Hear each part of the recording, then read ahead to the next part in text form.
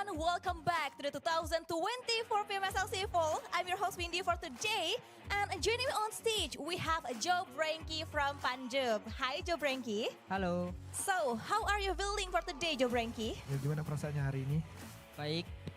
Ya, I'm good. Thank you. Yeah, great. And also I want to congratulate you because yesterday you got 2 chicken dinners, so congratulations. And compared to last week, you guys shown like so much improvement. And I want to know what changes have you made to achieve that performance? Oke, jadi selamat atas 2 WWCD-nya semalam. Kalau kita lihat dari minggu pertama dan minggu kedua, prestasi di minggu kedua itu jauh lebih bagus. Apa perubahan yang dilakukan oleh Pandum sendiri apa perubahan yang dilakukan oleh Pandum sendiri? Kita evaluasi dari week 1 apa yang kesalahan dari diri masing-masing, lalu kita obrolkan bareng-bareng gimana solusinya. Jadi dari week 1 kita belajar. Yeah, so basically we having a postmortem on week 1. So whatever we discuss on week 1, we just gonna apply on week 2, and thank God that it's worked for us. Yes, and always give the best into the game. And speaking of changes, do you have any changes for today? Because you'll be facing a new group from Group B, Joobrenky. Ya, jadi apakah bakal ada perubahan dari Pandum sendiri karena hari ini kalian bakal menentang grup yang baru? Tidak ada perubahan lebih sih, kita yakin sama tim kita sendiri, jadi main semaksimal mungkin aja di hari ini. So basically we don't have any changes, like big changes. We just gonna focus on ourselves. Yeah, we just gonna focus in order for us to get a lot of points. Yeah. Alright, and speaking of yesterday, we know that you got the chance to play and help the team so much. And I want to know, how did you adjust your mindset to handle the pressure while you on field? Oke, kalau kita lihat semalam kamu dikasih kesempatan untuk bermain dan hasilnya sangat-sangat bagus. Bagaimanakah kamu mempersiapkan mental kamu sendiri ketika berada di lapangan? Diyakinin oleh coach sama staff coach, analisis, semuanya support aku, jadi aku yakin bahwa aku bisa. So basically, how can I prepare my mental? Basically, the support that I get from coaching staff and our analysts, they believe in me. So if they believe in me, why don't I believe in myself? And will you be playing for the first game, Joobrenky? Jadi apakah kamu bakal bermain di match pertama, Joobrenky? Ya. Yep. Ooh, I can't wait to see the actions. And next, as we know, last week you weren't often played that much in Pandum. And I want to know how you roll your hope to play in the team. Like, what is your hope for the role? Ya, jadi kan karena sering nggak dapat jatah bermain karena pergantian roster juga. Apakah target kamu ke depannya yang kamu harapkan di tim Pandum? Main semaksimal mungkin aja, bisa dapetin yang hasil yang baik untuk selanjutnya. So basically whenever I got a chance to play, I just gonna give my best, and I just hope that we can win this tournament as a team. Yep. And I remember when you used to play with Onyx teams and everyone used to call you Bocil Kematian or Deadly Kid, and I need you to be that person again, okay, Joobrenky? Ya, jadi kita ingat lah yang kemarin pas kamu main di Onyx, rata-rata orang-orang pada bilang kamu bocil kematian, dan Windy mengharap ya kamu bisa menjadi seperti sosok itu lagi. Terima kasih. Okay, so for the last things, because of your team's performance and your performance, you guys managed to advance to PMWC. And what do you think is the most important things for you and your team in order to secure a spot in next PMGC? Oke, kemarin dengan performa yang sangat bagus, Pandum itu berhasil lolos ke AWC World Cup. Menurut kamu sendiri, apakah yang dibutuhkan oleh tim Pandum supaya kalian bisa lolos ke PMGC? Pede sama diri sendiri, yakin sama diri sendiri, yakin sama tim, kompak sama tim, itu aja cukup. So basically the most thing that we need is basically we need to believe with each other, we need to have a trust with each other. I think that's the most important part. Yeah, and I'll keep you in my thoughts and hope you can manage and secure your spot in the PMGC. So thank you so much Joobrenky, thank you so much Youngs also. And yesterday was the first day after the teams compete for last week. And I can clearly see that they managed to secure their spots today, and we gonna see how they can play again for today's. And let's hand it over to our casters for the first game. So casters, on to you. Bye.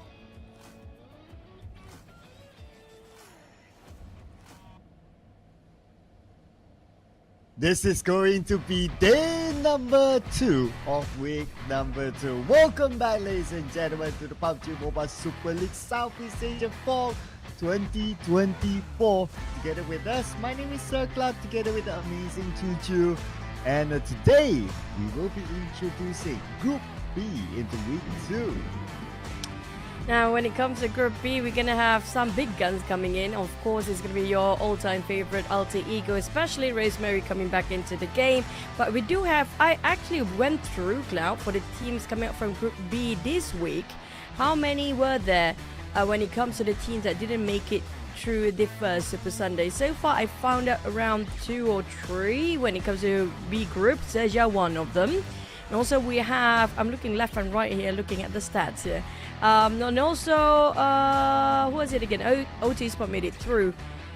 From Group B, we have Alter Ego, BIGETRON, OT Esports, TODAK, FAZE Clan, XERXIA, Team Secret, VOIN. So Group B, there's only 2 of them. TODAK and also as well as XERXIA didn't make it through for week number 1. Yeah, so that is some of the updated numbers, or not really numbers, but updated facts there. So that also means that TODAK as well as XERXIA must do the business this week because they cannot miss out on another super weekend, right? But in case you guys need a summary of the grouping, this will be it. So Group A, they are all taking a break today. Group B, Choo mentioned about them. And Group C, RRQ, Crit VIP, Team PANDUM, Vampire Esports, MORPH, the Infinity, GEEK Fam, as well as Roy will be playing today. And they will be playing their last 6 games. So teams at the very end from Group C, looking at you like the Infinity, PEA, GEEK Fam, they have to do it today. Yeah, when it comes to the teams from Group C that didn't make it through, of course, Crit VIP will be one of them. They got themselves quite a difficult run throughout the half of week number 1, so hopefully they can make it up when it comes to week 2. But in case you guys just missed us last week, we're just gonna recap about the stage format. We are down to the group stage. We're on Thursday. It's gonna be Group B versus C. The bottom 16 will have to fight against Last Chance on Saturday, and the top 8 will go straight for this group stage. Top 8 goes straight to a Super Sunday, and we have another 8 teams during our Last Chance stage on Saturday. Yeah, and this will be the same format for the entire group stages, ladies and gentlemen. But we're going to have a look at some of the best moments here from yesterday. So these highlights are featuring Team PANDUM as well as TALON. And Team PANDUM, what a day they had yesterday. They scored 2 chicken dinners, and it is a significant improvement as compared to last week for Team PANDUM. Yeah, I think TALON scored double chicken as well. Yeah, so that is going to be the 2 team with the double chicken. Yesterday, quite a dominance they're showing over by PANDUM. I think they definitely learned from their week 1 mistake when they had the push a bit too last minute. Now they're having it a great momentum. We mentioned about this yesterday, Cloud. The teams that are already finished off their run by 50s yesterday gonna have quite an easy comfort into the Super Sunday as long they keep the points up around 30, 35 or so. Yeah, if on a logical above average, then 41 and above would be a very good number for day 1, of course. I would still say that teams might be aiming for the 80 and above. That seems to be still the golden number from last year's data and also last season's data, and also the week 1 data. But also to look at the overall rankings as of now. So the top teams here who have collected more than 50 points, we got 5 of them, 4 of them. The Xavier, Team PANDUM, TALON, as well as Alliance. And Alliance, who missed out on the first week Super Sunday, will also need to make sure they qualify. Yeah, when it comes to the last call, this is going to be go time for them. I have to apologize first if you guys listening thunders. It's going to be raining cats and dogs. Hopefully I can stay online for quite a long time. But when it comes to the second pitch, this is quite concerning because the Infinity week number 1, they did not make it through. PEA as well. Now they are at the very bottom. This might be their last run here today. Yeah, PA, Infinity, GEEK Fam, they are below 20 points. And also we have a surprise team here, Boom Esports there as well. But then again, Boom Esports, of course, they are still taking a break. So they have a chance to look at other teams and replan themselves on what's going to happen on tomorrow. But we're going to compare some of the stats here between Team PANDUM and Vampire Esports. Yeah, but Team PANDUM, I have to say their rise made such a turn when it comes to the last minute. Well, Vampire is also having their rise when it comes to week number 2 here, especially after we definitely cannot forget about Newsy plays before. And then Tony K, as per usual, who always going to perform every single map. And speaking of Tony K, what else can he offer here today? Yeah, Tony K was superb yesterday. Just look at this, right? Top 4 solo carry. Wow, this is a new stat here. So points claimed as the last player alive for the team. Interesting stats here, production. So Tony K with a 0.7 average solo points. No surprise. I mean, his Erangel run, that second Erangel before that break, man, it was superb. And that shot up his stats above Maxius, Parajin, and Razy. Yep, and remember the number that the most getting out of a solo player so far across this season, it was 10, and it was taken by Tony K. Can he actually have more by end of today? Starting off our day with our usual Sanhok, and then heading over to triple Erangel and double Miramar, and check your time zone. It's going to be +7 here. Readjust the schedule because we have 3 maps before we're heading into a break. Now after the break, we're going to have the actions back on track with another Erangel. Yeah, so it's going to be same in terms of the scheduling. You guys should be familiar with it by now, as we're going to only play one Sanhok. And so far, Sanhoks have been merciless to these teams. So with the inclusion again of Alter Ego, they're surely going to take back their Camp Alpha area. Yesterday it was taken by teams like Sem9 and other teams around that area. So that would also mean like the teams who would be thinking of occupying Camp Alpha, they will need to change their mind and move to somewhere else. Now, where will it be? We don't know, because one thing, we don't play that many Sanhoks, and every time we see a Sanhok, it's always a new set of teams. Yeah, and speaking of Sanhok, don't forget about if we happen to have some water area again, thanks to Side of Empires, they opened up a new meta coming in when it was in Erangel. I don't know if it's applicable the same when it comes to the baggage strat in Sanhok, but it comprises all 3 islands again. There's a high chance we're going to have the buggy plays and a bit of Aquaman in action. But when it comes to our teams to focus it today, for me, I have to give the credit to us of Empires because how well performed of them yesterday. But TODAK and XERXIA, this is going to be also their go time because I do know 3 teams coming up from Group C, the Infinity and TODAK as well as XERXIA. These are the teams that didn't make it through for week 1. Yeah, as for me, well, I'm starting to lose track right now which team I haven't picked. There's so many teams by now. But I went for RRQ, Infinity, and Team Secret, just to like kind of like spice things up a little bit. Infinity, obviously they're last place right now. The points ain't much. So looking forward to see if they can do a comeback today. So they're in my prediction there. And we're going to begin this round here very, very soon as we look through some players that will be playing. We'll be interested to see what sort of lineups that some of the teams that like to change players. Hopefully we get to pan over to the players in a bit. Yep, when it comes to the starters lineup, we definitely gonna see some. I think most of the teams will actually deploy their best players there when it comes to the second day, especially coming up from Group C. This is gonna be their last day performing here, and this is gonna be the last chance to push their numbers up. So they definitely will try to put all the big guns early on. I don't see any swap coming up from Vampires. Of course, it's gonna be the same players so far, but I don't see Nosy, I think. Okay. The camera panned away, but hopefully we get the clear answer later inside of the game. As for Crit VIP, they're remaining with the same lineup. BTR is a team that likes to change their lineup. So camera zooming out, I see Gen Force, I see Hans Chill. Okay, so it looks like they're going to stick with Academy players, but let's go.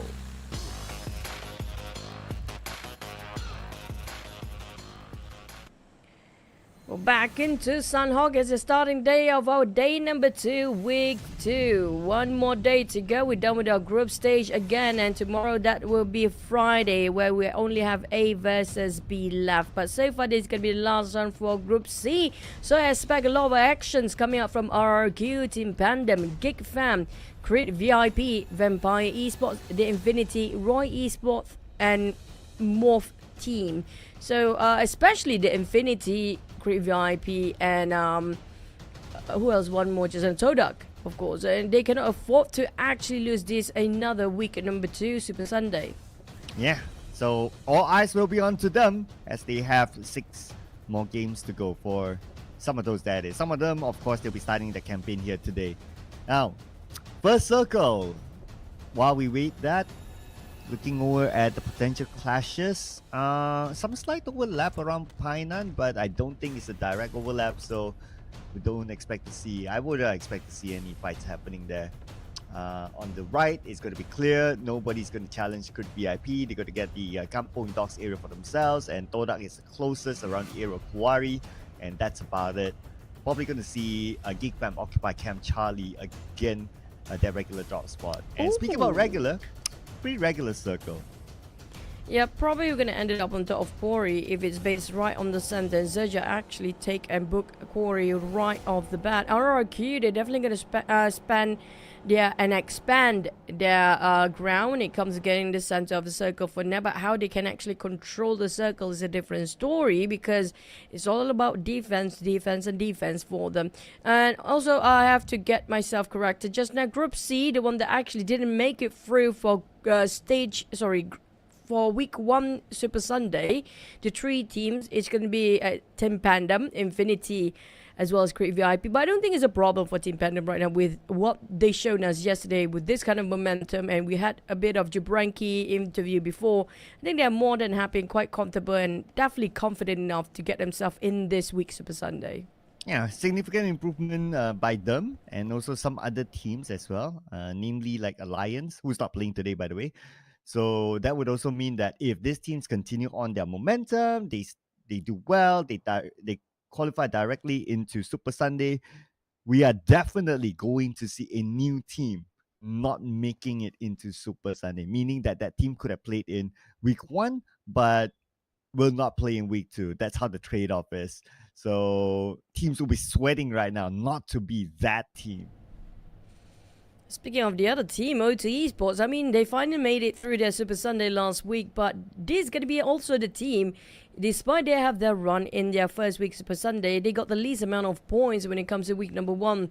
So they cannot afford to lose this Super Sunday as well. For the teams that are already on top when it comes to their overall league points for their grand finals, I think it's not going to be a problem for them, especially in the top 3. It's okay for them to not make it 1 Super Sunday, still forgivable. But for the teams at the very bottom, we mentioned about this yesterday, Cloud, like O2 Esports, even BTR and Boom, they cannot also drop this Super Sunday. Yeah.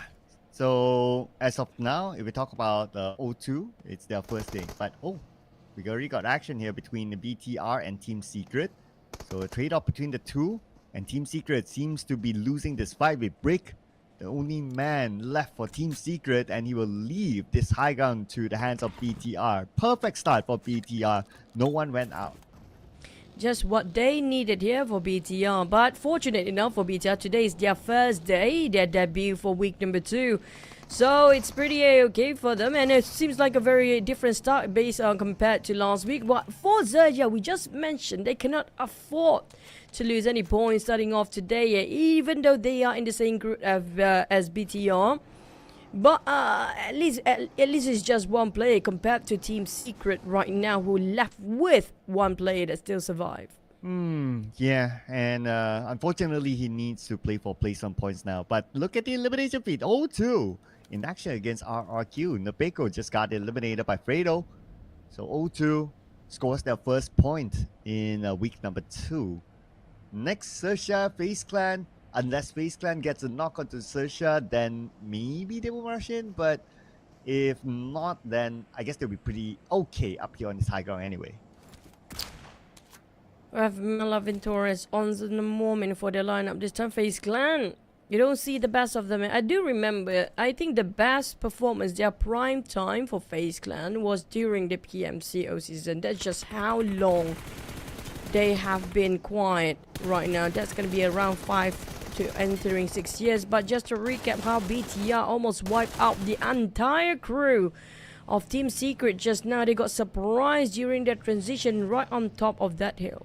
Yeah, tried to go up to the high ground, just to be surprised by their opponents from BTR.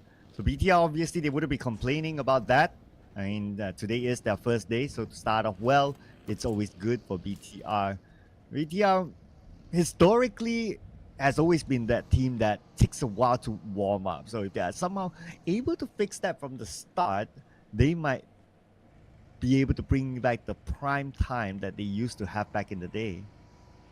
I agree. When it comes to this season, you compare with day number 1, week 1, it took them quite a bit, like around halfway through the day that they finally made some progress.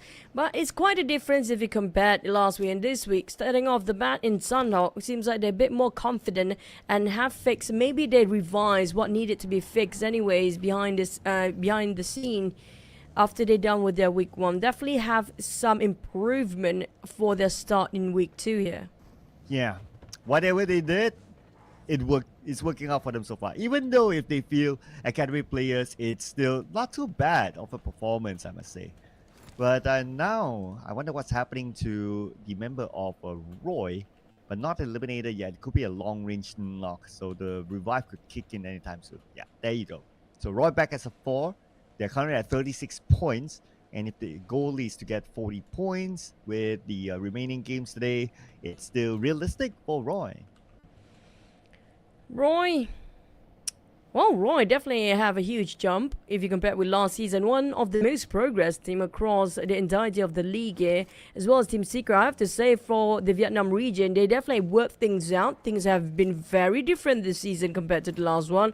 But it's all about the circle. No matter how good you are when it comes to individual skills and how you shoot, can they adapt themselves in the next circle? The circle moved away. Feels like a very familiar circle here, Cloud. You might have one South Paradise Resort circle once more, just on the outskirts of bootcamp. And this is where the Xavier would have wished they were playing, since they normally drop in Paradise Resort and they would love this kind of circle. But instead, Team PANDUM is one at Paradise Resort, and circle does favor them, especially when majority of teams are on the south side of the circle. Team PANDUM on the north only has the closest one is the Infinity. For now, that's it. So it's going to be a good circle, I would say, for Team PANDUM that's currently performing. But Lapa, not so good for him, but good for Nuzi. Tony K.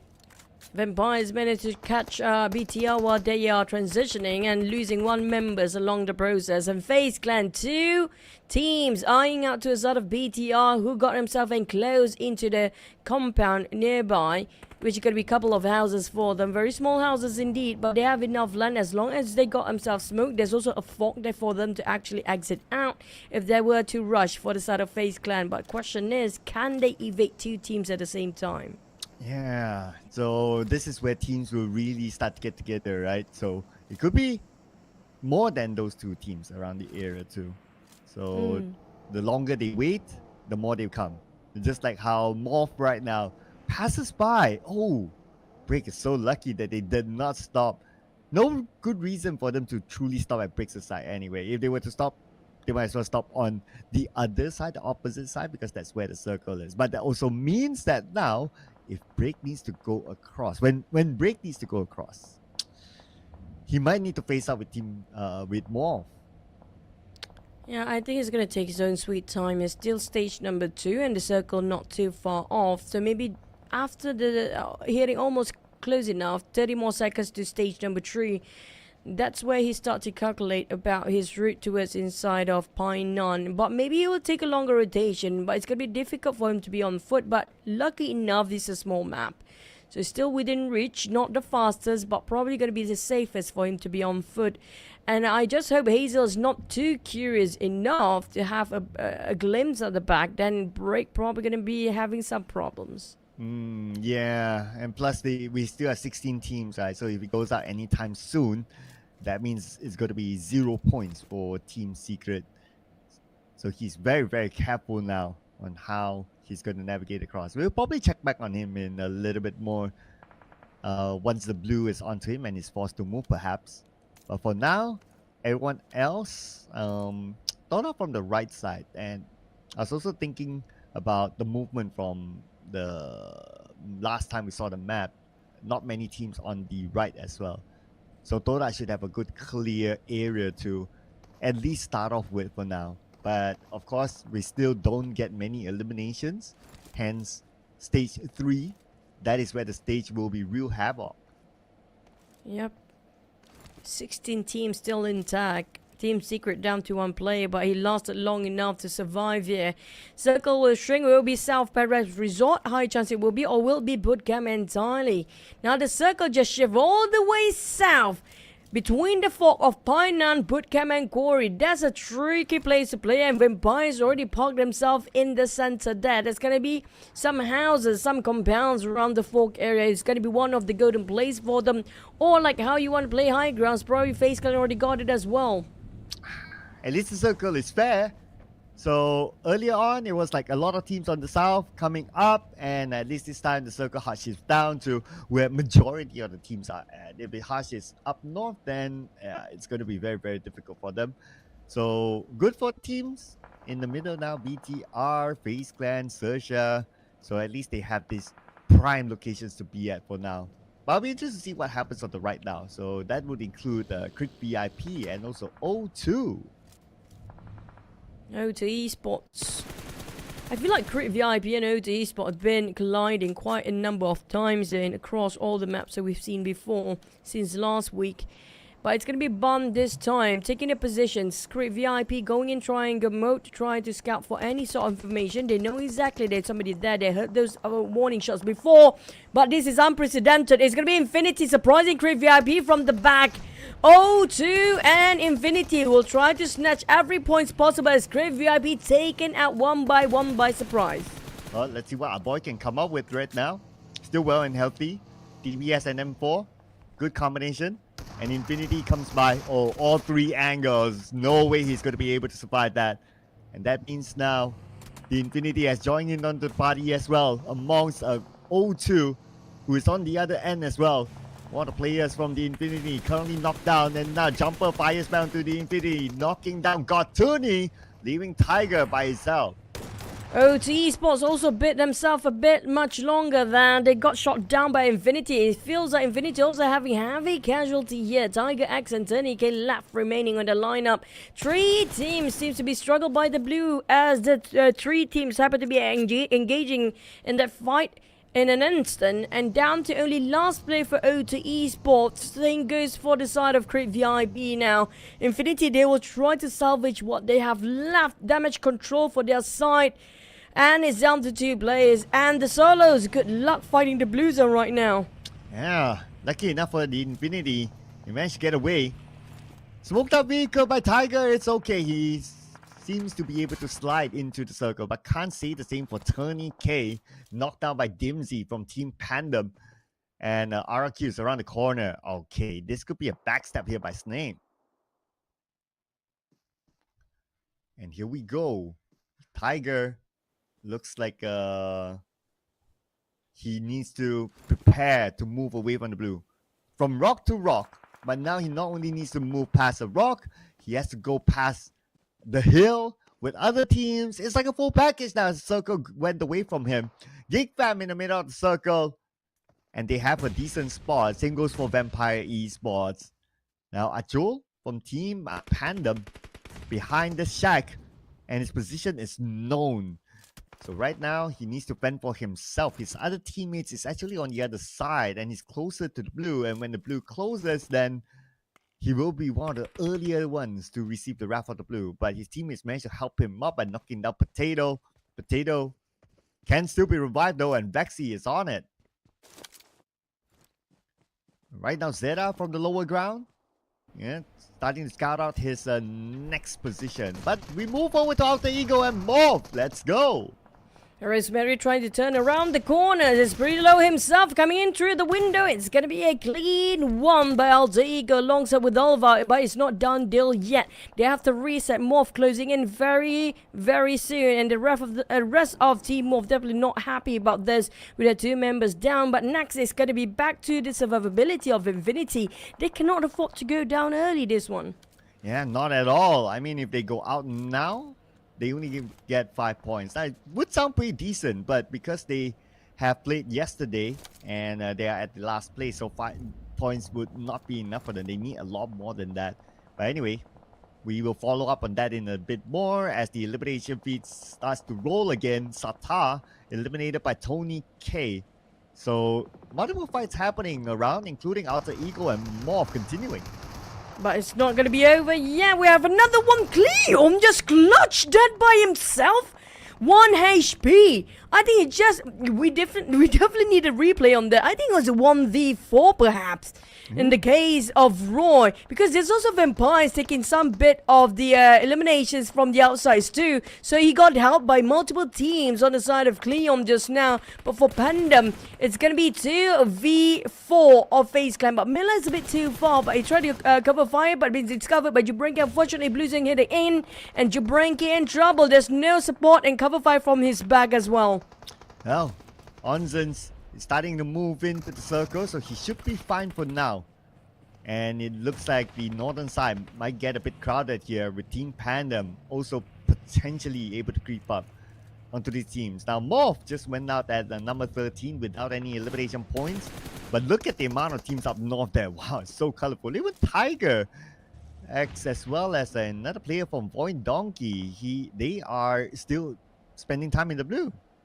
And they love the Blues so much. They're way deep in the north. But also when it comes to the compound, I think like GEEK fan definitely got it. I'm surprised Vampire giving it away towards GEEK fan because they were there before. But it's going to be 1v1. It's going to be the Battle of O'Brien. And Razak managed to score that one against Infinity. But is it going to be worth it? Now he has to go such a long way into the safe zone. And there's still going to be a couple of teams waiting the moment he got himself into the safe zone as well out of the blue. BTR versus FaZe Clan. Next. Go, Mela comes in, but Mela gets knocked thanks to GenForce. And GenForce is going to be the last man standing. He does have 2 first aids, so he will use one of them to heal up. Now, Snape will pressure on the blue at the same time. XERXIA is around him. Snape, can he pull off a clutch here? He gets one more to go. RNJ is on the left side, but can Snape heal up in time? Snape will be taken out by RNJ in the other day with a DBS. There's going to be a third party coming in, which could be GEEK fam. Damroot getting the shots from afar, taking advantage of his current position and trying to just steal as a third party. But for Fnatic, Bluesy is going to be the biggest issue here for RRQ. They have to slowly rush to a side of TODAK. Leon, who managed to save by the other teams and managed to actually survive after that rush from the other teams just now. But Fnatic is slowly closing in. There's a couple of structures in between, including those rock. They will take covers from it while advancing forward. But will Damroot again try to third party into this fight between RRQ and TODAK? Oh, wow. It's actually Lynx that got no mercy. Oh, Lynx is on the other building. Okay, no wonder he got a different angle. So, one more, which is Fnatic. They currently have the circle, but very unlikely they will get the circle in stage number 6. VOIN Donkeys, number 8 with 1 elimination point. As we check out the next phase of the circle, GEEK fam gets the circle. Yep, I don't know why Vampire really they had that before. But GEEK fam, they know it well as well, so they take their own time here to just stay in the center and can see a lot of fights around the fork area of that junction as well. But for TODAK, 9 will have to try to cover fire, while Lynx probably try to revive his teammate Cleon, who's bleeding out right now. He probably will not be left to dry. But Alter Ego did not realize Break, such a sneaky guy, sneaking his way all this time. Wow, he's still alive after so long, man. Gotta give it to him. But now 9, can we give it to him the fact that he can pull off a clutch? But the answer is no, as Octa will end the life of 9. Now Break is still behind though. Okay, but here we go. Lynx is going to pull off a big clutch here against Alter Ego in the blue. Quite difficult with his positions too, unless he got some troubles, which he has none except for that stun grenade, and that's just it. Now he might spot out a couple of players of Alter Ego. All he has in his mind right now is I can score another one, but unfortunately you cannot just underestimate the eyes of Alter Ego players. But also GEEK fam managed to steal away, but Vampires start to challenge on GEEK fam. Yeah, Vampires, they're taking 2 teams at the same time, RRQ and GEEK fam. And this is time for GEEK fam to defend because teams will come onto them potentially at the same time. One of them is going to be Vampire Esports from the top or from the northern side of the circle. Okay, they have somewhat arrived into the same compound of GEEK fam. Now it's defensive time for GEEK fam. As for the other teams, they're still being chilling, waiting for the next phase of the circle, and this compound is still as valuable. Vampires coming in from the back side, the back door where Geek Fam left empty that building just now. And now Rosemary seems to be a bit busy with Team Secret. That's going to be last player break finally being finished off, stolen away by Geek Fam. Damroot again. And Damroot, he's got himself 2 eliminations. Total 7 here across the board for Sonics. Also, he's got himself a 3. So the entire crew of Geek Fam seems to be very productive here today. Trying to steal away a couple of points from inside of this compound for such a long time. But Mika, he wants to make sure they are safe for their compound here as well. And the same goes for Audrey. Following up from behind, they got one member of Vampires down. It's going to be around the corners only. Oh, there you go. Mika comes in, gets one knock. Okay, now Mika will need to defend, but he has his teammates together with him. Damroot, who come in together with Mika, and they defended that ground against Vampire Esports. What a play, what a strong start coming from Geek Fam here today. And they're not stopping, they're not showing any sign of slowing down either. Straight away responding to his alter ego, just came into the circle. And they got the circle for alter ego. Unfortunately, Geek Fam, they will have to thank the Blues, and which they cannot afford to do so. 30 more seconds to go. Geek Fam have to force this fight now. Oh man. Time's on their side, 25 seconds before the zone completely closes. Alter Ego, they're ready for this. Octa being shot at, but he's able to find his way to kill up. Mika will be knocked out. Damroot punishes, hunts for you. Audrey knocked as well, now leaving only Geek Fam with 2 players left, including Damroot, as well as Sonics, who's playing this round. And the nade sent across by Octa will knock down Damroot. Make it into 1v2 right now, Alter Ego. They don't have the numbers for Geek Fam. They had it before, but the Blues and just force it so much. It's down to Sonics to make a comeback, but it's not. Double digit for this 2 team, and Alter Ego managed to close the first Sanhok in week 2. Yeah, when the circle went towards Alter Ego, it was pretty much wrapped by then. If the circle went to Geek Fam, then maybe it could have been Geek Fam's chicken dinner. Just because of that road, the space between the 2 teams, it was very circle dependent at the end of the day, and it was given to Alter Ego. They scored the chicken dinner in their first game for week number 2. The team that just entered in from Group B, Alter Ego, starting their day 1 of week 2 super strong with double-digit eliminations as well. 11 at that. I think no Rosemary, also no problem here, despite his being eliminated early thanks to Octa making so much work and so much elimination, and alongside with Alva. I think every single one of Alter Ego, they can actually push themselves with or without Rosemary now. Yeah, this is the balance that they managed to find in this round, right? Not depending on one player, everyone else can step up. And the one that stepped up the most this round is Octa, who came with 5 eliminations, 505 damage, 123 damage, received 38% team contribution, and a survival time of 21 minutes and 31 seconds. So Octa is a man of match number 1. Not just that, when it comes to the full squad that survived, Infinity did actually survive quite a long time without their full squad time, 12 minutes and 30 seconds. And Infinity slowly try to push their numbers up, but Geek Fam from the bottom. When it comes to day number 2, they are coming back. Let's rewatch the highlight from you, one of our favorite teams out there, Alter Ego Chicken Dinner.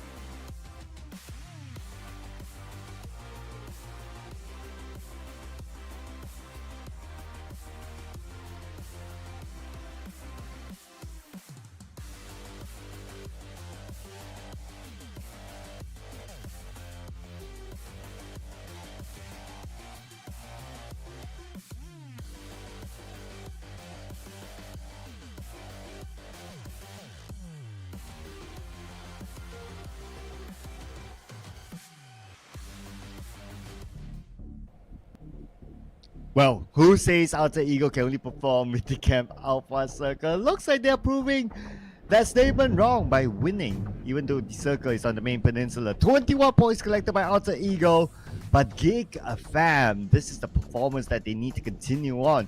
18 points by GEEK fam this time, and Vampire Esports 11 points.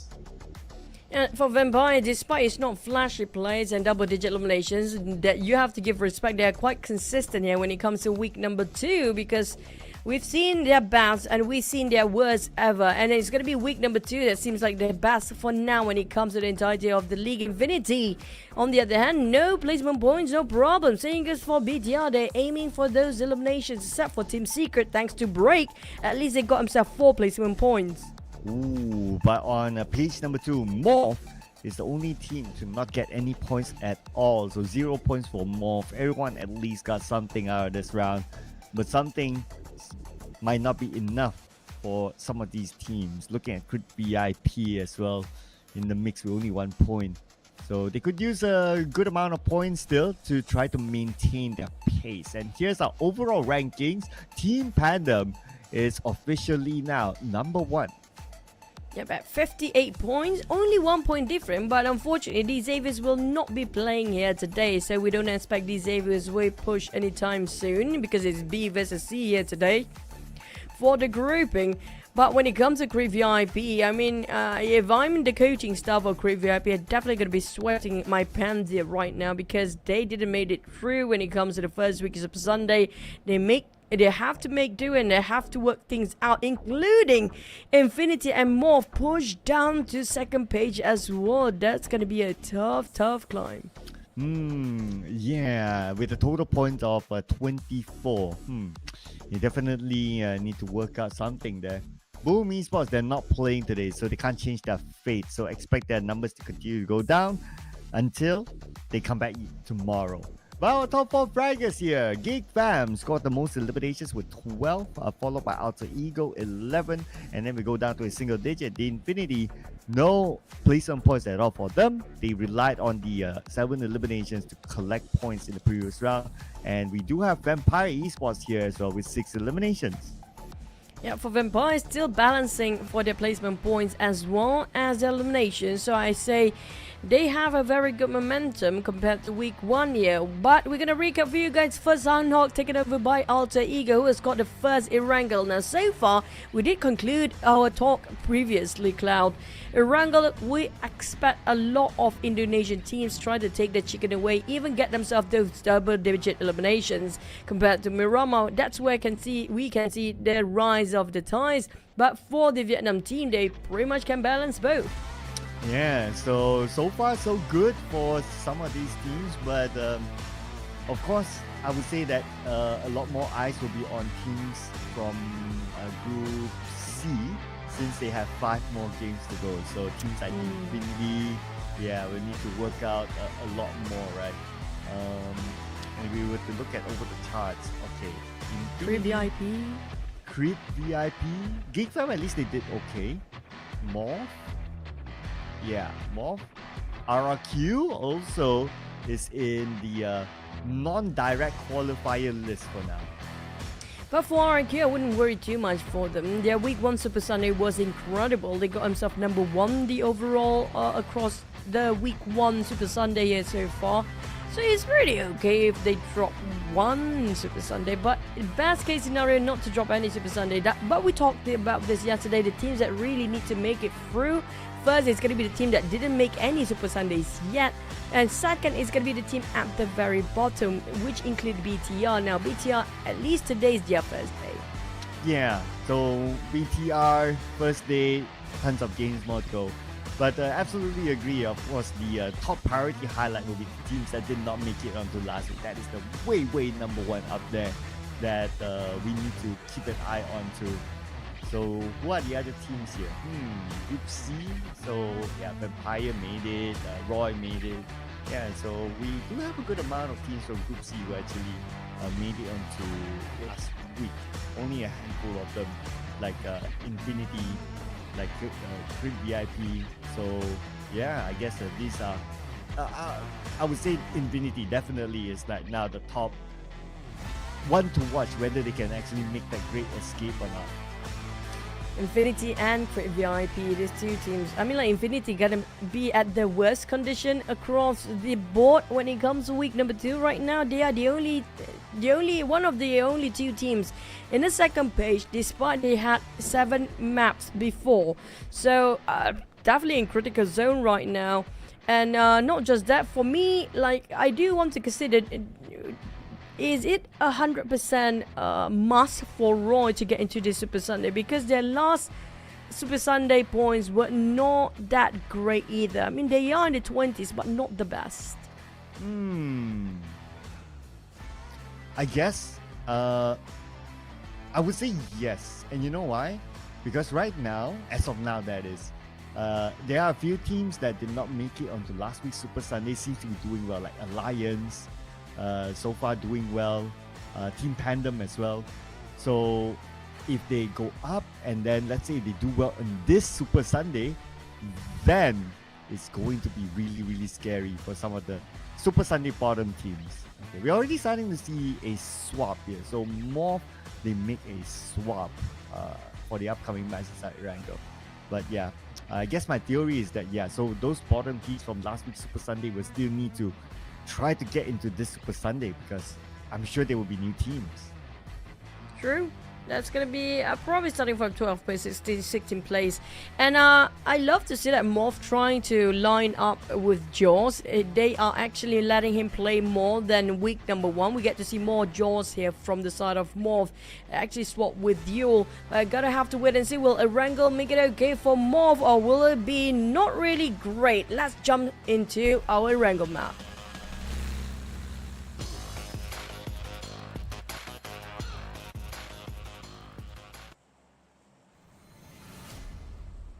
And we're gonna get a northern start of the flight path. I do notice Zaki gonna pass by the Gaka mountain all the way down south.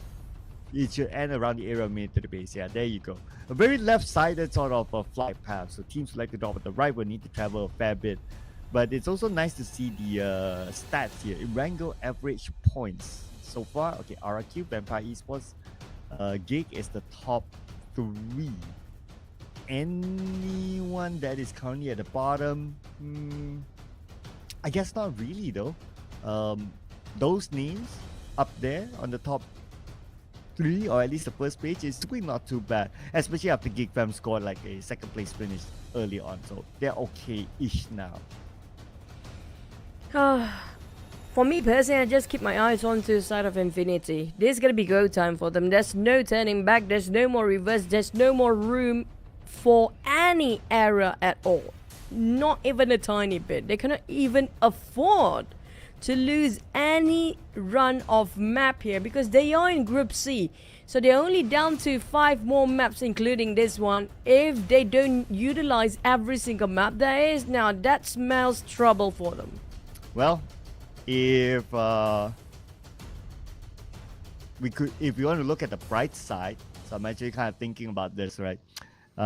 Whatever it is, at this stage, they still have last chance qualifiers. And we have seen before teams do very well in the last chance qualifiers. All of a sudden, they boost themselves up to a direct qualifier into the Super Sunday. So whatever it is for the Infinity, they still have that. But of course, they want to get a comfortable start in the last chance qualifiers. That will be crucial for their campaign too. Give me jitters just now. We were talking about them and Infinity got engaged with TODAK. Lucky TODAK didn't actually commit to it.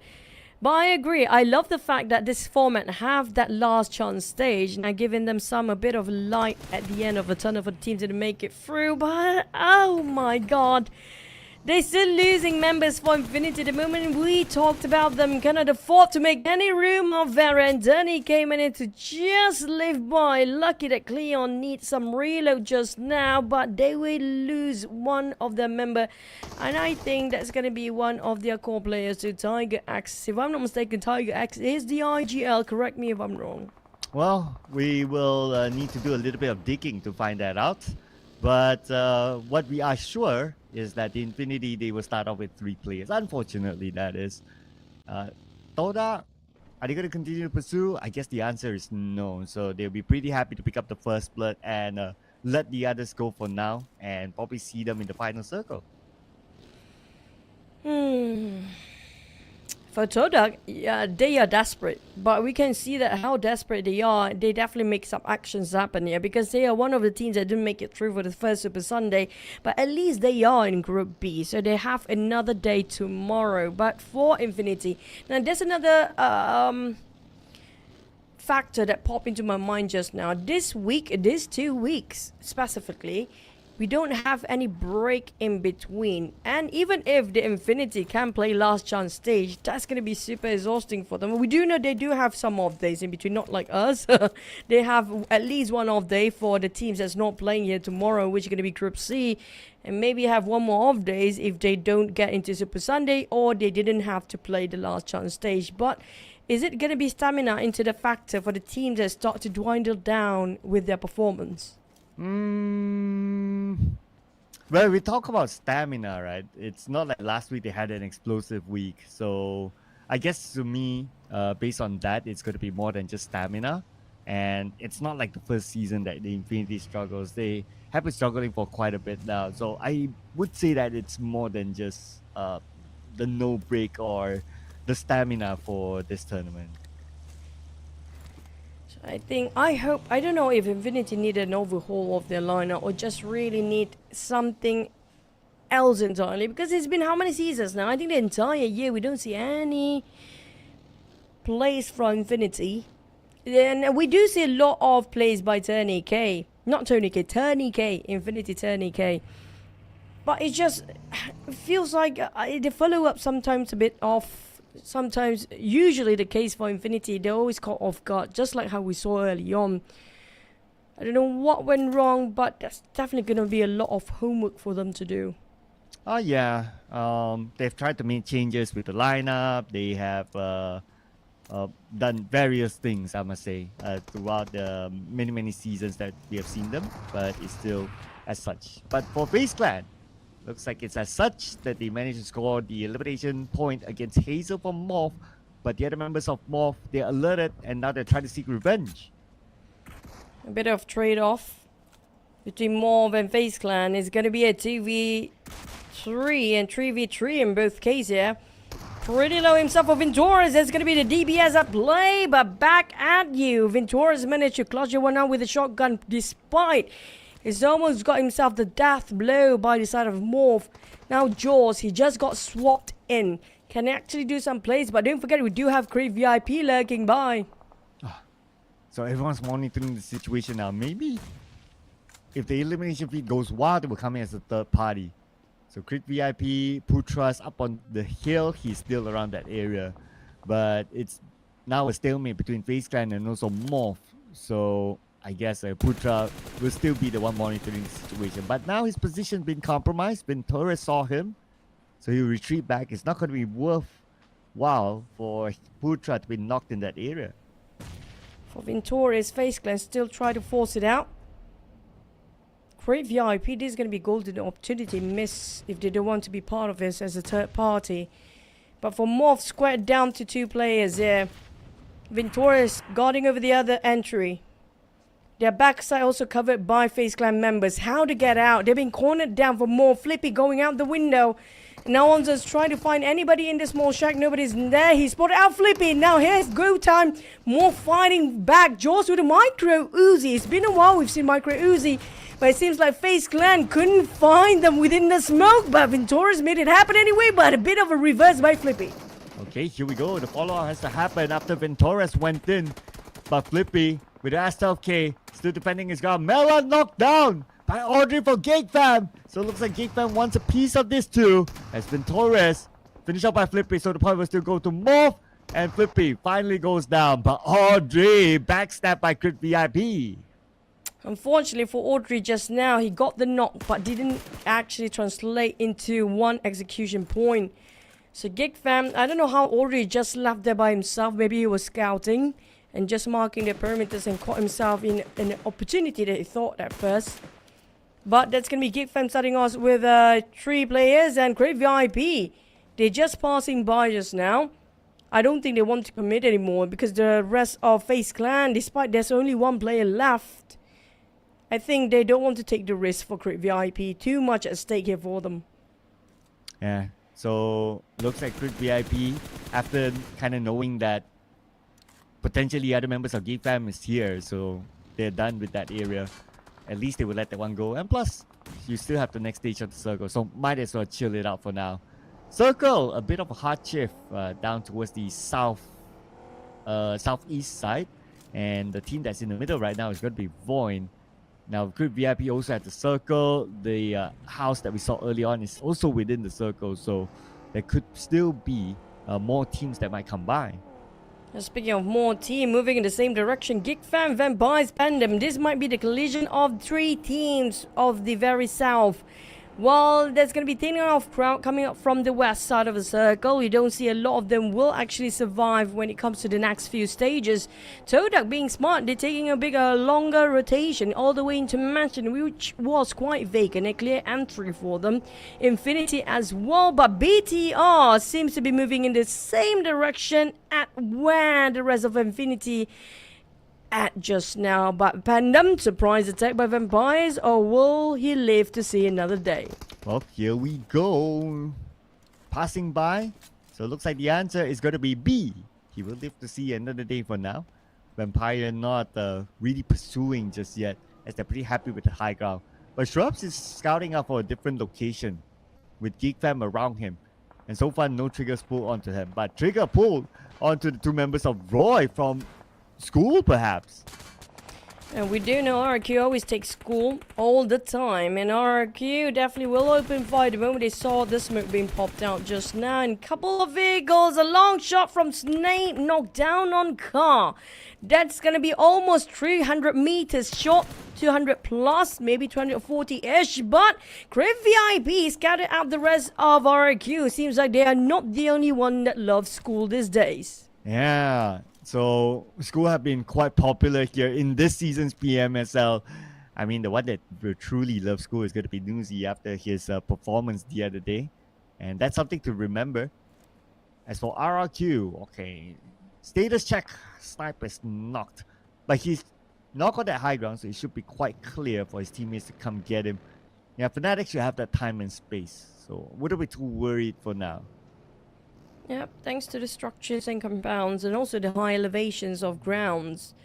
So it's going to be no problem, but we're going to have to wait and see. Will Crit VIP also try to commit because they're still lurking by the corners when we can actually see through that minimap. School, Crit VIP waiting for the right time to knock down on that revived member, but maybe they're just not overcommitting themselves, knowing the fact it's a bit too early. We're still at stage number 2, and there's still 15 teams, so nobody wants to go out and take a bit of a risk here, despite they can actually get some eliminations. But is it going to be worth it? So they are calculating. Yeah, because there's still a lot of teams left on the battleground. I mean, they don't get to see many eliminations, so that's already a clue that probably other teams are close by. But the circle, a little bit of an update here. The school is still within the circle. They went on to the high ground, and they went on to Potato Hill as well. VOIN Donkey is already there. Looking over at screen, Alter Ego might lose that one player. There you go. This is a very familiar circle. We've seen this like 2-3 times within the entirety of the league, but a couple of members being knocked down here and there, dropping their players slowly just because the circle shifted away. Vampires might try to get into the Potato Hills as well, since they are on the move and on their ride. VOIN Donkey getting themselves on the top as well. And Alter Ego, they resort to playing on the outskirts of Pachinki. Vampires trying to take fights on Alter Ego too. Seems like Alter Ego players broken their formation, quite scattered and spreading out thin, all meant for themselves. Maybe that's the case. And the format strategy for Alter Ego, they are losing members one by one. We only have one left. Yeah, and Rosemary will need to survive it for Alter Ego. Immediately leaves the high ground area, takes a safer route past these buildings, but none of them is in the circle. So time to refuel and reset and replan where to go. Potentially he might continue to go up north and come back in later. But now we do have some other teams on the outside of the circle as well, including O2 and the Infinity. But the elimination feed is rolling. So Geek Fam looks like one player currently down. Okay, the Infinity will need to try to whole of O2, who seems to have some interest against the Infinity. For Damrit, I think he will be revived. It was GEEK from Team Secret knocked him down. But Tony, surprise jumper from the back. What a turn of events here, despite he's trying to play a bit cheeky play by Jumper. The rest of O2, where are the cover fires? We're waiting. They are repositioning themselves. Will they just bail this one out? It seems like they are abandoning their members, knowing the fact it's going to be tough for them to revive. But actually, they just reposition. Fredo have a bit of a glimpse on towards his follow member, turning into a box. But Infinity, they have to force the fight anyhow. The blue is here. There's also another team right across them. So it's either pick their backside fight or the one that actually just in front of them. Time to look at the utilities. Gotuni, okay, he does have a healthy amount of utilities. But to take that fight in front, might as well focus on to get into the circle because we're going on to stage 4 soon in about 25 more seconds. And that is where the zone will be painful. Even his utilities, with the utilities that Gotuni has, it might still be difficult for him to survive if he stay any further longer. For XERXIA, 2 eliminations. They've been playing quite slow, but it seems like working out for them. Playing a bit safer from the back line, going slowly from behind, but the circle will be right on top of the potato hills of Joobrenky. We're looking at VOIN Donkey overtake this compound. The rest of the team's good luck hiking up.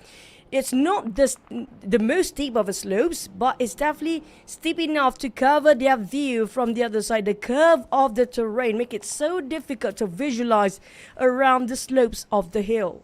Yeah, and they've been up there for quite a while now. But on the other end of the potato hill, BTR have arrived. I mean, the potato hill is quite wide, so teams can take each corner, but that's a maximum of 2 teams for truce. If a third team comes, then we will definitely see fight at the potato hill. And with how the circle is, I would expect that to happen later. Is later now. Well, O2 Esports Infinity down to only 3 touch. We talked about they cannot afford to lose early. Will this be at blue zone coming in as well? The moment he stepped out from those walls, O2 Esports kit will fight him down. If he got himself a ghillie suit. If Fredo try to bait him out. I think touch whether to deny his points seems impossible for him to just walk straight to go towards the hill. There's no way out for him. Yeah, I know, right? I would guess that he plans to deny himself away rather than giving the point to O2. Who's also one of the contenders for the slot directly into the Super Sunday. So 3 touch, down to a couple more bandages perhaps, and definitely 1 first aid, and that's going to be it. So I wonder how long more he will be able to last. But it seems like 3 touch don't plan to give away the point. He's playing alongside with his booster just now with those energy drink bars still maxed out. It's all about time. He's trying to last long enough, waiting for another team to be blown out or be taken out of the equation in this Erangel map. But he's probably going to be the next one to go down here. Infinity. Last first 8 used. Blue zone's going to hit them and slowly chew them out. For stage 4 will not be merciful enough for the blue zone to give it away for the players to run. Roy moving in parallel motion as PANDUM, but the moment they go straight and advance, nowhere to go. Every corner there'll be somebody here. Roy, no cover. Yeah, I know, right? Look at the amount of colors on the minimap. And on screen, okay, that is it for 3 touch. We kind of expected him to deny himself to the blue, not donating his point away, and that's exactly what he did. But now we have TODAK, who just got eliminated by BTR, while Kid is overlooking the situation. But I don't think he has enough information because of the smoke, so I doubt they'll go for it. 2 teams that we mentioned that have to put their 100% here, but TODAK, at least today is their first day, so it's still forgivable. But for the Infinity, oh man, the progress of points not going to be too much for them. 22 points down there.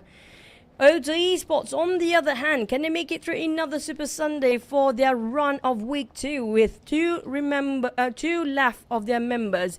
And the circle will shrink even further. I think it's going to be VOIN, of course. And VOIN, all they need to do is to hold their compound as long as they need to, because XERXIA also being taken a bit of a three-way war between PANDUM and Vampires, who might actually add GEEK Fam into the fray down there. Oh, that is quite a wide spread there by VOIN, just to cover all angles in the potato here, not allowing anyone else to access on either side. But on screen, we do have Team PANDUM now with only Ajo left. And for Team PANDUM, they are by the edge of the circle. Many teams want to access this area, and they will start to fight each other for dominance, for territory. Oh, Vampires mark their territory, all right. But for Vampires, it's going to GEEK Fam or VOIN Donkey. VOIN Donkey all the way across the other side of a hill, been shooting them from afar. And XERXIA, Mega Earth, the last player stand, seems to be alive due to how busy all the other teams have to fight through the high elevation ground teams, which is going to be VOIN Donkey. BTR taking a Team Secret break as always. Going to be the last player alive or not? Maybe Team Secret still have a couple of members alive down there. But BTR is on the rise. They're getting a crazy amount of eliminations across the board with the most right now. Ooh. Right now, BTR 5. But XERXIA will end at 4 as they have been eliminated. Halton, the moment drive by, came in. Halton got eliminated. I mean, he got the knock, but he was not able to finish, so Snape will survive. RQ, they might be the closest contender towards VOIN Donkey here. But due to their noise, the shooting that happened prior to this, definitely given away the position as well. So VOIN Donkey, they know it's going to be tough for them to guard over 360 degrees. But like how you mentioned, they're spreading out quite thin among themselves, try to control over that hill for now. But if all the teams moving at the same time, there's going to be trouble for them to just have their defense up all the time. And also speaking of resources, I don't know how much do they have in their pockets here right now. And Roy also seems to be taking another side of a hill. So for Team Secret, they're going to have some issues with the blue zone while trying to think about how to get into the center of a circle. Well, the update news for Team PANDUM is that they're starting to gather together, knowing the potential of teams crashing in, like what you said earlier on. So this is where they stick together and fight as a team. But from afar, Satar knocked down Fredo from O2. Wow. And that's a signal for BTR to come in to finish off the other members of O2. They saw Kid on the other side. Something is up for Gen Force. He got himself 5 eliminations. Satar just caught themselves another +1 at 6. Jan Force, he definitely got himself something early today, because this is unusual and this is out of the ordinary. Look at how Jan Force just plays. This is going to be his highlight. He's been taking fight after fight. It's just his highlight just now. I know, right, man? He's on fire right now. Let's see if he can gain more out of this. So far, so good. Now, the other teams as well doing okay. Vampire Esports, full team, 5 eliminations, can't complain about that. And they are interested in getting onto the potato hill. So far, on top of the potato hill, we have 3 teams, including BTR, VOIN Donkeys, as well as Roy. And Roy is now fighting against BTR. And GEEK Fam have last member, never mind 2 of them. Damrut and Mika there is behind everybody else. BTR Gen Force is just no stopping. This guy is going berserk. He got himself 8 eliminations while the others trying to actually do some eliminations or make some work. They've been shot down in an instant. What a clean execution here just now. GEEK Fam and Roy have their eyes to the side of BTR. Oh. But we do have the big fight between VOIN Donkey and Vampires. Vampires just arrived. Tony K taking the front line, but Razak shut him down. Oh, okay, they fight back though. The fight's not over yet. Nuzi now dancing around behind the vehicle. Nuzi will be knocked down. Vampire Esports, Stone has to do it, and Stone became the hero for Vampire Esports. Migdash Schweppes, who also came in on the other side. Woo! Vampire Esports, they took over the potato hill on the left. And Newsy seems to be knocked down as well, and he is playing in 4 eliminations. I love how Vampires actually do it. 9 right now, but across the eliminations between the players seems to be everyone pulling their own weight. But Gen Force is a different tier entirely. He got himself 9. The most we had before, it was 10. And now he's breaking the numbers and breaking the record possibly for our season best individual in a single map eliminations. Yeah, he's definitely on the verge of doing that. And BTR is on the roll so far. Okay, Geek Fam might have something to say about that as they will face off against BTR next. BTR focusing on the circle. And at the same time, the elimination feed rolled with the name of Vampire Esports. Schwab's the knockdown, but they are at least on the other end, so they have some space to heal up. The irony is that we have the most elimination by the player before it was Tony K. Yesterday just made that record and now might be broken by Janforce in the next day. And Vampire still have a trio. They got himself 9, just a point different from BTR. FaZe Clan down to 1 player. Well, Geek Fam do have a trio, but Onzen spotted out Newsy. There's going to be an opening to FaZe Clan. Seems to be the last player to push. I don't know. I don't think so. It's going to be 2 different angles. Not going to be the big swing by Onzen. And FaZe Clan unfortunately plays at 4th. But we do have Vampires getting himself a double digit here again. Yeah, and Vampire managed to save Newsy. So 3 players back onto the battleground. And they're still able to rank in more elimination points. Now, potentially up against RRQ next. Now, Newsy, can you pull another clutch just like how he did in the previous Erangel maps yesterday as well? It's not school, but it's Potato Hills, but we do know they love this map as well. Snape in trouble. This is going to go time for the side of our Vampires, and they will open up the angles into 2 sides, making a triple person and triangle mode on these 3 players of Vampires. Newsy, Stone and Shrubs. No Tony K, no problem it seems, but BTR also no stopping them as well. But Geek Fam finally put on hold on that Janforce Berserk run just now. And Sonics is able to save Damru by winning that fight. Onto the final member of BTR. The Vampire Esports, it's their turn to move now against RRQ. So we have our top 3 teams from different regions. Shrubs spots up Fnatic, and Fnatic knocked down by Shrubs. Oh, feels like almost 100% for Vampires. 12 eliminations now. Newsy needs to get a 4 as well. That's enough numbers and body count for him out there. If not, he'll be left out by Stone and Shrubs. But it's all about the team accumulated points here by the end of the day. But Shrubs and also the rest of Vampires giving the pressure towards that rock structure. They know there's 1 player there, but there's nobody there anymore. Give some man, show them some mercy, man. But Geek Fam down to 2 players. Damn Rude as well as Sonics. Now Sonics open up his flank side, feeding all the information to the side of Damroot, who got himself that 1 rock to take cover, but he's under the pressure of Vampires too. But don't forget about that 1 particular RRQ player. Yeah, he could be the game changer here. He could be the backstabber for Geek Fam. And that's No Mercy. Damroot doesn't seem to know that No Mercy is still there, so he could be surprised later. Hopefully that doesn't come back to bite him in the back. No Mercy will be forced to move anyway. We still have stage 8.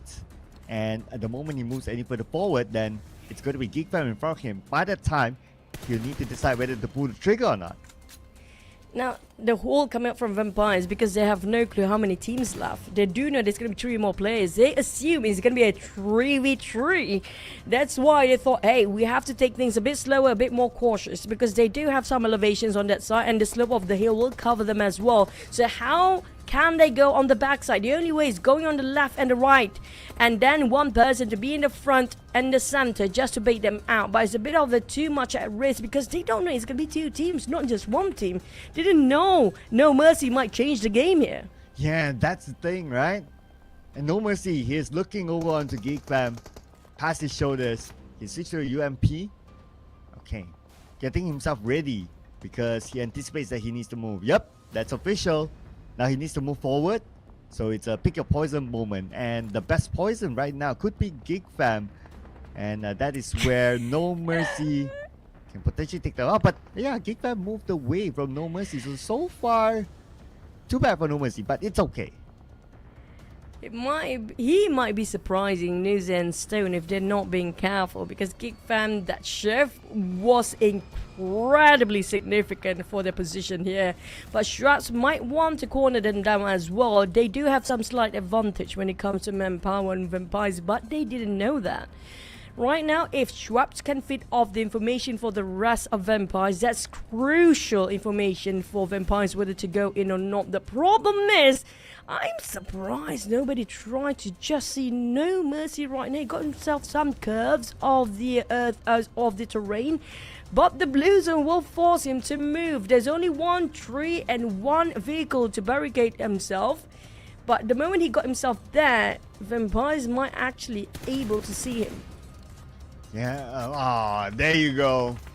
It's official now. RRQR number 3. So it's between Vampire Esports and GEEK Fam for the chicken dinner. It's looking good for Vampire now. GEEK Fam, damn rootin' on his knees. Only Sonic's left. It's going to be 1v3 unless Sonic's going to pull off the clutch of his life. Vampire Esports, they know where he is. Shrubs will land himself. Shrubs will open fire. And Shrubs should be able to do the job. One last take of health. And it is Vampire Esports who scores the chicken dinner this round. I think that sums up 15 eliminations across the board for Vampires, plus another 10 for the chicken dinner, and that's 25 in their hands. And what a big round for Vampires. I mean, every single one of them pulled their own weight. It's always going to be Tony K here, but this time it's going to be the whole crew at Vampires actually do their work, and look at how happy Tony can be when they actually pulled it off. Yeah, he's stretching. He's like, yep, my boys got it in the back. No problem. And now here are the stats. And they scored themselves 15 eliminations in this round, with Schwabs coming up with the most damage. So if he comes up with the most damage, we can have an idea who is going to be the MVP. But everyone pulled their weight, like what you said. So nobody was left behind. Yep, but when it comes to damage, you have to give it to sort of Shrubs. Possibly he's going to be the MVP. Usually it's going to be the most damage output, and we are right. But if we actually look across the board, the high tier teams, we're talking about Alter Ego, Vampires, the norm is going to be the average of 500 damage over. That's going to be the best golden standard, and Shrubs definitely deliver more with 741 damage, 6 elimination, and it's taking quite a lot too. 4, 5, 6 the damage received.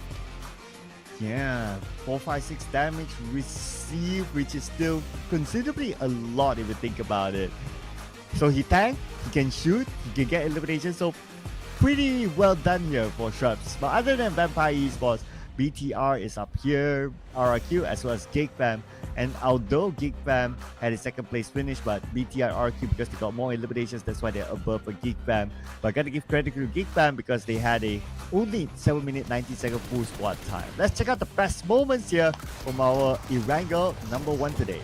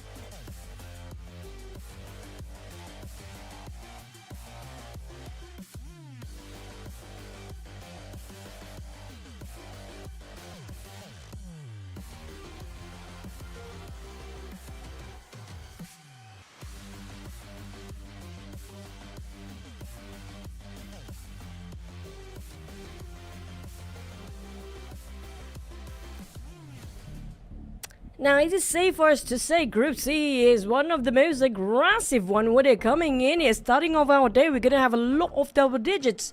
When it comes to week 2, day number 2, Vampire scored a 25 double digit, BTR at 15, another double digit, make it a triple with RQ, 10 points of total as well at 3rd place.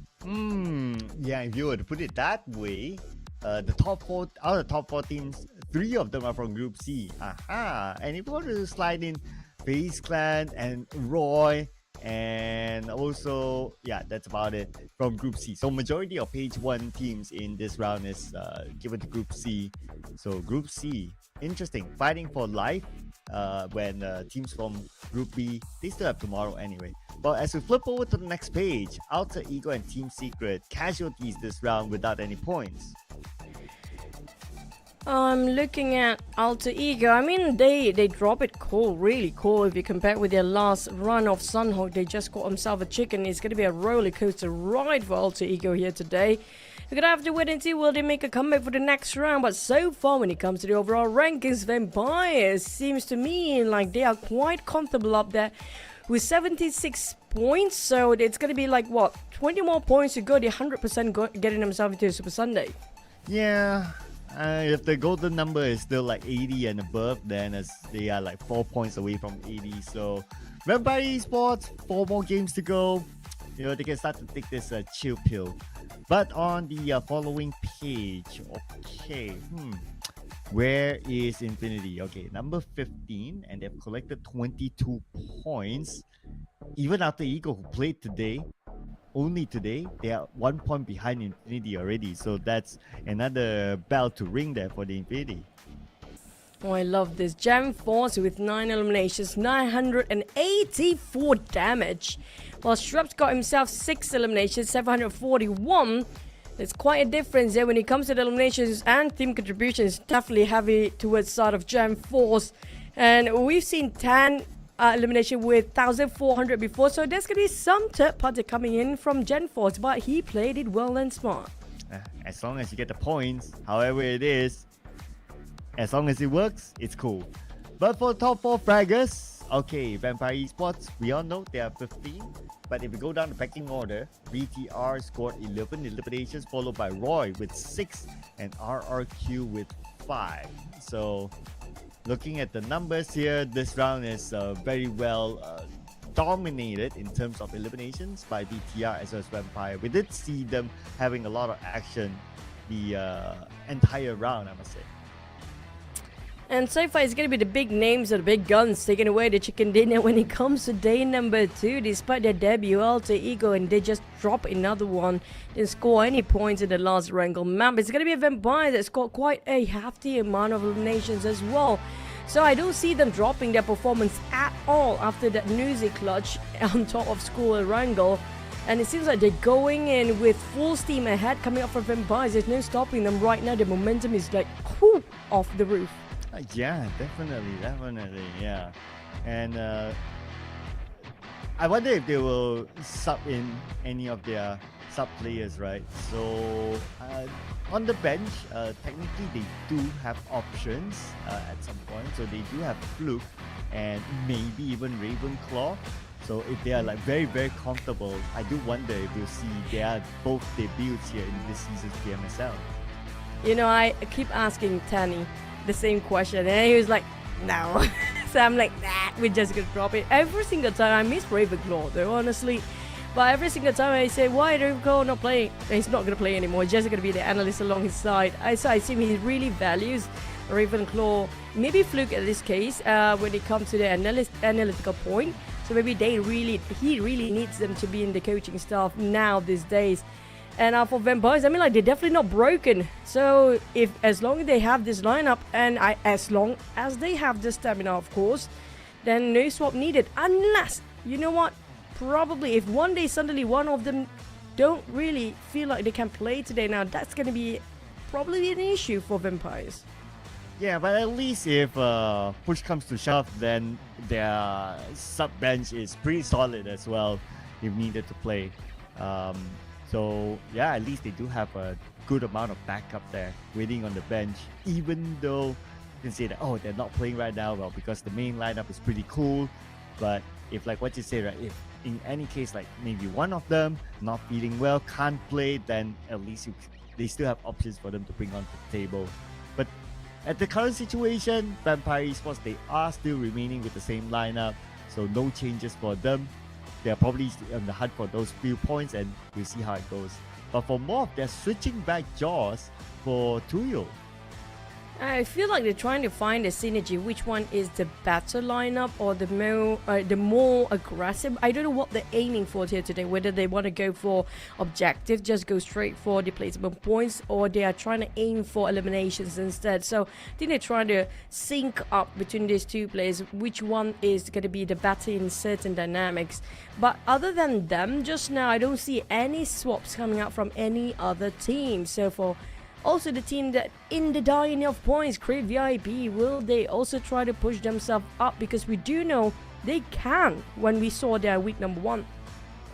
Yeah, the week number 1, day number 1, that was the kind of performance that they really need to put in again, and also to be consistent with that sort of performance. Let's see if they can do it now. Restart again, Erangel.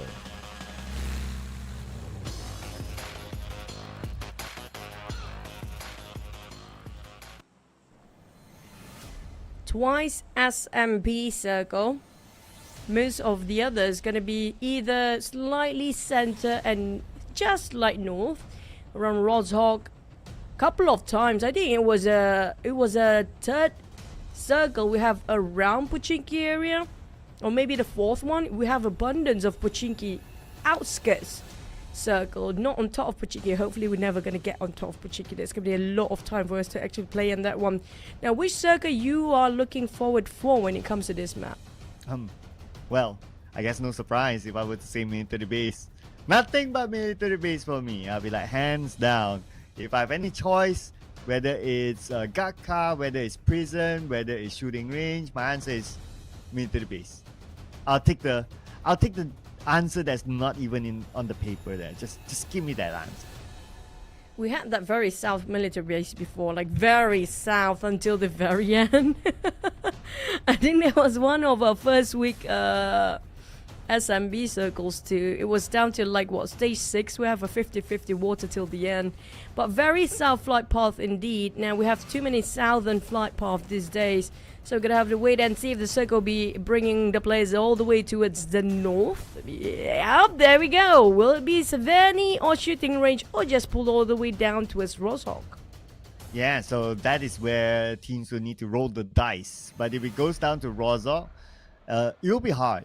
Because I would expect that with this circle, I mean, the percentage is high that it will go to shooting range, Savani, that area. So expect more teams to be up there. But if it suddenly pulls down to Rozhog, then, well, it is a testament to another scammy circle. But don't lie, you know, we all love a bit of a scammy circle sometimes, most of the times, not sometimes, because just to test the players most of the time. But it means, Cloud, everybody will move north as soon as they can. So we assume stage 1, probably there's some collision between the teams while transitioning again. Yeah, expect that. I mean, logically right now, 80% of the circle is up north. So teams would definitely want to prioritize that. There might be some teams who want to go to Rozhog, because Rozhog to swim across is not that bad. But yeah, majority of teams will definitely pick the northern side. But we're already getting a first knock, and not only first, but second knock. Both of them by Rosemary onto O2. I want to see that POV right now. Where are the rest? Because usually if we talked about scouters, it's going to be only one player who's trying to get himself buggies. But I assume they're splitting themselves for O2 Esports into 2 parts here. 2-2. Maybe 2 going for vehicles, another 2 going for another side of the angle. But Rosemary, he's following the crumbles of O2 Esports. The trail, well, he's definitely going to go for it with the micro Uzi. I miss micro Uzi, but his AUG will put at work here. Here comes a spray. But lucky enough for O2 Esports, they will survive. But at the cost for Alter Ego as well. The lost hunts for you early on. Oh, yeah, what happened there? But what we do know that's happening now is that Rosemary is out of bullets on his AUG. So I kind of thought that he would have expected that, hey, do I have enough bullets? Because when he came down, he was already at like what, 4 bullets or something like that. So it was quite ambitious for him to get something out of the 4 bullets, but he still went for it anyway. So interesting by Rosemary. There must be something burning in him that he wants to settle. And we get a replay right now. And that was a nice tracking down by Rosemary, and that's gonna be Fredo. So they are splitting themselves into 2 sides, both Alter Ego and O2 Esports. Rosemary dealing with the other 2, while Hans for you was dealing with Fredo, but unfortunately it didn't work out for him due to the grounds itself. So that's why I think Rosemary tried to wait it out for the rest of O2 Esports to pass through him just now. Okay, at least a trade back there by O2, but still a bigger casualty for O2 with 2 players now down. Going to be quite hard to play the rest of the round with 2 players, especially with this kind of circle. So I guess they would go all the way to Saverni still. They won't stop. Be there, try to take one of the inner compounds and pray for the defense. Speaking of praying, Ventura has been trailed by MORPH, hot on his tail. Zero chasing him down. We're talking about Zero. He's gonna go wait for the close quarter combat. And the moment he swapped to his DBS, nope, FaZe Clan is just like, never mind. Ventura's made a U-turn and now he tried to shoot them from the back. You know, he reminded me of when you have a fight, a gang fight, like we always watch movies, right? The one that actually always try to pick a fight, like the smallest guy that try to, you know, boast, and then he try and run around behind his teammate and just another boast, but he's not doing too much. Yeah, Venturas did that. He didn't take the confrontation by Zero just now, going back around their back and just give a couple of, you know, just warning shots, and that's just it. Wow. I'm starting to imagine that in a movie scene. And Venturas is the one. Well, Venturas is the physically bigger guy. That'd be hilarious. That's I mean, a he's movie I physically see, a guy. I mean, I was referring to physically bigger guy as compared to his other teammates. Okay. But Jan 4 is definitely the bigger guy. His last performance was outstanding, man. That was crazy just now. Yep. And his favorite weapons include a Mini 14. But Alter Ego, his favorite weapon is elimination. So Octa gets 1, the MVP from round number 1. So now he has the Infinity here together with him. And looks like they're going to go in for the chase. So the Infinity now lost 1 player. Again, this might be another tough start for the Infinity. It's so difficult for us to see Infinity 2 stick as a 4. Every single time they can actually secure a 4 player till the very end. They can last way longer. It feels like they are too reliant on each other's presence. That might just be the case, but will they actually prove us wrong by taking this fight against Alter Ego head on? Because Alter Ego is a fair fight for them. It's going to be a 3v3. Oh, Nate onto Tiger X almost knocked him down. And it's no longer 3v3, it's now a 3v2 with Rosemary eliminated. Now it's up to Alpha 7 and Octa to step up the game. The smoke is being popped. That means the Infinity, they might rush him. But looking on the smaller screen, we are having another fight elsewhere too. RQ and BTR having a go. Hansel already being finished off just now, and that's going to be leaving with only 1 player. That's going to be Jan Force, the sole remaining members of BTR that had a great run last round. Feels like BTR did not expect this kind of confrontation way early on, but conflicts being said, we're not done with Alter Ego versus Infinity. It feels like Alter Ego is at a bit of a shaky start here compared to the Sanhok map. Oh. Alter Ego now left with only Octa, and he's down to about 50% of health without any healing utility. So, not the best of news now for Octa. The Infinity, 30k, 1v1, but he will go in for the pickup first, just to give him the numbers advantage against Octa, and Octa not really pursuing it. Oh, for RQ, they're still licking their wounds after that fight against BTR. Now VOIN Donkey coming in, but Octa, the last MVP, can he pull the clutch here? But unfortunately, it's going to be a third party knocking the doors for this guy. BTR had that against the side of VOIN Donkey. And same goes RQ. Infinity on the other hand with Alter Ego. That's gonna be the one that win this one. It's definitely gonna be XERXIA in this case, because Alter Ego definitely not gonna see another daylight for their Erangel run this time. Infinity, do they have the time to reset though? Oh man, XERXIA looks like they won't want to give them that time. Okay, they are coming in from multiple angles. Turning K will need to fight. He's not able to pick up his teammate in time, and he will be eliminated by the incoming XERXIA. It's the third party, and the Infinity bows out number 15. Only managed to collect 3 points this round. Now, at least Alter Ego don't feel too bad about their elimination just now. At least they scored a 4. But for Crit VIP, I mean, it's a fish world out there. We saw BTR be taken by RRQ, leaving with only GenForce alone, running around the corners by himself now. And then RRQ being surprised by VOIN Donkey. And next, VOIN Donkey by Crit VIP. Who will be the next contender against Crit VIP? Now, that's another question. But back to us, round 2. VOIN Donkey versus RRQ. On the POCO gets one into the pocket, eliminating Potato, now dancing around with his shotgun. Okay, tries to find a good angle. Vexy is the one in the building, but Vexy is outnumbered at this moment. He does have his trusty M4, but it won't be enough against the POCO's shotgun, and VOIN Donkeys is out. Sweet revenge by RQ, but we have another third contender coming in within these two teams. TODAK, will they commit or will they just part ways? Cleon definitely want to go for it with that Scar L prepared with 6 times scope as well. But unfortunately, the rest of the team don't seem to be interested to take this commitment towards RQ. Roy clashing with Crit VIP next. It seems like every single third party, the karma will hit them back later on. I don't know about TODAK. They are on top of this warehouse of Severny right now. There will probably be a couple of teams passing by for the next stage, which going to be less than a minute. Yeah, teams really coming by now. It's been quite a back-to-back fight. And across the map, in fact. Now for Roy, from the lower ground spots out the members of Crit VIP who came on to the high ground, but Zunos does not have a good clear shot. So Crit VIP, they should be fine for now. Yes, their position is known, but there's nothing much that Roy can do about it. Thanks to the curve of the grounds.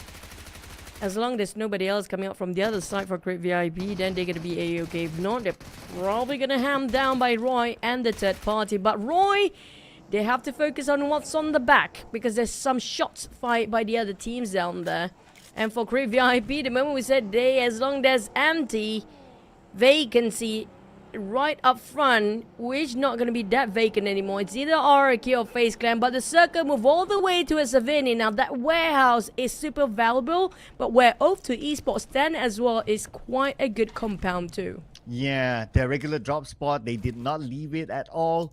So now they are reaping the rewards of staying there.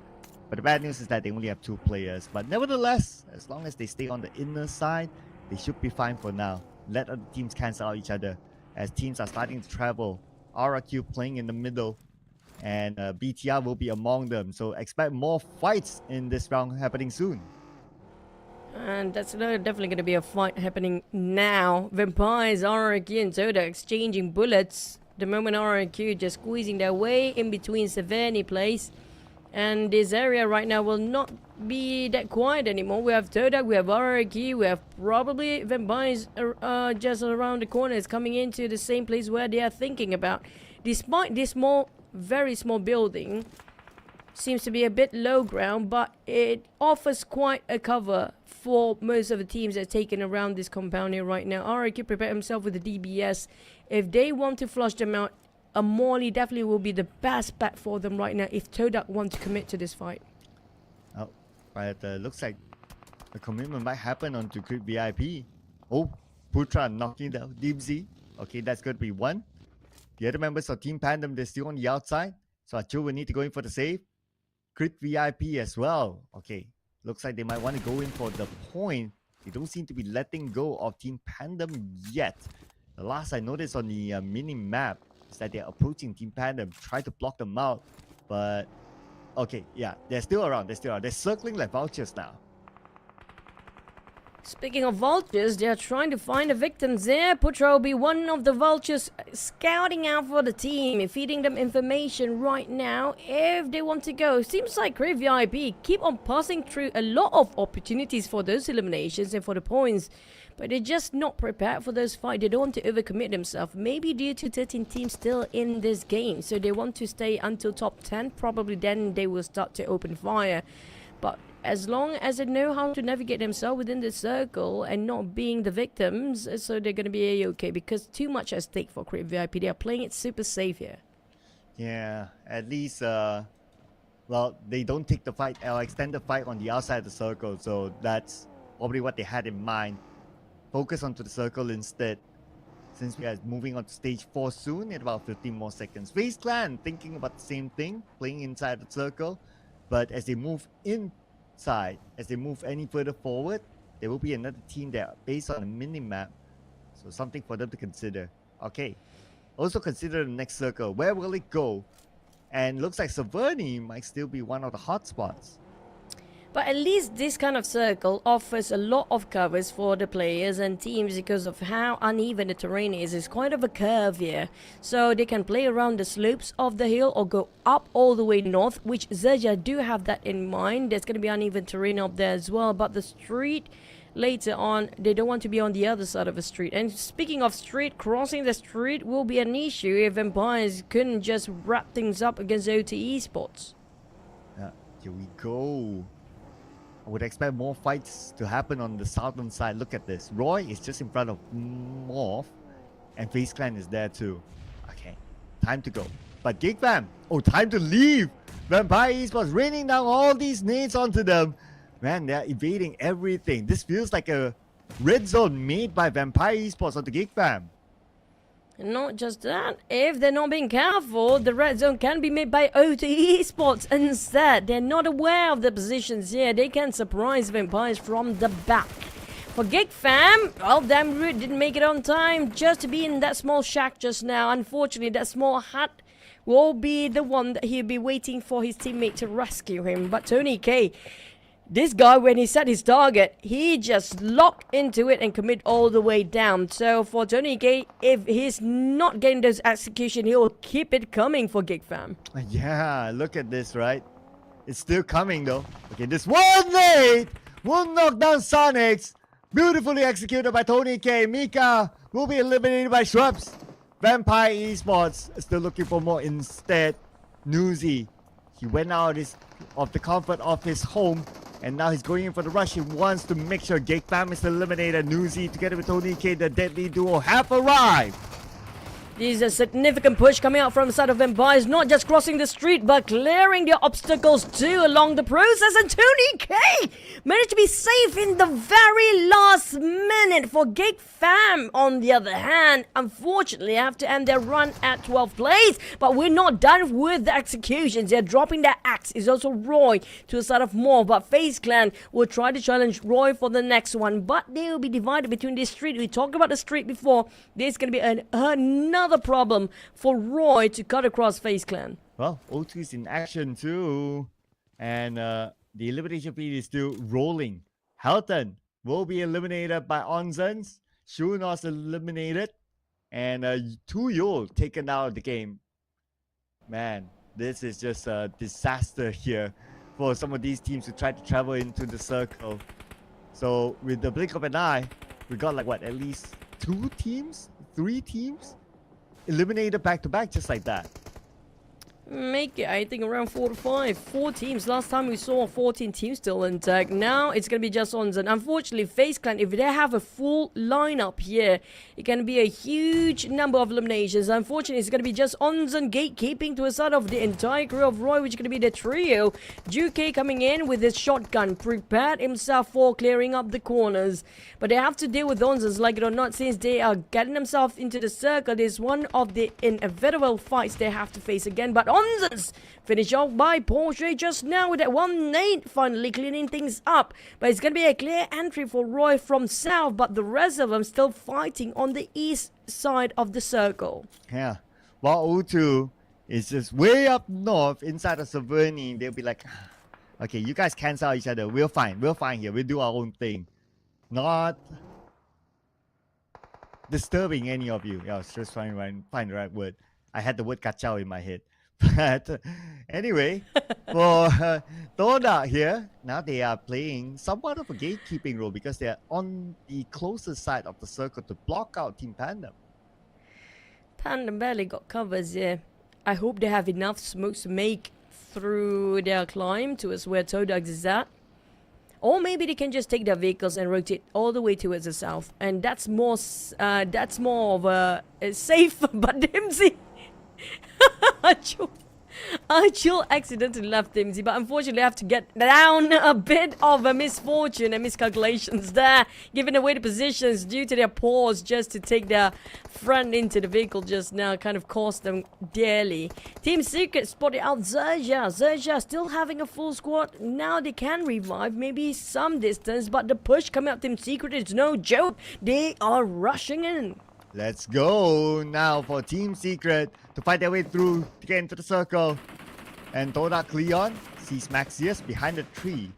And he finally lands the blow onto him. And Cleon will claim that elimination point.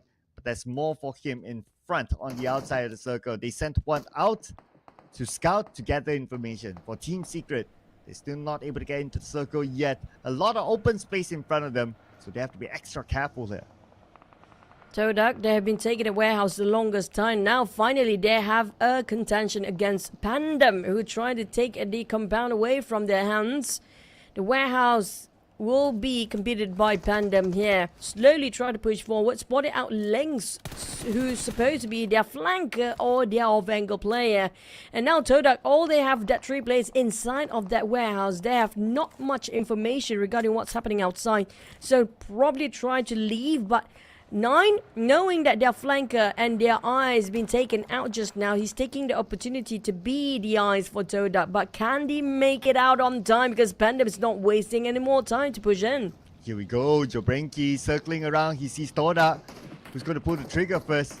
But he needs more information because he doesn't see the other members of TODAK. Okay, he still gets down anyway. And here we go, shots fired. But 9 gets Dimsy. TODAK still has the advantage. TODAK being in his warehouse for the longest of time. Finally, Cleon getting on Joobrenky, but we're back to XERXIA, back to TODAK. UMP open up fire, a bit of warning shot. Iftar playing a 2-way, divide and conquer, but Iftar, he just abandoned Cleon just now, maybe hoping Cleon to get out from the blue first, and he heard those vehicles coming in, which could be Team Secret. Team Secret, they're still licking their wounds for TODAK. There's going to be last players standing there, 2 of them still, 9 is there as well, but the circle shifted away, and it's going to be RRQ circle. Oh, and Team Secret is coming in. Cleon will be eliminated. And now Team Secret, they're taking over this warehouse from the hands of TODAK. And unfortunately, TODAK only that 1 player left. That's going to be 9, but he managed to get away at least and into the circle. But the members of Team Secret, they saw him and he's out. TODAK eliminated number 8.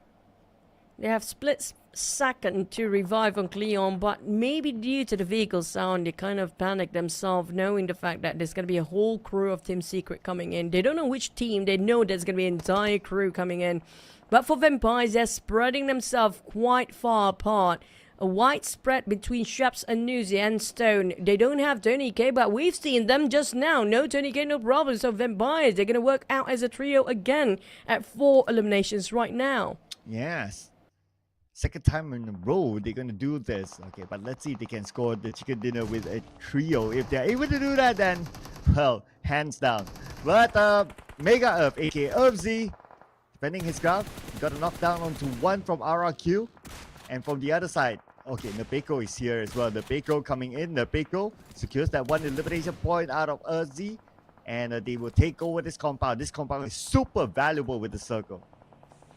That's true, and that's why everybody fighting for it. And RRQ was the only circle player and circle team just now, the moment it shifted on stage number 5. And Team Secret managed to finish off the last player of XERXIA as well. That's going to be Break. He's been aiming for him for the longest time. But BTR last player, Janforce, unfortunately did not have a good run. They lost way too early. Too many players just now.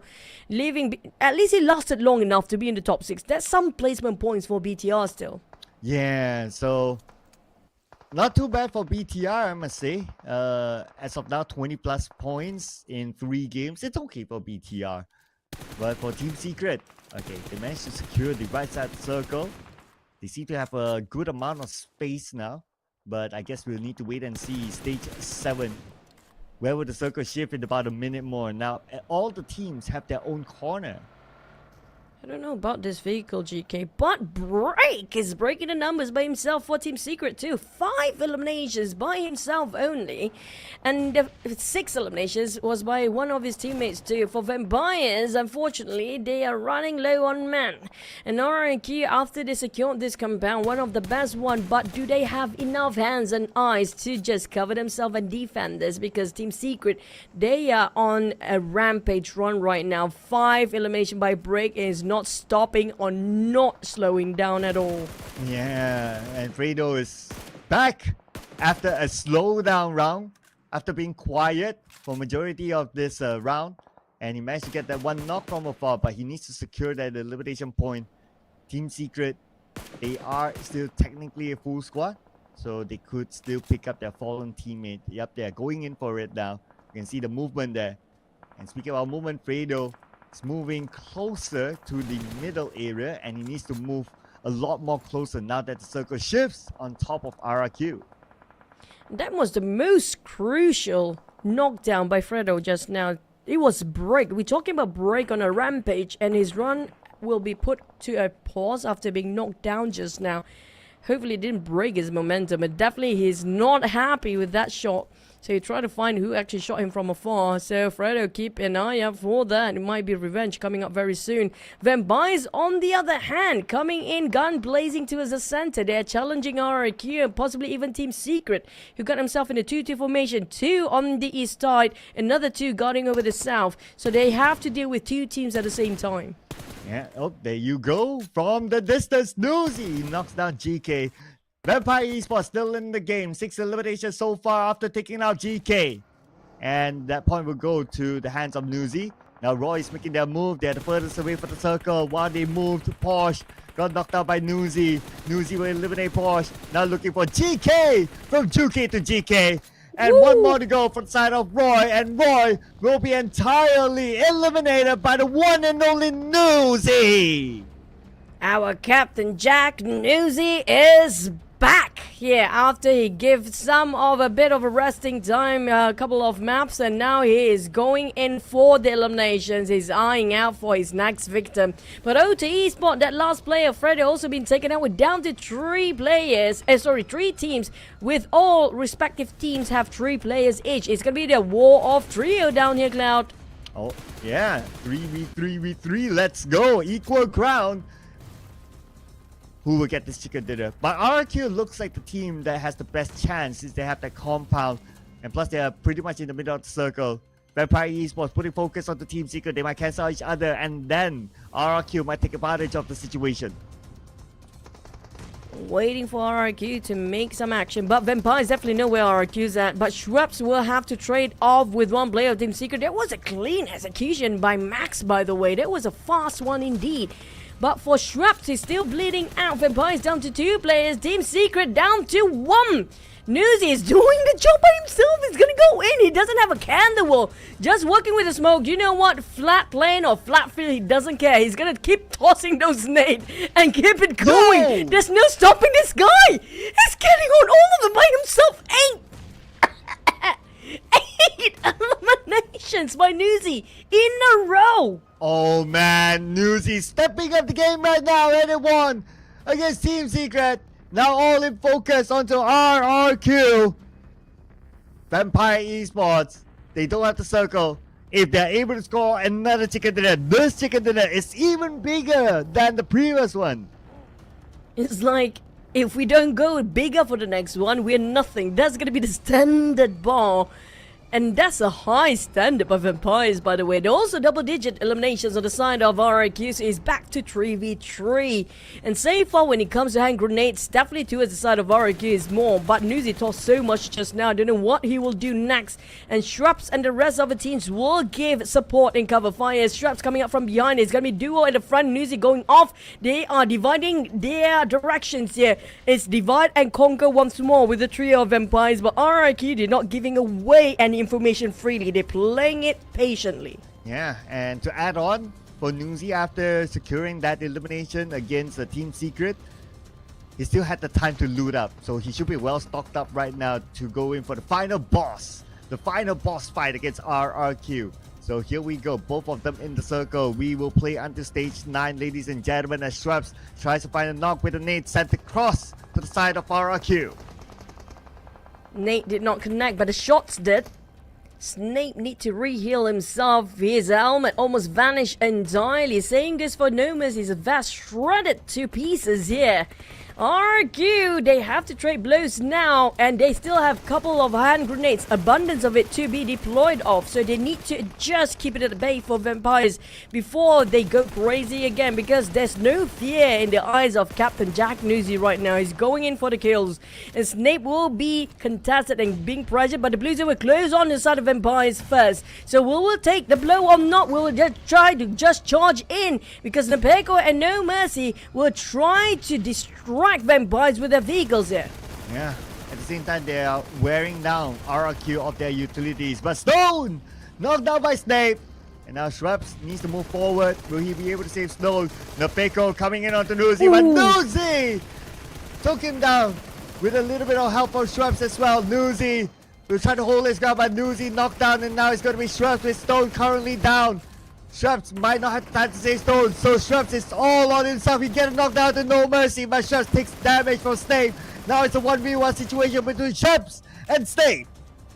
It's last stage and we have no more circles. Shrubs have to push forward. Unfortunately, it's a bit of a long shot and no structure for the side of Shrubs. It's a clear shot from the side of Snape. It's all him for him to take the chicken away. But what a run by both team RRQ and Vampires down to the last wire just now.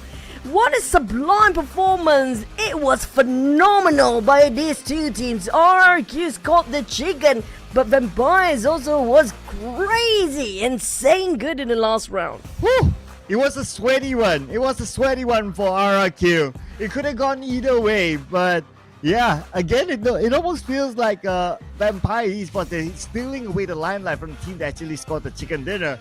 But we have to give credit to RRQ as well. Look at the numbers here. They scored 13 eliminations, which is abundance here in this round. Definitely going to be Snape's MVP this time. I mean, every single time they bench out Snape, maybe he's the secret weapon for RRQ. And this time they let him roaming free early on. And look at the damage he has done. 1,031, and what a double digit when it comes to the numbers. There's 6 eliminations by Snape alone, but you know what, I do want to see a head-to-head between Snape and Nuzi as well. Hopefully we get the stat later on. I believe it's going to be a comparable stat. But what is also significant here is this damage. 1,031 damage here. Anything that's above 1,000 is a lot. So great work here by Snape, stepping it up for RRQ and also landing the final blow on the Shrubs to ensure that RQ scored that chicken dinner. But speaking of numbers and troubles, definitely abundance of troubles. Vampires, they toss so many nades. 33 down there with 29 smokes. And second place is definitely going to be RRQ at 15 hand grenades and 26. When it comes to full squad time, you have to give respect to our chicken dinner winner RRQ with the least amount. But let's rewatch the best highlight that we have for Erangel here today with RRQ chicken dinner.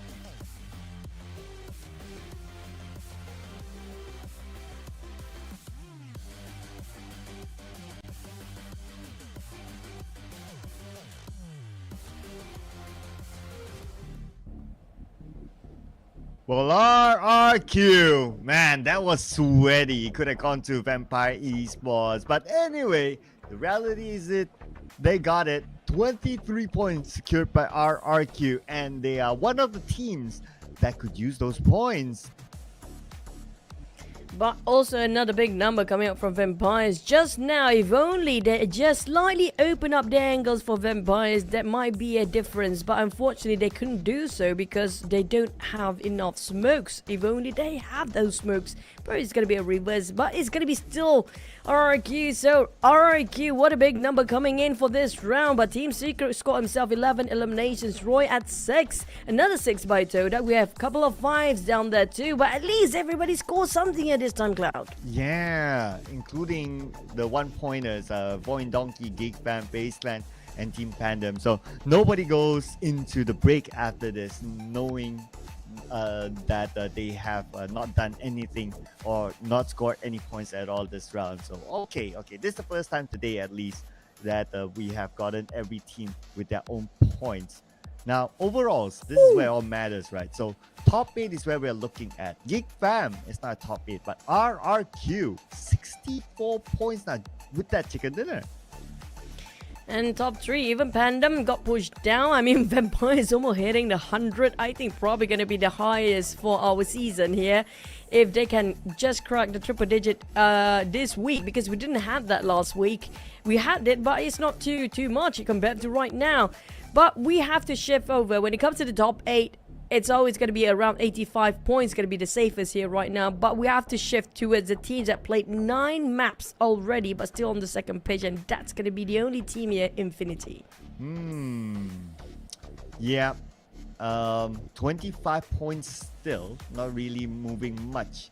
So when it comes to the teams around them, right, if we look at the place on points, there are only 2 place on points. Eliminations, they're okay as compared to the ones around them, but place on points is probably where they need to find that balance. So based on that stat, since we're heading into a break, hopefully they'll be able to work it out. The last time we had a break, when they came back, they did improve. But when it comes to Snape, he actually dished out the most damage, despite we saw the crazy run by Lord Newsy, or Captain Jack Newsy is back here, guys. But Snape definitely well deserving as well.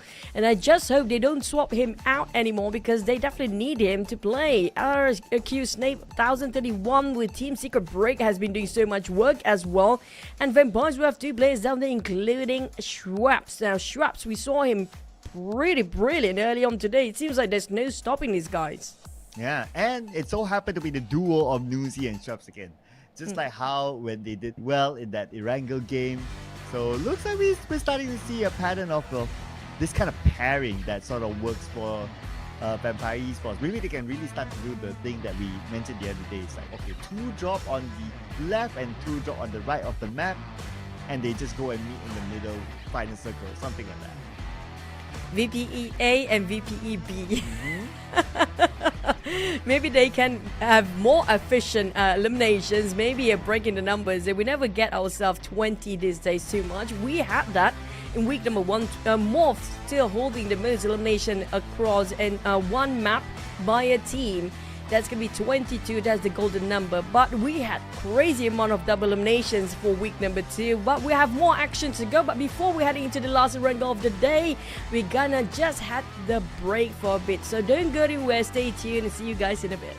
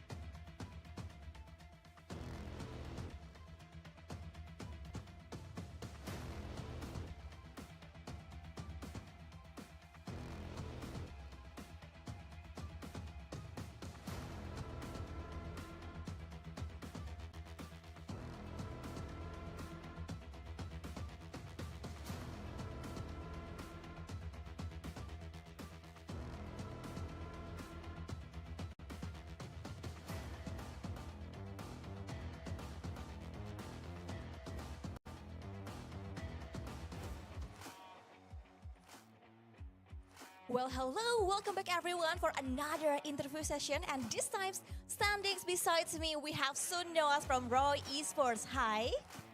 Hello. Hello.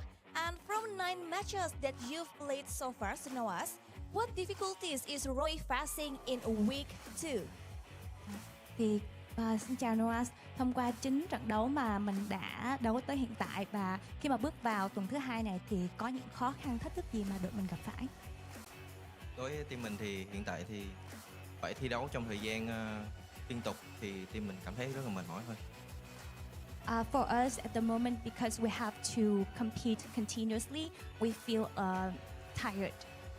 And do you feel that you've successfully overcome those difficulties for now, Sanhok? Thì không biết là hiện tại em có cảm thấy là mình đã vượt qua được cái khó khăn mà mình vừa đề cập không? Là tức là cái sự mệt mỏi đó. Đối với team mình thì thi đấu dài vậy thì sẽ giúp cho team mình cải thiện được những cái phần mà team đang gặp khó khăn và có thể đạt thành tích tốt hơn. For us, competing continuously like this can help us overcome our shortcomings and can become better. Yes, and I feel it because like once you're in game, like everything is so much different, right? And for next, as we know, people from Vietnam and other regions have called your teams King Roy. And what do you think about that? Thì các bạn người chơi từ khu vực Việt Nam và các khu vực khác gọi team mình là King Roy. Vậy thì em nghĩ như thế nào về điều này? Đối với tên team mình thì cái tên đó vừa xuất hiện gần đây thôi. Nhưng mà mình nghĩ dù nó là nghĩa đen hay nghĩa bóng thì team mình cũng sẵn sàng và đón nhận nó. For us, we have just heard of that name recently, and no matter what it means, literally or with hidden meaning, we still welcome the name. Yes, and with that nicknames, I hope that you could be the king in this PMSL. So good luck to us. And from your performance or decisions, you've become one of the top performing team from Vietnam. And what will you have? Like, do you have any pressure to maintain the performance? Trong giải đấu lần này thì Team Roy là một trong những đội mà có biểu hiện tốt nhất của khu vực Việt Nam. Thì bạn có áp lực gì cần phải duy trì thành tích đó không? Đối với tụi mình thì áp lực đó chính là kim cương và người tạo ra kim cương đó là team mình và team mình sẽ cố gắng và đạt thành tích tốt nhất trong giải đấu lần này. For us, the pressure is diamond, and we are the one who creates diamond.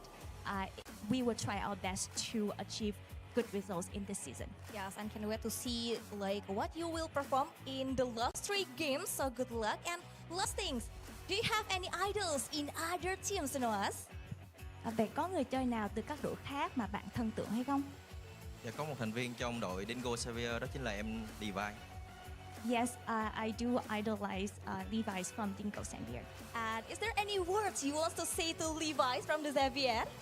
Vậy em có lời gì muốn nhắn gửi đến Levi's từ đội Dingo Xavier không? Anh sẽ gặp em tại những trận đấu chung kết sắp tới. I will meet you at final matches. Oh, right, and I will excited to see you also in the grand final. So good luck, Sanhok. So thank you so much for this interview. And now let's get into the highlights.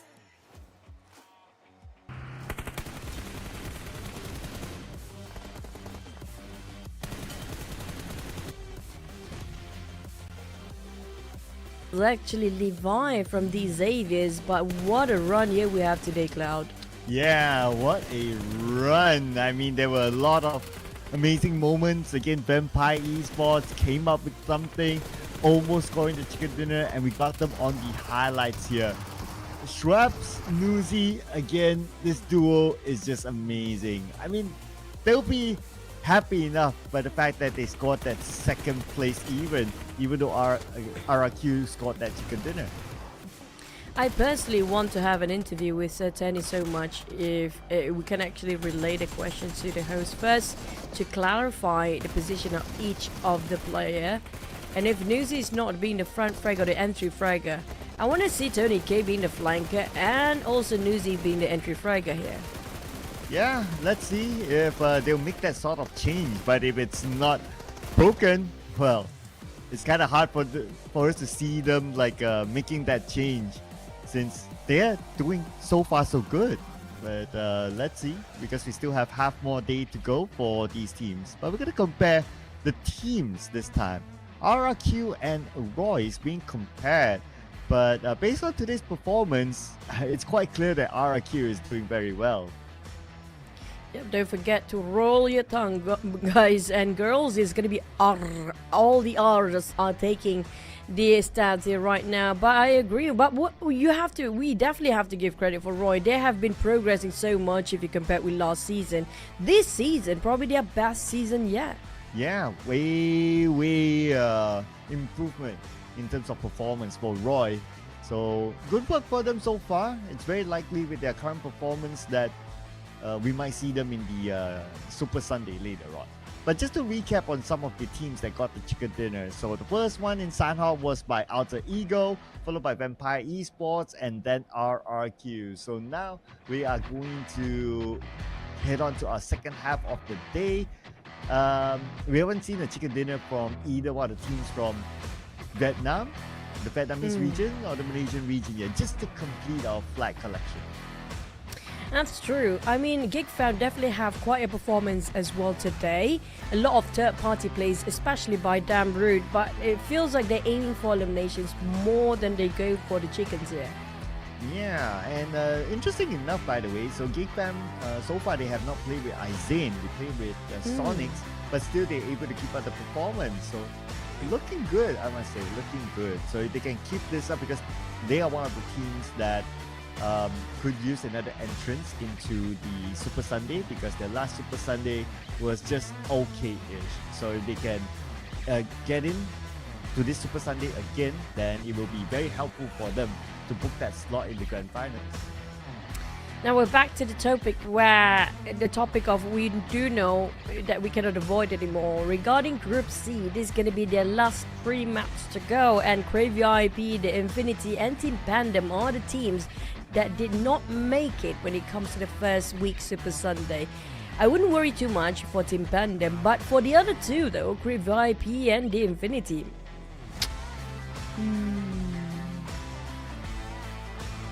Well, if it's good VIP, they're somewhere in the middle, so it's still okay, because let's not forget the last chance qualifier is still there.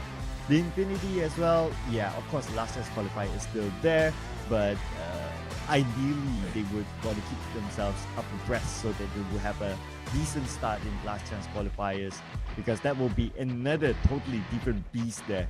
The beast of other teams that are desperate for that final few slots into the Super Sunday. At least for now, you can still see that some teams, even though if they can't get it, they'll be like, okay, we still have that last chance qualifiers. But in last chance qualifiers, it's definitely all up for everyone.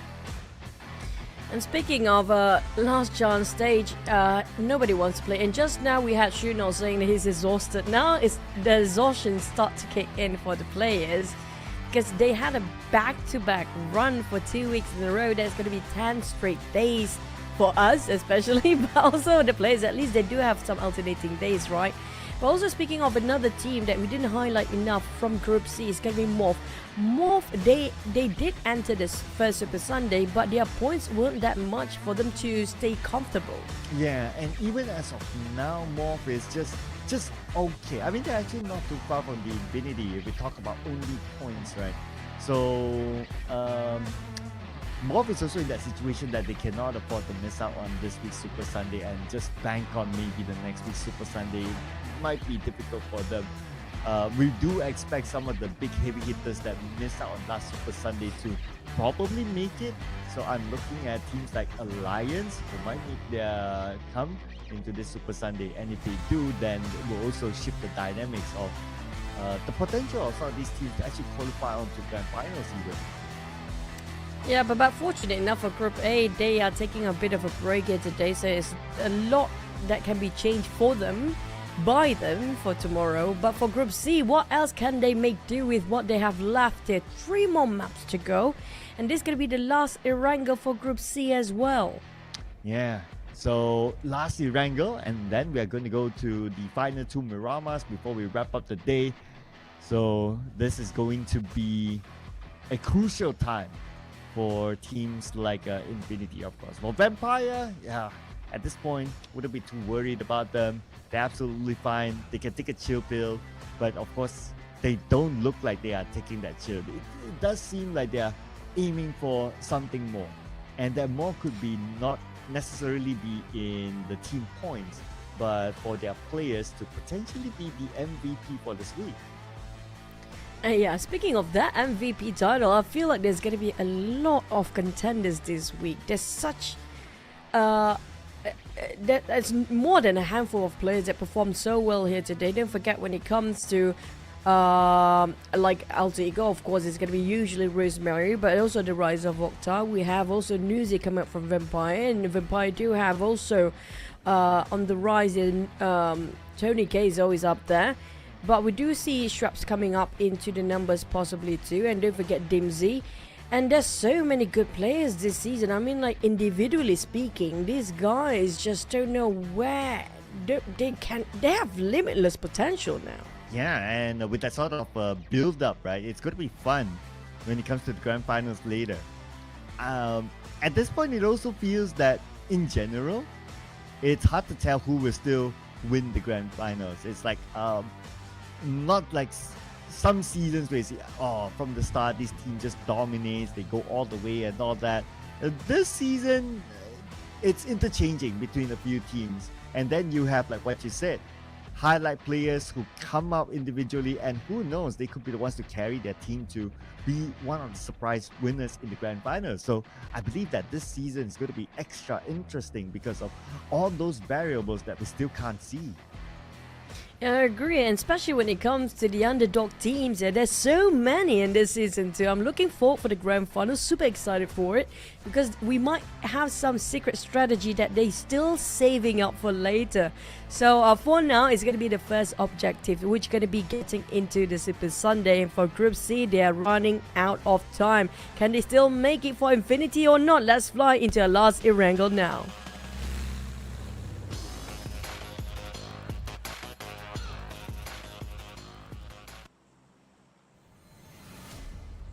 And this is it, the final Erangel for Group C. So we're going to see the flight path here from the left side.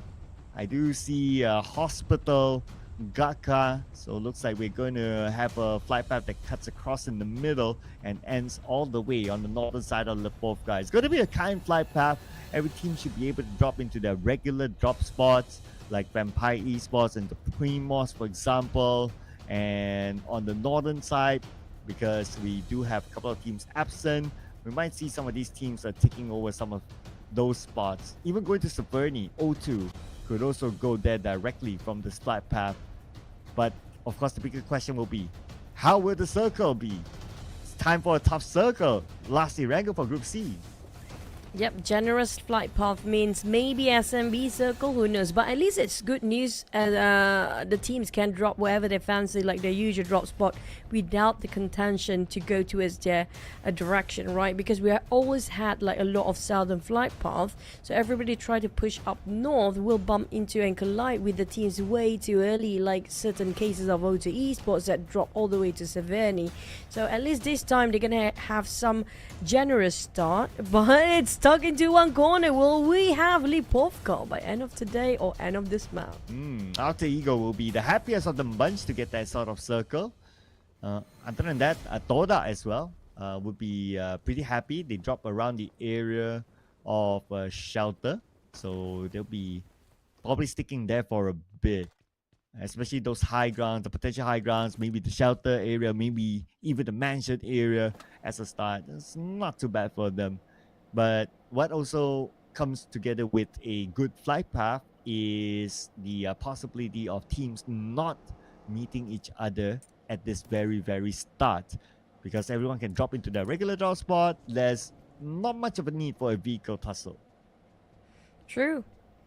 Just like how we hoped for. And just no collision anymore for O2 Esports, just like how they did before. And it's all down to flight path and circle for the players to adapt themselves. But I personally do want to see if Vampires can work things out as the duo split, as we mentioned before. Like starting off two different angles and two different sides of the map early on. And then just reunite at the center of circle. There'll be something else. If they can survive, it's going to be difficult, but I think it's doable for Vampires based on their caliber of plays. Yeah, at this point, they can pretty much do anything, right? They are in a very comfortable state, mental state as well. 94 points already collected by them. If they want to just go wild, or if they just want to sleep on it, or if they want to, I don't know, they can do anything. They have the license to do that. In fact, even if they do like whatever, right, it's pretty easy for them to be like 100 points and above. And based on historical wise as well, this kind of number would give them the ticket direct into the Super Sunday, so they can plan for another Bali trip just like last week. Speaking of week number 1, I think we just can recap for a bit. The highest point during the week of group stage was 114 by NKT. I want to see if Vampires can break the numbers before they're having a rest for tomorrow. And it's going to be 2 days break for Vampires. If they actually score themselves over 100 points, and 2 days in a row for break is what they really need, since just now we had interview that the resources start to kick in for some of the players. But we have a bit of a glimpse on RQ's Nip stats here. He's also on the rise of this RQ player. Wow, and his weapons, M4 and Scar L.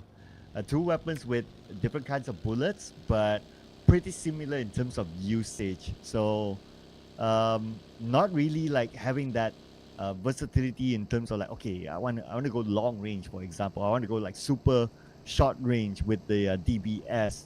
So he likes his regular spray. So he's keeping that as like 2 weapons that's versatile enough for him to use in different situations. So it's a unique composition. And so far for some of the other players that we have highlighted, either for the most part, they brought like an M4 and also a Mini 14.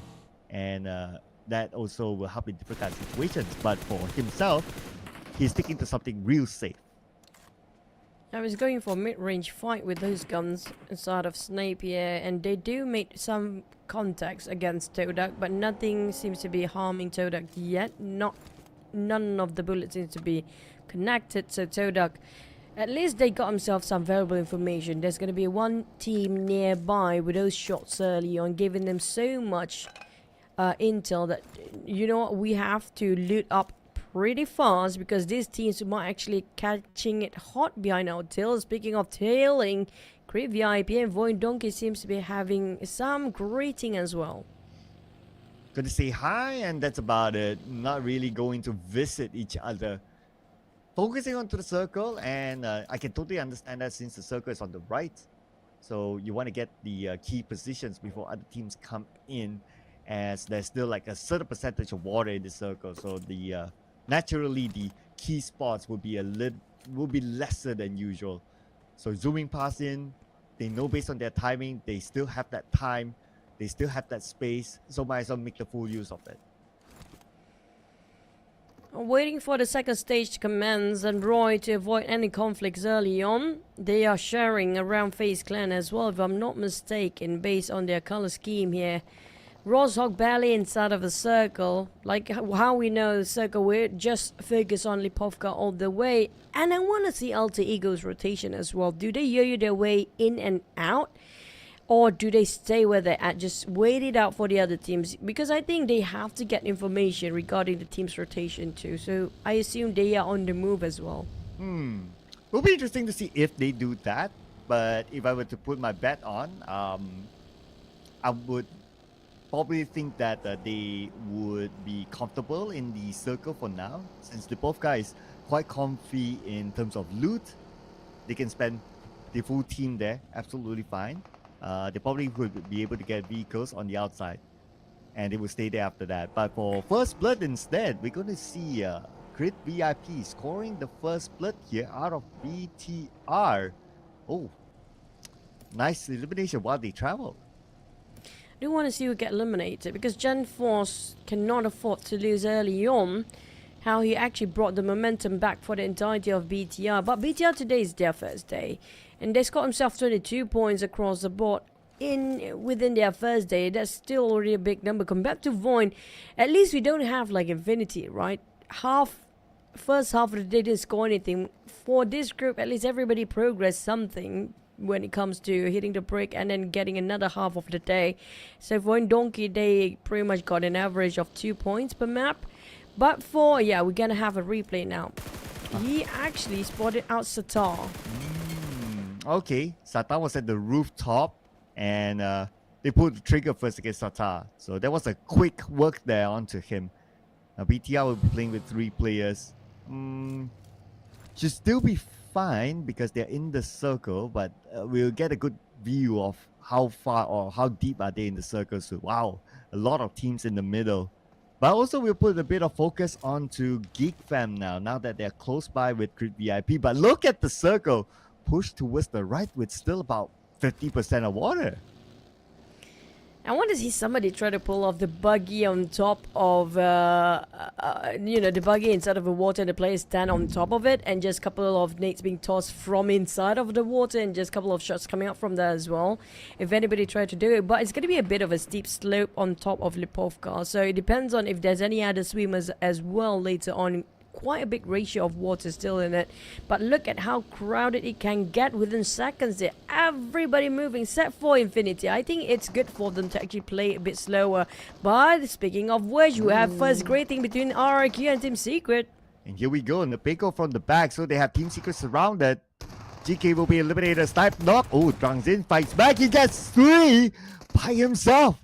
Oh man, now RRQ only left with the POCO, and the POCO is out. Team Secret defended the ground, but they have to reset quickly. Look at the minimap, and other teams coming by. It's going to be PANDUM visiting and Create VIP looking around, but the moment they're done with the fight, at least they have some reset. Yeah, unfortunately for RQ, after that chicken didn't run straight away off. At least they didn't end up with the 0. They got themselves 1 elimination out of Team Secret plays here just now at a cost for Team Secret, but seems like nobody will challenge them. PANDUM made a U-turn, and Create VIP made a big U-turn as well the moment they spot out PANDUM coming into that equation. So I think everybody backing off from Team Secret, so they'll be safe for now. Yeah, so they have the space to reset. They lost 1 player, but it's a worthwhile trade-off. And they eliminated RRQ, one of the top teams. 64 points, make that 65 for RRQ. Still pretty okay, like what you said before. Not too worried about RRQ, so they can afford to drop this one. Vampires, on the other hand, they're going for the V's. It's going to be VOIN Donkey next. Shrubs initiating the fight against Potato. And he got himself quite a clean one. The rest of Vampire just going to run him down. But unfortunately, Tony K caught in the nade of Schweppes. They're trying to finish off Potato just now, but fortunately, Nizi can help Tony K back up. And the rest of VOIN Donkey already left. Despite they got some blunder due to the timing miscalculation just now, they're still going to be okay. But I think they're laughing at the moment, if you can actually see some camera of players' reaction. Yeah. Well, it happens. I mean, they have been having a amazing 2 days, so to speak. So, one of those is going to be fine. And plus, they're in the situation that they can do pretty much anything. But for the circle, goes up north. Okay, Team PANDUM in the middle, and O2 clear up north, unless another team would make a big long rotation going up, then they might challenge O2. But that's where O2 are preparing themselves. So we can see the 2 players, Jumper and Fredo, they're going towards Kid in preparation for the possibility of any team that might make that long rotation up north. And I love the fact that O2 Esports is quite alert and aware regarding the circle rotation just now. The moment they saw the circle shifted towards their side, they're shrinking their spread, not getting it too wide, because there might be one of the players caught in the process of the migration later. But Alter Ego against VOIN Donkey, PANDUM against VOIN Donkey. It might be another team going against VOIN Donkey too, but Create VIP, BTR, they're having fun with their vehicles up here. Yeah, they want to seek revenge against Create VIP now. So it looks like they will get 1 at least. Putra will be eliminated by Hansil. And they're looking for more. There's another member of Crit VIP still around. Okay, Halton is circling too, but they might leave this area. Okay, yeah, they're bailing this. 3 players from Crit VIP out.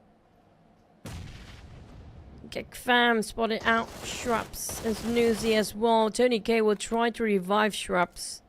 Zonix is doing so well for the side of GEEK fam, but unfortunately they lost Mika without any trade. There's going to be a bit of a loss on the side of GEEK fam, but seems like Audrey knows what he's doing. He's dropping a big one for a discount here, 2 for 1. Yeah, from afar. And you could possibly get this elimination out of Tony K. One last tick of health left for Tony K. Will they be able to save him in time? But looks like the answer is no, because the zone happened to arrive as well to assist Audrey. Unfortunately, Vampires, the zone keep running away from them this time. Same goes for GEEK fam. Now, these two teams, like it or not, they have to wrap things up. If not, they will overstay themselves in the blue, which will hurt for both parties, especially for GEEK fam, though. Point-wise, they're not too safe here. They definitely have to push their numbers up, because don't forget, tomorrow it's going to be another round for the teams. Yeah, for some of these teams, it's going to be only today. Well, Vampire Esports, one of those teams that's only today, but yeah, already 96 points in the bag, and they could potentially get more. Now let's check out the replay here. Okay, this is the fight between RRQ and Team Secret, where RRQ crashed into Team Secret, but it was Trung Zin and his brilliance here to fend off 3 players from RRQ. I even landed the final blow. Oh, look at this. Look at this. Look at this, man. Okay, calm down. You gotta keep that. You gotta keep that muffle on. He was super excited. That was a big swing by Trung Zin with that S12K, by the way. I mean, he didn't expect him to perform himself that well. That's just how surprised he was by himself. I mean, he discovered another potential, hidden potential, and the hidden talents within himself. So hopefully he can actually keep it forward. But for GEEK fan, unfortunately, they will have to take the small shack just now to take covers, and were running away from Vampires. And speaking of GEEK fam, they cannot afford to go down early, because this is their last run of Erangel. They are in Group C. Yeah. So they have to make the most out of it. But unfortunately, Flippy can't make anything out of this round as Rosemary eliminates him. Zero is making his travel. Rosemary spots him out, but not able to pull out his trigger in time. Instead, Achol and Maxius will not be in the fight. Okay, Zero have arrived. Okay, they have their information. They know who's in the building, and they will eliminate the final member of VOIN Donkey.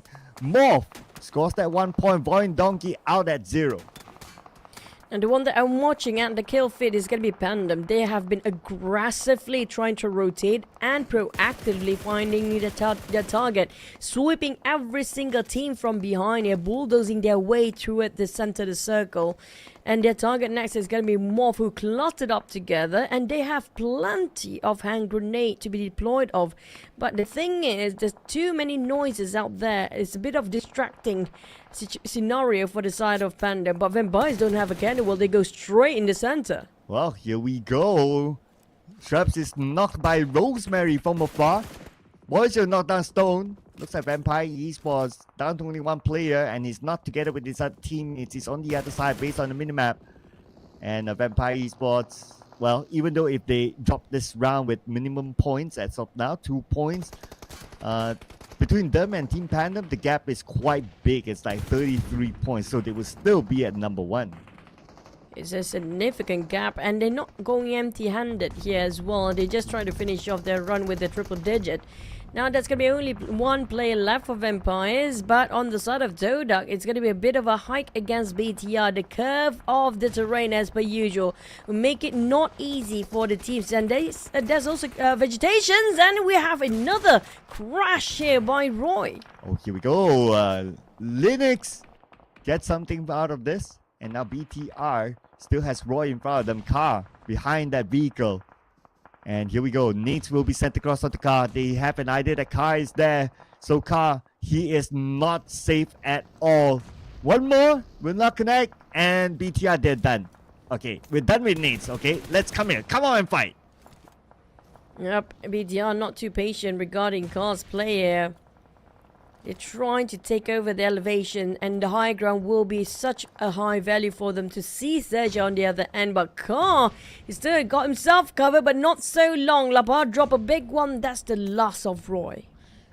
Out without any points this round. So they will be stuck at 50 points.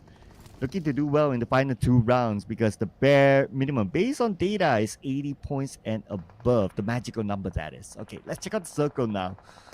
Circle still shifts towards the right side. Crit VIP hugging the corner all the way on the right. Newsy is there together with them, the final member of Vampire Esports. So as he move forward, he will meet up with Crit VIP there. I'm looking at how BTR want to play this. They do have some slight advantage with those elevations. Crit VIP, low ground, but they do have compound. And they might be visited by Newsy coming up from the shoreline. He's swimming over towards Crit VIP's compound on the far right. Team Secret, they are gatekeeping against FaZe Clan who try to cut across, but PANDUM coming up from the slightly south side, going against another team. There's gonna be like, what, 5 teams in this very small minimap. It's gonna be a back behind Team Secret. It's gonna be Infinity waiting for opportunity to sneak away a couple of points from being a third party. Oh, look at this. Damn rude. Taken out. Audrey down as well by the hands of Rosemary. Cleon gets Audrey. So that's a steal away by Cleon from TODAK. Man, definitely TODAK, they need the points in. Although today is just only their first day. Rosemary knocked down by Hansje. We need a visual of what's happening on the other side of the map. It's gonna be a bit of a rowdy fight here. The brawl has happened between all the teams, and the distance between them seems to be a bit too close. GEEK fam, unfortunately, I don't see Sonics climbing up there. TODAK's keeping an eye just so tight. They have to cross the street as an open space as well. PANDUM will make sure they cannot see another light here. And GEEK fam, this is trouble because their points not so great. There's only 2 more maps to go. 48 points as of now, and if they don't keep up with the pace of the magical number 80, then we might need to see them in the last chance qualifiers. But FaZe Clan now coming in, eliminating Jumper. Kid shows up. Moment is there to knock him back down. Moment spot out another one. Fredo just coming in to give his bodies away, and that's the rest of O2 Esports. Despite they got early stage of the circle, they couldn't make it through. Well, it is going to be O2 eliminated next. But anyway, today's their first day. They still have tomorrow, whatever it is. But for Team PANDUM, wow, look at this. Raining down the nades onto MORPH. And now they will go in. Oh, hopefully it's not going to be an accident. Okay, no accidents there. Let's go. Rush in. Team PANDUM. Achu going to lead the charge. Well, PANDUM is actually on aggressive side, but thanks to TODAK, PANDUM will survive despite they have 2 members knocked down. They can reset as long as BTR does start to butt into this business, but it's going to be a clear day for them to have the revive going on. Oh, man. Team PANDUM. Oh! Now somebody wants to claim. Team Secret from afar. Break will now go in to break them down to pieces. Okay, who's still in? Okay, Dimsy is still in and he's kicking in the revive to his other teammates. Break tries to get as close as possible, but at the same time the blue will put pressure onto him and he needs to move forward. Now at the same time he lobs a nade across just to continue on the pressure onto Team PANDUM. Unless TODAK save PANDUM again from the rush of break. But that's a very tight corner on the side of PANDUM. It's pretty difficult and they might not survive because Max will join in break to go in for the push. Oh, and it's actually TODAK taking out a couple of members of Team PANDUM, stealing away from break, and now break DBS. Okay, nowhere to go, nowhere to hide. It's going to be fairly difficult now. Okay, break reloading. Comes in. Okay, less than 1 shot, but wait a second! We are seeing here a comeback, and Break just got broken down! Oh, Team Secret, Joobrenky managed to survive this one out by himself with the 4 eliminations. We have another contender, TODAK, pushing in with 9, prepping up the nade. It's going to be another DBS fight. Here comes the nade coming in. Joobrenky managed to avoid the explosion entirely. Oh, still alive. Okay, can you do it for the second time? Molly active. So it's not going to be easy for 9 to move forward. So Joobrenky has the time to heal up. But he's only 50% of health. Okay. Takes another corner now. Uses his first aid. 9 circling around. And 9 taking his sweet time, allowing Joobrenky to heal up. And now Joobrenky is ready with the DBS. Let's go! S12K versus DBS. Who will like to win this one? Unfortunately, the Blues are on his side, and 9 got the slight elevation. The Blue forced him to get out anyway. But Panda, what a fight by Joobrenky just now. Oh yeah, I know, right? By himself defending that shack. If not because of the Blue, then the story might be different. But anyway, now FaZe Clan is up north together with 3 other teams, including Nuzi, who swam up north and now he docked himself. He's starting to shoot based on the minimap. Will be a surprise for teams up there. But now we have BTR, and BTR is up against TODAK.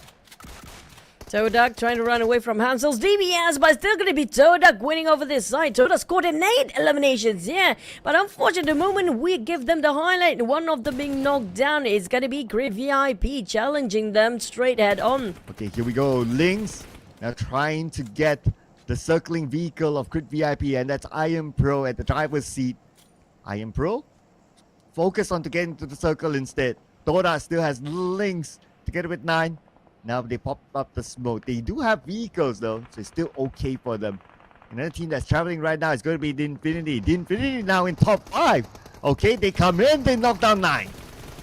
Oh, finally they get themselves a 4 to survive. And once they have 4 players, seems like they will last long enough. They got themselves the top 4. This is what we talked about before. As long as they can stay intact, 4 players, they're going to be okay for Infinity. That's the secret recipe for them. Oh yeah, and now the Infinity with the full squad in the top 4.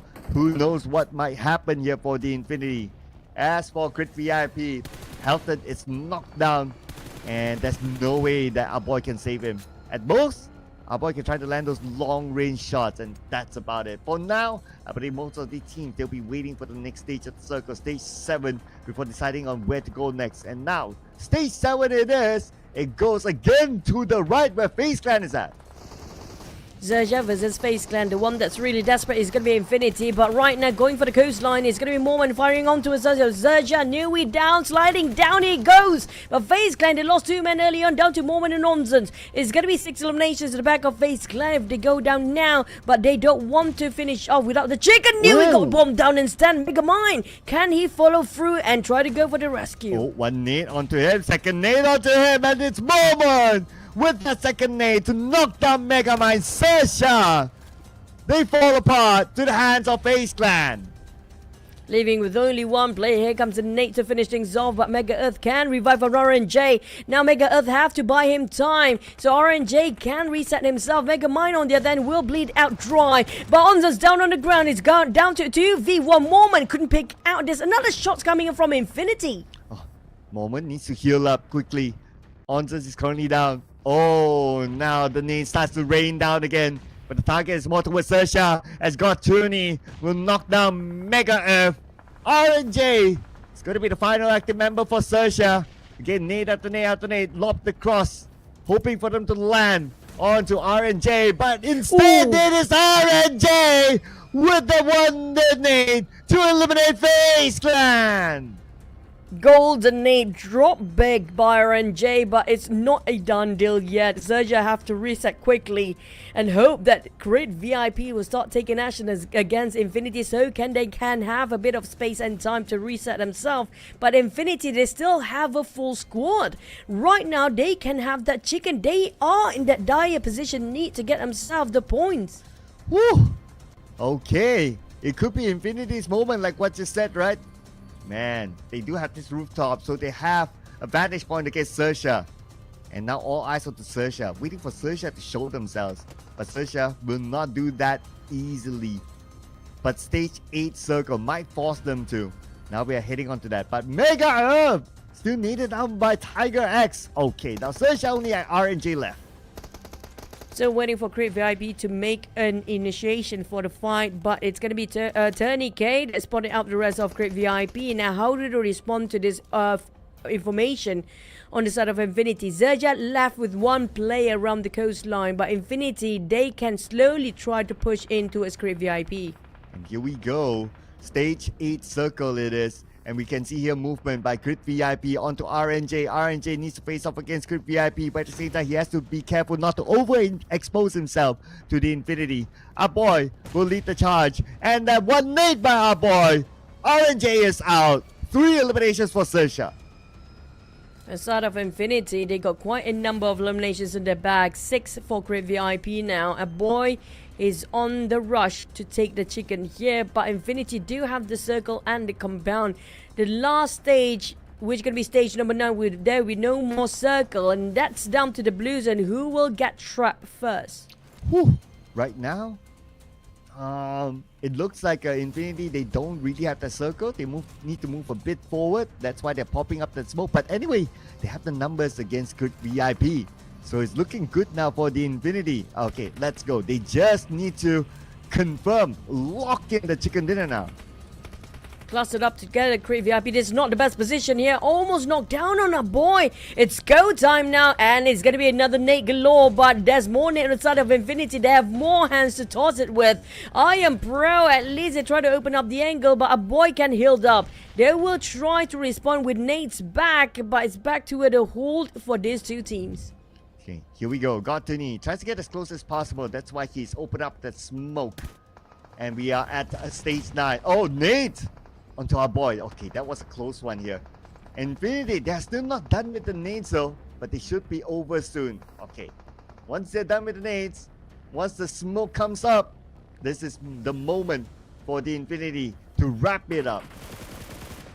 Oh yeah, Great VIP, they will be pressured by the blue first, but they found themselves a loophole here. I Am Pro knocked down on 1. It's still going to be 3 Infinity players, but the blues are start to close in. I Am Pro, they have to make a move, but where to go? No more smokes for Great VIP. How to advance forward with the entire crew? Infinity is still there. 3 of them versus 2 of Great VIP. Oh, that will be the puzzle that they need to solve right now. 3 touch will be taken over. It's over. 20k! No, by I Am Pro! Crit VIP not going down without a fight, but Gotuni gets the knockdown to I Am Pro, and the Infinity!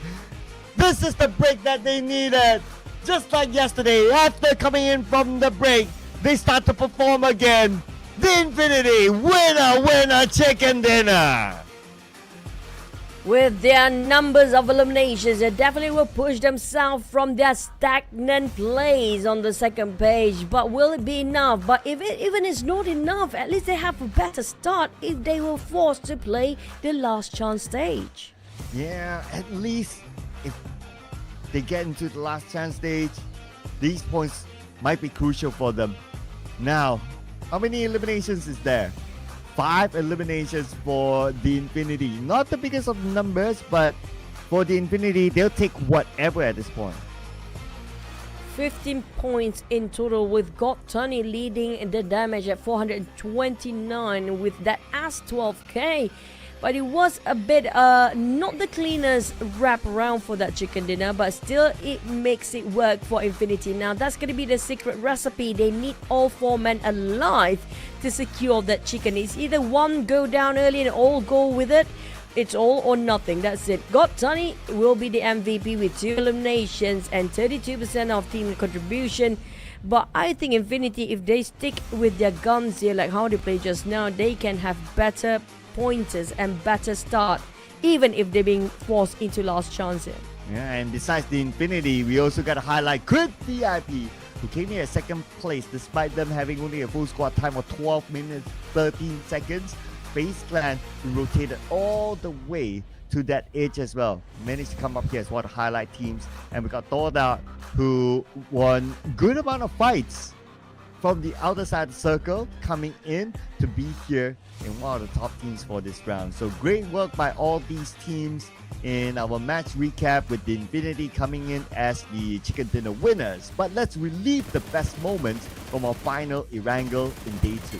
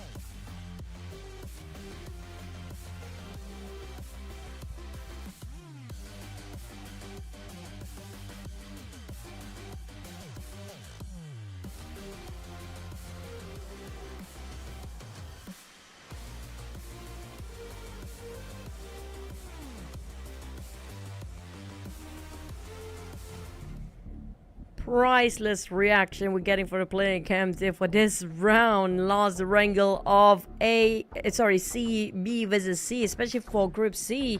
It's going to be their last round of Erangel just now. Infinity's got themselves 15, what they needed in the last Erangel map here today, with Crit VIP at 13 points. We have 4 teams with a double digit here, including FaZe Clan at 12 points and TODAK at 11 points on the 4th place. And Alter Ego and Team Secret. Marty didn't play some points to be on page 1, 7 eliminations and 6 eliminations respectively. But on the following page, Roy and VOIN Donkeys are 2 teams to not collect points at all. And I'm looking over at some of the teams from Group C as well. So let's see here. GEEK fam, only 1 point. RRQ, only 1 point. But RRQ, with 2 more rounds to go, they could still collect points. They're still okay with 65 points that they have collected so far. It's still within reach for them to get 20 points in the next 2 maps that's remaining for RRQ coming up from Group C. PANDUM, I think they still need to push. Don't forget we have one more Group A playing tomorrow. These are the Group C we're talking about. If they want to be safe, it's going to be in the 80s for PANDUM. RRQ is within reach, but for the others though, especially when it comes to teams that done with 10 matches, more being pushed down all the way to second page after the Infinity get themselves those chicken dinner. Yeah, so more objectively points wise, 31. 2 more rounds to go, unless they come up with double chicken dinner back to back with a huge amount of eliminations together with it, then yeah, that's cool. If not, then we might need to see them in the last chance qualifiers. Well, despite we don't see a lot of Rosemary today, but it's still going to be a lot of knockdowns by Rosemary. The sad award goes to him this time with 7 knocks. Mormon got himself 5 knockdown as well. I think that's why we can see a bit of frustration here. But Trung just now, that was a priceless reaction. He clashed himself with those shotgun play just now, taking off the ear mufflers just because he was super excited about it. And we have Crit VIP and Bro also getting into the top 4. Yeah, and he got a replay for that. So great work. Great work by him. Yeah. So here we go. Final 2 Miramar matches before we wrap things up. And obviously this is going to be the first time this grouping plays Miramar. So the drops, the rotations and all that, teams will need to be really adaptable this time, because yeah, there's no solid data. But personally, I really love today's player's reaction. That was one of the most golden time. I actually, the surprise. He was surprised by himself of his own performance. That's so cute and funny at the same time. And just to add on, right, it's no small team. It's RRQ. So I can understand the excitement there. Yeah, I mean, it's RRQ, right? It's like, oh, the same feeling is like, oh, you classify the big teams like Alter Ego, like BPR and all that, and that was RRQ. So great work. And the final one was against the POCO, the Terminator for RRQ, and he still won it. And in the flashy way, that the way he plays it, it was blowing his own mind, not just our mind there. I mean, the way he reacts to it, it was something that we can never see like a different light. Like it's so rare for us to see that kind of reaction. We always see this frustration when they have some knockdown, like how Mormon actually, the slam's gonna always be there because it's so close for them every single time. We had some laugh as well between the players when something didn't work out for them. It's a funny weird way to go, and they know how awkward it was. But that one, surprised by his own performance, that's something else. Yeah, you don't get to see that all the time, okay? That excitement until like you open your earmuffs and everything else, and he had to get the marshal to work. Yeah, that was definitely something. That would go down the history books there for himself for sure. Expect a lot of clips to happen for that one. Yeah, he was like, he's taking off him. I was like, did you guys see that? Just to say that, But he was still alive during that time. And I don't know if his teammates can actually catch up what he said because he took off everything. But yeah, I agree. The marshal definitely will help him to put back his gears right on the spot. But speaking of the next team, Miramar map, this is where the tie seems to be the specialist here. Oh yeah, based on the stats, right, the Thais do like this map. So teams like FaZe Clan, as you can see here on screen, potentially might do well based on the stats. And for FaZe Clan, well, they still have tomorrow. So whatever it is, it's still okay for them. They still have the games at hand. But can't say the same for Roy though. They're not too far away from the potential magical number of 80. So they just need to work out these 2 rounds. Same goes for RRQ as well, who got eliminated early. And I'm pretty sure they totally didn't expect that sort of big clutch there by Trangzin. Yeah, that's true. I mean, even the man himself did not expect that. How can the others expect that as well, right? But speaking of Group C, the only team that's quite safe for Group C right now, probably just going to be Vampires. I'm not going to put RRQ down yet because RRQ feels like it still seems shaky right now. As long as they don't hit in the 80s, that's never going to be a safe spot. Yeah, 80 is now still the magical number. So far, only Vampire has hit it. Yeah. So even though it's like 60 and then you feel like, yeah, 60, we're like 2, 3 and all that. But let's not forget that A and B still has games. But let's check out this game.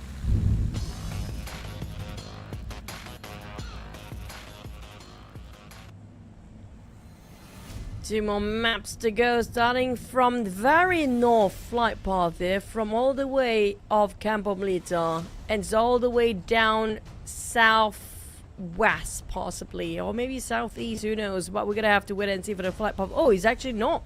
He's actually across the other side. We're gonna have truck stop. We actually have a different view, just, and that was a nice view, by the way. Quite generous flight path here today, which means it's gonna be a tough circle, maybe. Since it's the last 2 games for Group C, might as well. I mean, the final Erangel circle was kind of difficult as well because it got pushed like towards the end. So it forced a lot of teams to like be in an awkward position. Lucy had to swim, so they really had to play by that very edge and so on and so forth. So that circle was interesting and challenging at the same time. Now, with this one, yeah, it's high time now that we get to see the challenging circle, because we haven't really got like a challenging circle, at least for week 2 in Miramar.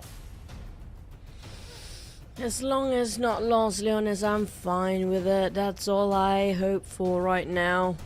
But we gotta wait for the circle to pop to call it out for the day, yeah? When it comes to the first Miramar, so it's gonna be...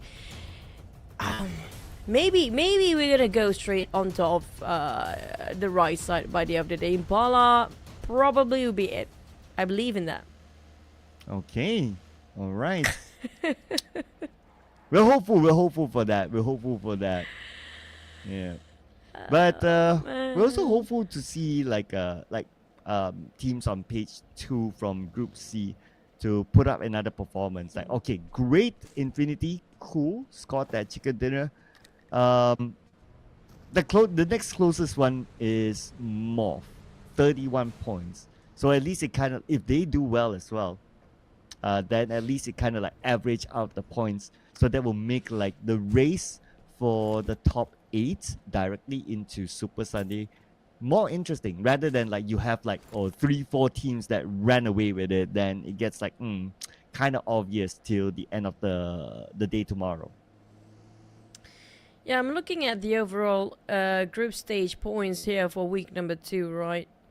Despite you're not playing for Group A, most of them are still taking the top 16 spot up there, or even the top 10 here, despite they're not playing. That speaks something else entirely. When it comes to Group A, maybe Group A is actually the group of death this week, based on the firepower and their performance despite not playing it. Wow.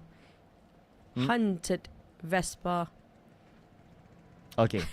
I thought he didn't like the pink Vespa. He wants to go for the green Vespa, but okay. Loyalty is still there, so yeah, stick with the pink Props Vespa. him. I'll take the pink Vespa any day anyway. Our top Miramar 4-8 BTR is actually leading it, despite we thought it's going to be a lot of Thai region teams, but when it comes to average eliminations, 5.7.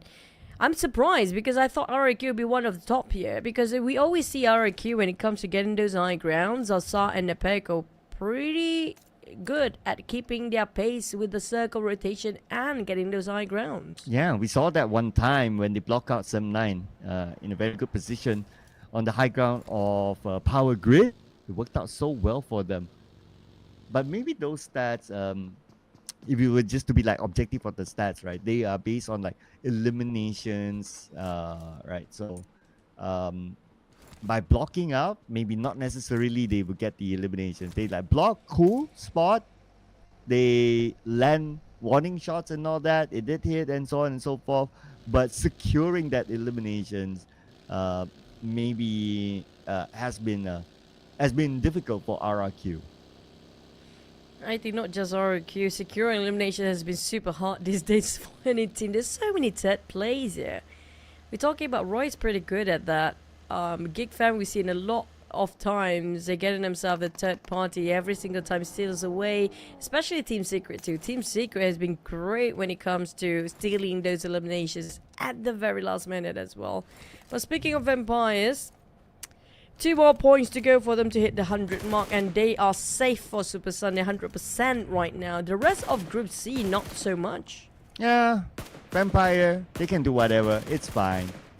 But that also means that for a team that has nothing to lose at this moment, it will be very disruptive to teams who really, really need the points. So if Vampire ever shows up, it's not a bad idea to, if for whatever reason or however, they know that team is Vampire, to avoid these teams who have the mentality of, right, nothing to lose now.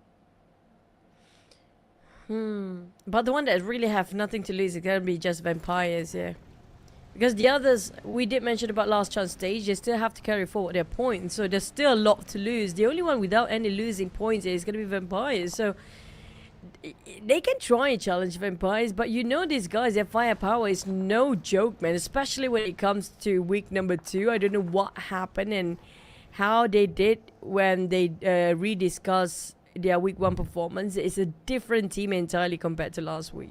Yeah, and they still look fairly motivated, I would say. Probably the final Erangel match was a bit of an outlier, but generally, I'm pretty sure they're still pretty motivated. So, motivated with nothing to lose. I mean, that's like the perfect combination for Vampire. So, in theory, it still sounds like the team that you might want to avoid if you happen to meet them on the battleground. PANDUM not avoiding RRQ, or maybe they just did. It's slightly a U-turn. We saw 3 teams just now across this map. So RRQ, VOIN Donkey, there's one. Yep, PANDUM, VOIN Donkey, and RRQ. That's going to be the 3 teams. Happen to be colliding early on.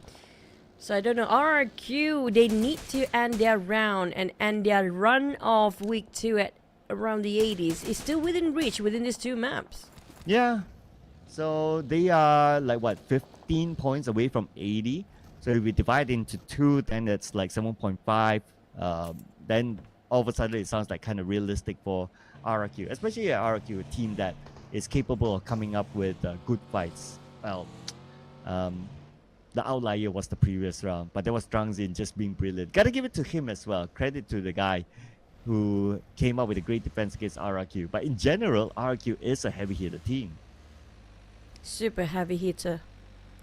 This is going to be one of the maps they should love.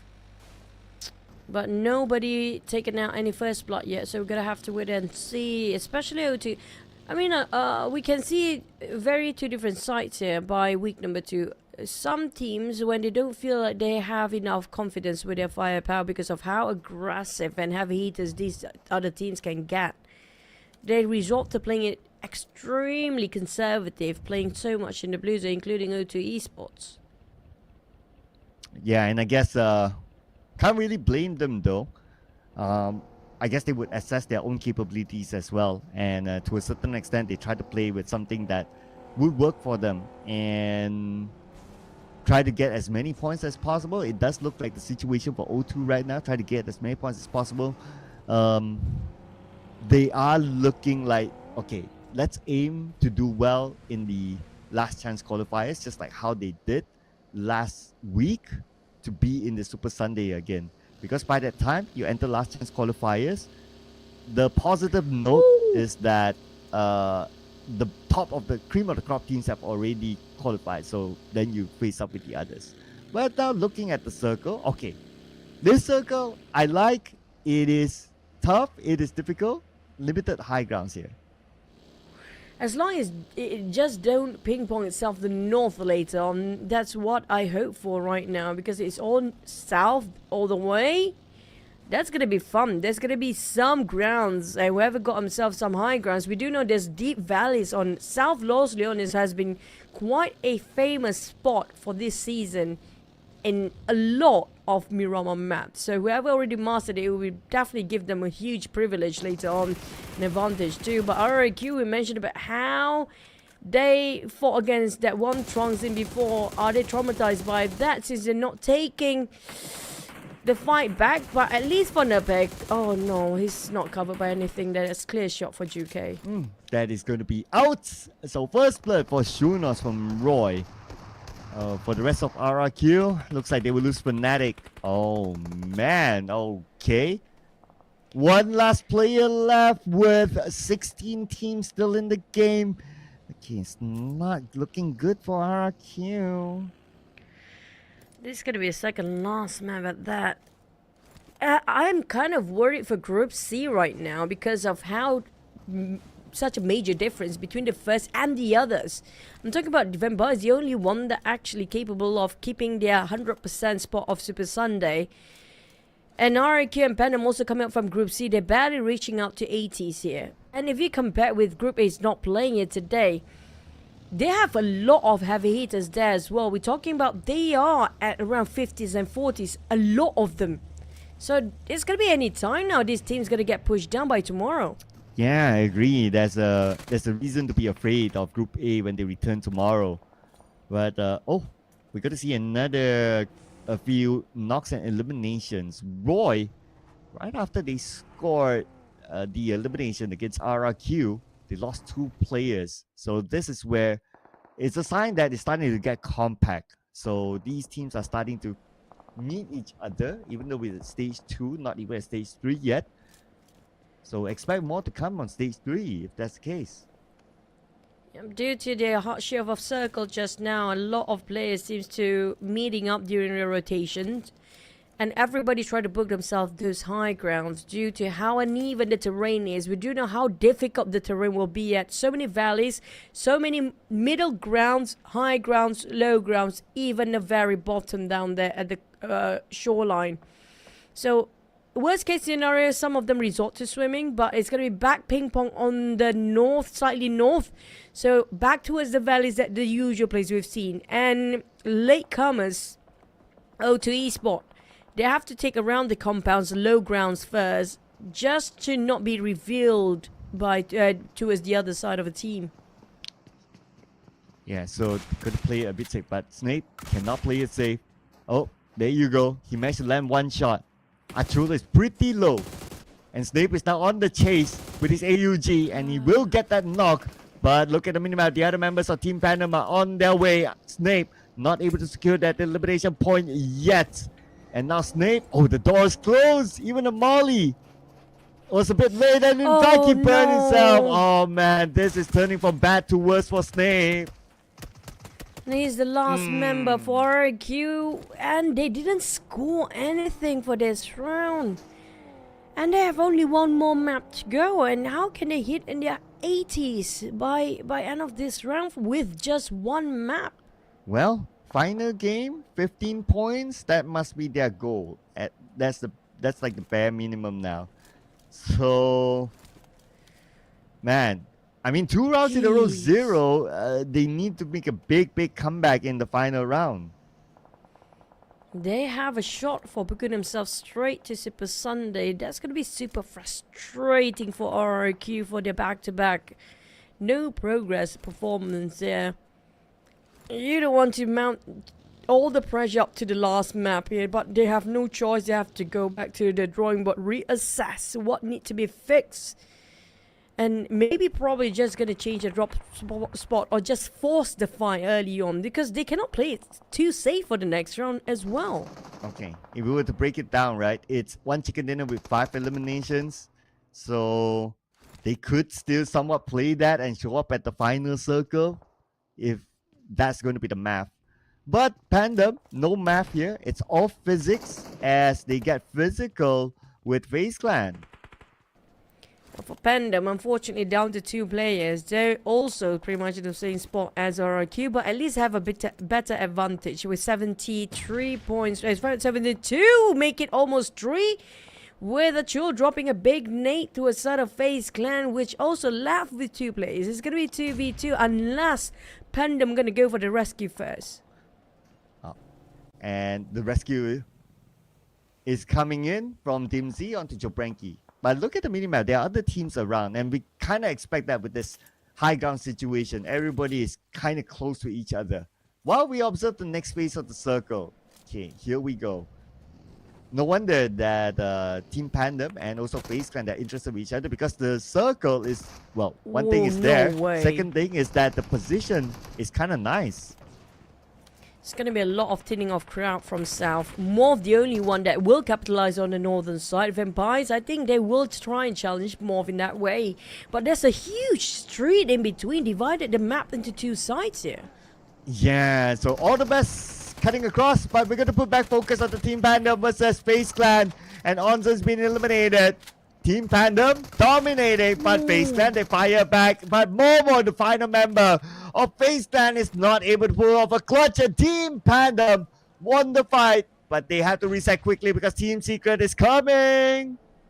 At least FaZe Clan, they have another day tomorrow, so I wouldn't be too worried for FaZe Clan being eliminated this early. But for Pandum, they cannot afford to lose any members now. At least they have a great jump start with their first Miramar jump. 7 elimination points. All they need to secure is going to be around probably 10 more points by the end of the day. Because even in the 80s, last week did not secure that for Pandum. So they want to be 100% sure they'll make it in for this Super Sunday, since they got stuck in Group C again for this week. But GEEK fam, they are the one that kind of risky enough to take this fight, and they're not having too many points for Super Sunday yet. Yeah, so GEEK fam, they could use these points. Currently at 48, but one of the players currently knocked, and GK now has a high ground against GK, but DAMRUD is on top. GK is super duper low right now. GK will be knocked down. DAMRUD, nice support fire there to block out the flank from GK. There's also TODAK watching here outside. Trong and the rest of Team Secret, they cannot be too comfortable just focusing on GEEK fam, but at least they're given the space here, because TODAK definitely not opening fire. Now shots coming in, and they being surrounded by so many teams in between. GEEK fam and Team Secret seems to be the center of attention within 4 other teams around them. Here we go. Mika comes out of the smoke, fires onto the other side. Bomb Max puts pressure back into the building. Comes in right now, circles around. Mika is low, and Mika will be knocked down by Break. Sonic's eliminated as well. Looks like GEEK fam, only DAMRUD left, and it is GenForce visiting DAMRUD. It's gonna be mano to mano. GenForce, the only person that coming in, but BTR is joining as well. Here comes the entire cavalry of BTR. DAMRUD have to hold this ground by himself. No DBS in his hands. Only Mini 14 and the rifle. And DAMRUD already prepping the nade. But tank fully. BTR actually will be hold their momentum a bit before they finish off DAMRUD. But on the side of Team Secret, they're the one winning this. BTR. Surprised by the surprise attack of Team Secret just now. Well, straight on rush in there. I'm interested to see what's happening on the left side of the mini-map there. We have 2 overlapping colors. Okay, now we do have it on screen. Roy and VOIN Donkeys. Okay, Roy in this cave. VOIN Donkeys just above them. But both sides still in this circle. Stage 5, they might not get the circle. So VOIN Donkey, they're playing the patience game against Roy. But Roy, if the circle favors slightly to the south, they can still stay in the back cave for quite some time. Yeah, it's all next, down to a couple of seconds to go. But high chance you're going to move on north. MORPH going to have really a clear view towards the northern side. And there's going to be a big street, just making it so difficult for the players to cross the other side. And there's so many teams still on the southern side of a circle, even on the outside of it. I know, right? This is where it's going to be real fun down south. Yeah. Gonna expect, okay, this fight is definitely going to happen. This is definitely going to be one of the fights. Roy and VOIN Donkeys. at this moment, it does look like VOIN Donkey just need to play the Guardian role. I don't see Roy coming out of this situation. It's either the blue will take him down or VOIN Donkey will. But problem with VOIN Donkey, if they want to guard this the longest time, the Blues will hit this in less than 5 seconds. Now in Razek just overcommit himself to a side of Roy. They might actually made a comeback here for Roy. Can't manage to find an opening, but the rest of VOIN Donkey try to scout what's across the other side. We have to deal with this thing first. Blues then start to hit on Roy. I don't think they can make it out alive, but VOIN Donkey, they have to leave now. Okay, VOIN Donkeys. Unfortunately, that overextension, one of the players got punished for it. Junos managed to get away thanks to that as well. But he's not in the circle yet. Now there's another team in front of them. And Junos takes his time to heal up whereas he's preparing himself to the possible clash with maybe Team Secret. O2 Esports gonna rush straight into VOIN Donkey next. Amazer taking charge of the lead and follow up by his member Fredo. And there's gonna be an easy cleanup on the side of O2 Esports to the side of VOIN Donkey, but it's gonna be BTR and Team Secret next. Nice move there by Mazal to circle around and great quick decision making by O2.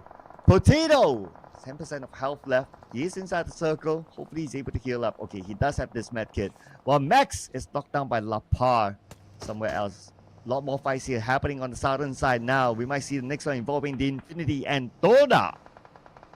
Shuno's definitely not going to take any actions here. He just wait it out. But Infinity might actually spot him there. TODAK is actually trying on the move. There's too many crowd here on the south. There's not enough space for everybody to share. Got Tunny will exchange blow with Team Secret break. BTR a bit busy against O2 Esports, and Shuno's just gonna do Shuno's things, waiting out his right time to pop his head. Tiger X, he runs in, tries to fire onto him, but his Mirado is protecting him. Genforce will come by Kid from O2, and 3 touch right now. He's prepping himself up. Lapar will be taken out by Kid. Looks like BTR out at number 13 with 2 elimination points thanks to O2 Kid. And now the Infinity. They need to hike up this hill. On top of them waiting is going to be Team Secret. But behind them is going to be Cleon from TODAK. TODAK still have 3 members alive. A bit far for 9 to actually give cover fire though. Infinity on the other hand, they have to pick and choose which side they want to fight first. Seems like a bit messy here on the side of Infinity. They're losing too many men too fast. Well, O2 Esports want to butt into this and get themselves some extra points. O2 Kid is having different idea entirely. Going all the way north by himself. Scatter out the rest of PANDUM. But the circle shifted again. It's going to be Alter Ego in the center. And MORPH, unfortunately, is not on their side this time. Well, the fight at the southern side continues on as O2 will try to find their way through. They are on the outer side of the circle. The Infinity on the lower ground. Break on the left side. I mean, so many teams here. I can see at least like 5 teams on this minimap now. Break is the final member of Team Secret. It does look like O2 do not know his presence there. Yep, this is dangerous. I think Jumper have some general idea. He did actually see this one. Yep, he's definitely scouted out Team Secret break. And that's going to be the last player. Jumper going in for the rush. But he has to wrap things up quickly because they're just climbing up too. They have the entire crew of O2. Maisel definitely tried to save Jumper here. But the problem is Fredo is a bit far from the rest. And Kid is going back in a U-turn to save his mate. But the problem for O2 Esports, time is not on their side. We have XERXIA, we have Infinity, and we have TODAK. Cutting across that is going to be difficult. That street is going to be a lot of graveyard down there. Links shoots from the back. Nui managed to get away. He's just going to ignore entirely. I mean, he's also aware that there's a lot of players, a lot of teams now. So he has to focus on to get into the circle. But Links needed back down. And that's going to be the point given to XERXIA. And at this moment, TODAK looks like they only have 2 active players left and they're quite scattered around, so Lynx might not be safe. A lot of formations broken here due to surprise attack around the valleys of this uneven terrain. O2 Esports Jumper trying to clear up every corner as much as possible. Spotted out Infinity from above. A clear shot at that. And Jumper try to finish off the rest, but the problem is the Blue Zone will start to swarm these players anytime now. Mega Earth also coming up from flank. Infinity cornered down to 0 perhaps. Oh, Infinity right now, one last player with very little health. Make that none, and that is it. The Infinity out with 1 elimination. So 2 points together with their placement points. O2 is still not out of it just yet. Now Kit is making his way, but the moment Kit traveled, try to get into the circle. Zero is there waiting for him, and Jumper is down as well. And looks like O2 only down to Fredo left. And Amazel is still there, so they have Amazel that actually alive for the side of O2 Esports. But XERXIA, they're down to 3 players, 1 knockdown. They had some supreme run on the southern side just now. Scored himself 7 eliminations across the board. But XERXIA, they tried to cross the street, which is going to be super difficult as long as they got himself enough smoke. The question is, do they have any? Oh, Amazon. He's by the edge of the circle, so he can still hold on to this area. For now, that is for now. Hoping for XERXIA to be distracted by other teams. Maybe MORPH, maybe VOIN Donkeys, so that he can maybe last a bit longer, but no vehicle, have to cross the road. This is the worst situation for him. Unless he can backstab XERXIA to get 1 or 2 points. Oh, there you go, there you go. That's the backstab he's looking for. 2 in the pocket of Mazal. Oh, he might as well just clutch it entirety of XERXIA by himself. And Mazza, despite no smoke, no problem. All he needs to have is just that one vehicle as a barricade. All he needs to find is last player, which is going to be Nui. He definitely see some splash of the explosion just now while he tried to finish off RNJ. But it's going to be Flippy on the other side. Nui being just hammed down 2 ways. A sandwich between O2 Esports and Flippy. Here we go! Amazal! Clutch XERXIA from the back, but he's not out of it yet. Now he has MORPH to deal with. And MORPH, they heard the commotion. They know that there's at least 1 more player there. MORPH have been quiet all this while. They're the only team coming up from the northern side of a circle. Now finally taking some actions and put it into work. Potato, VOIN Donkey, waiting for somebody to just peek. And it's going to be Hans for you. Alva repositioned to his high ground to see MORPH. Potato, prepare himself for the worst case scenario here. But if there's nade just being dropped on top of Potato, that's going to be the end of it. He doesn't have smoke. He doesn't have anything else except for that one last first aid. Potato now. You can feel him holding his breath. In front of here are the 2 members of Outside Eagle. Oh, they're facing this way. They're facing this way. They're facing this way, but they're looking at Amazal. Amazal making his way though. So, Potato, he's actually just next to Amazal. I'm pretty sure they're just next to each other, but Boys now putting focus on Amazal on the other end.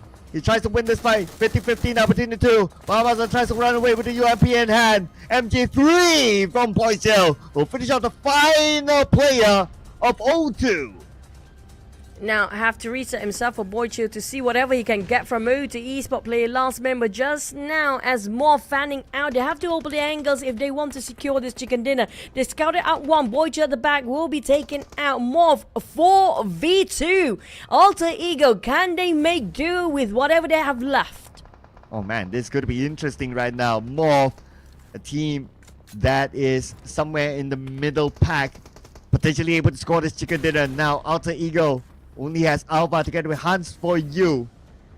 Their 1 player is currently down, that is Boychill. But for them to save him, it's going to be very unlikely because MORPH right now have them surrounded. He is trying to revive his teammate here, but the problem is that's going to be the bait. And here comes the nade. It didn't clip. They need every member, every man possible. And Boychill managed to get back on his feet. They will need him to reset his HP now.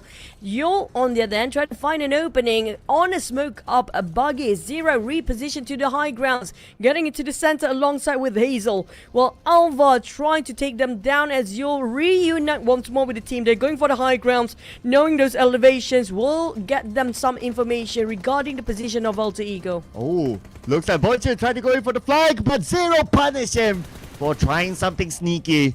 And now Alter Ego back as a duo, the same duo as before. Hard for you, knock.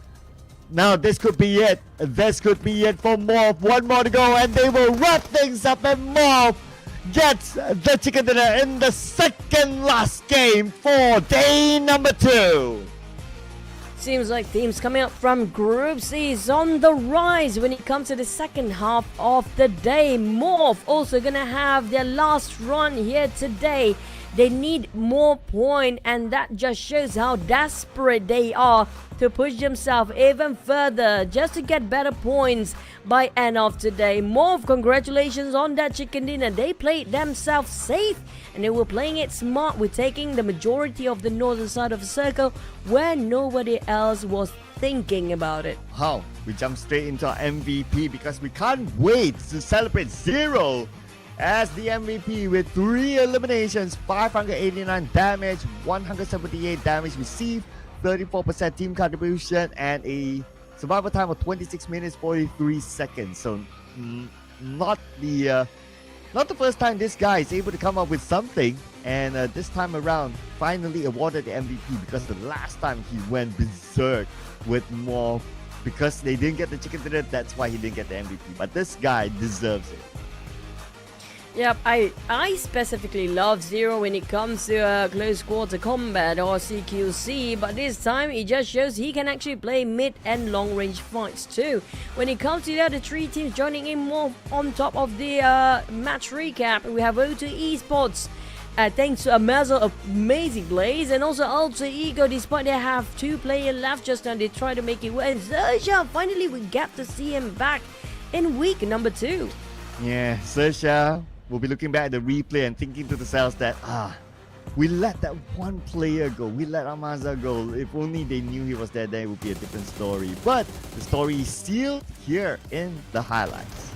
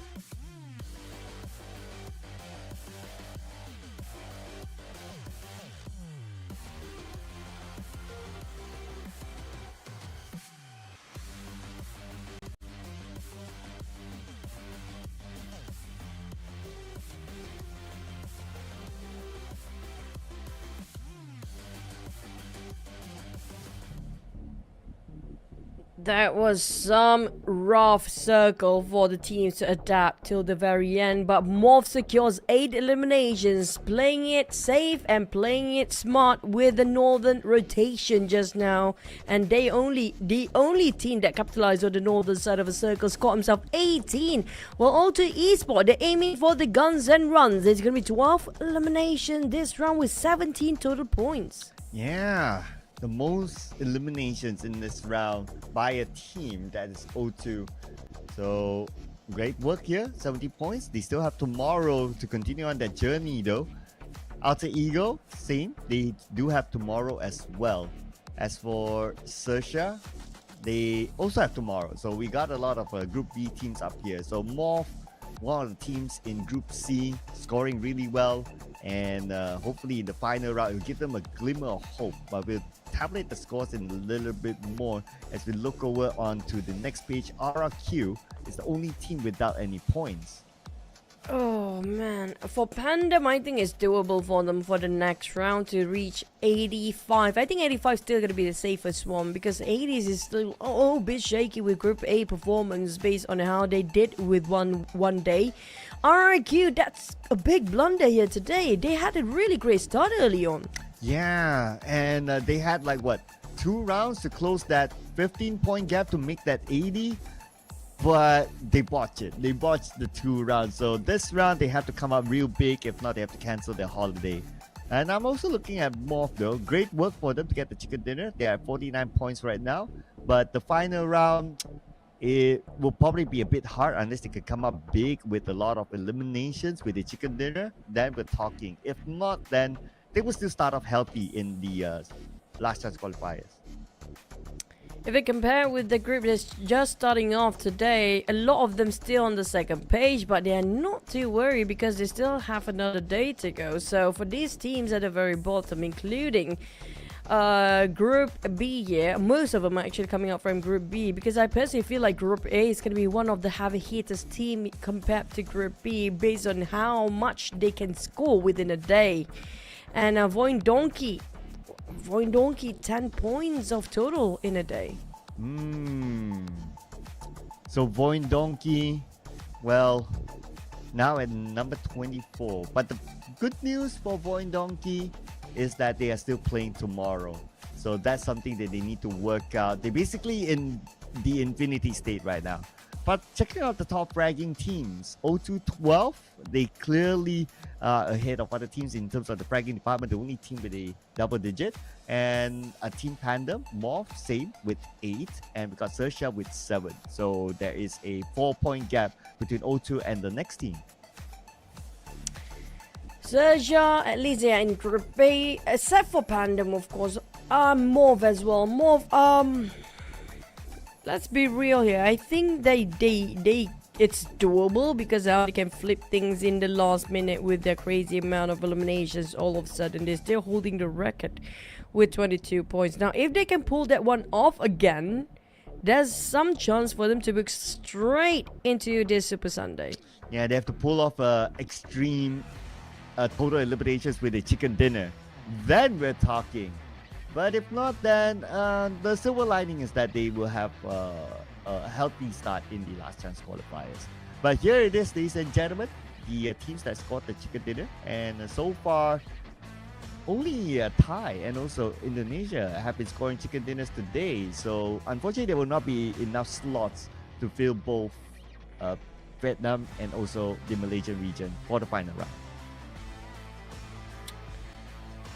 I'm looking at the Infinity. At least we still have last chance stage, right? So there's still a shot for Infinity. Like a worst case scenario, you have to play another extra day of last chance. No back-to-back off days for them then. At least they have one day off. It depends on which day. Is it Saturday or Sunday? But the Infinity, they can afford to lose another Super Sunday here. They're definitely shaking. If they miss another Super Sunday, is it still doable for them to just get into the grand final with only one Super Sunday left? Well, historically, there has not been a team that made it to the grand finals with only one Super Sunday. So, that doesn't sound so good. So they have to at least make 2 Super Sundays based on historical course. Unless that one Super Sunday that they join and they become like the champions, they collect 30 points, like maximum, right? Then perhaps they will be able to go through. But of course, in the Super Sunday, you'll be having like the top of the top teams. So doing that is not going to be that easy. So the best is to make it into at least 2 Super Sundays. you would still stand a chance to be in the grand finals? We have to also put under the spotlight Create VIP. I mean, based on the gap, we're always going to set the bar like, okay, for Group C right now, 80 points is doable. Safest, 85. 81, we've seen it before, didn't make it through in the last minute. Just to grind again in a last chance with a very little amount of points. Like, I mean, it's not too little, but it's not comfortable yet for them. So they definitely have to push slightly, just a slight more for the last map here. If they have to play for last chance, right, at least they have a better start.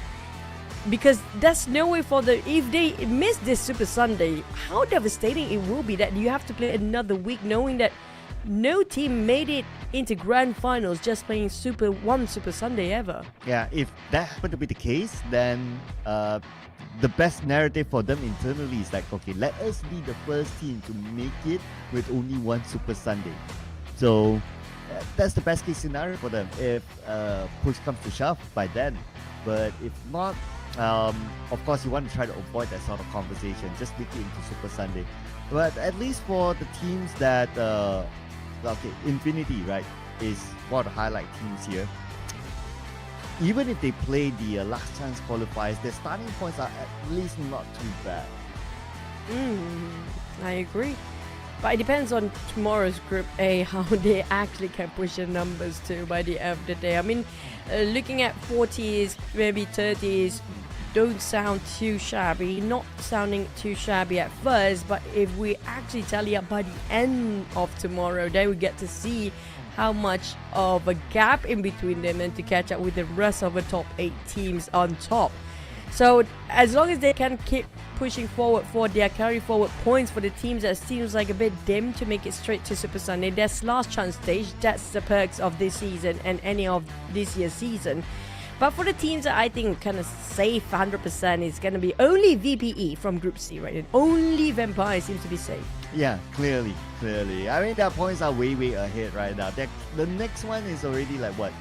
RRQ, Team PANDUM, like they haven't made that 80 yet. But mathematically, with the final game, 15 points for RRQ, for example, yeah, it's still able to be done by them. But yeah, 15 points is like technically a chicken dinner with 5 eliminations.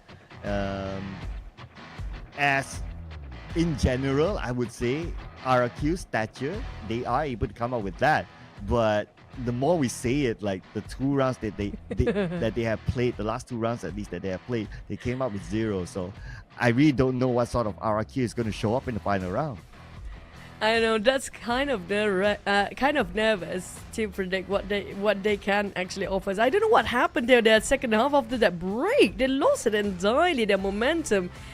Within that 30 minutes, almost 30 minutes of a break just now, that's gone. I mean, it sounds small of a gap, 15 points, like it's doable, definitely 100%. But based on how they're being wiped out so fast and so quick, You almost I'm felt kind of worried for them right now, man. You almost felt like the mojo has shifted to the Infinity though. The moment they came out from the break, they scored a chicken dinner. So that's one. Oh. But there's also another one. Jan Force is being replaced by Leon Funk. Funk. Yeah. Try to get the V right there. Vunk. Well, we have another one. Zuxi is back, swapping with Lapar. I don't know, Jennifer has been great here today, but after he did so great and then they just kind of slowly dwindling down for their performance, seems to be diminishing. But I think it's doable, right? For the players that being swapped in and out, their high caliber players definitely don't make any difference when it comes to their dynamic. Yeah. Probably they're also trying to find their groove here. And let's remember that this kind of major swaps did happen back in the day with Boom, and it's with the same coach. I'm just putting it out there, right? So there's a philosophy there that we can see. But let's see the philosophy work or not in the final round.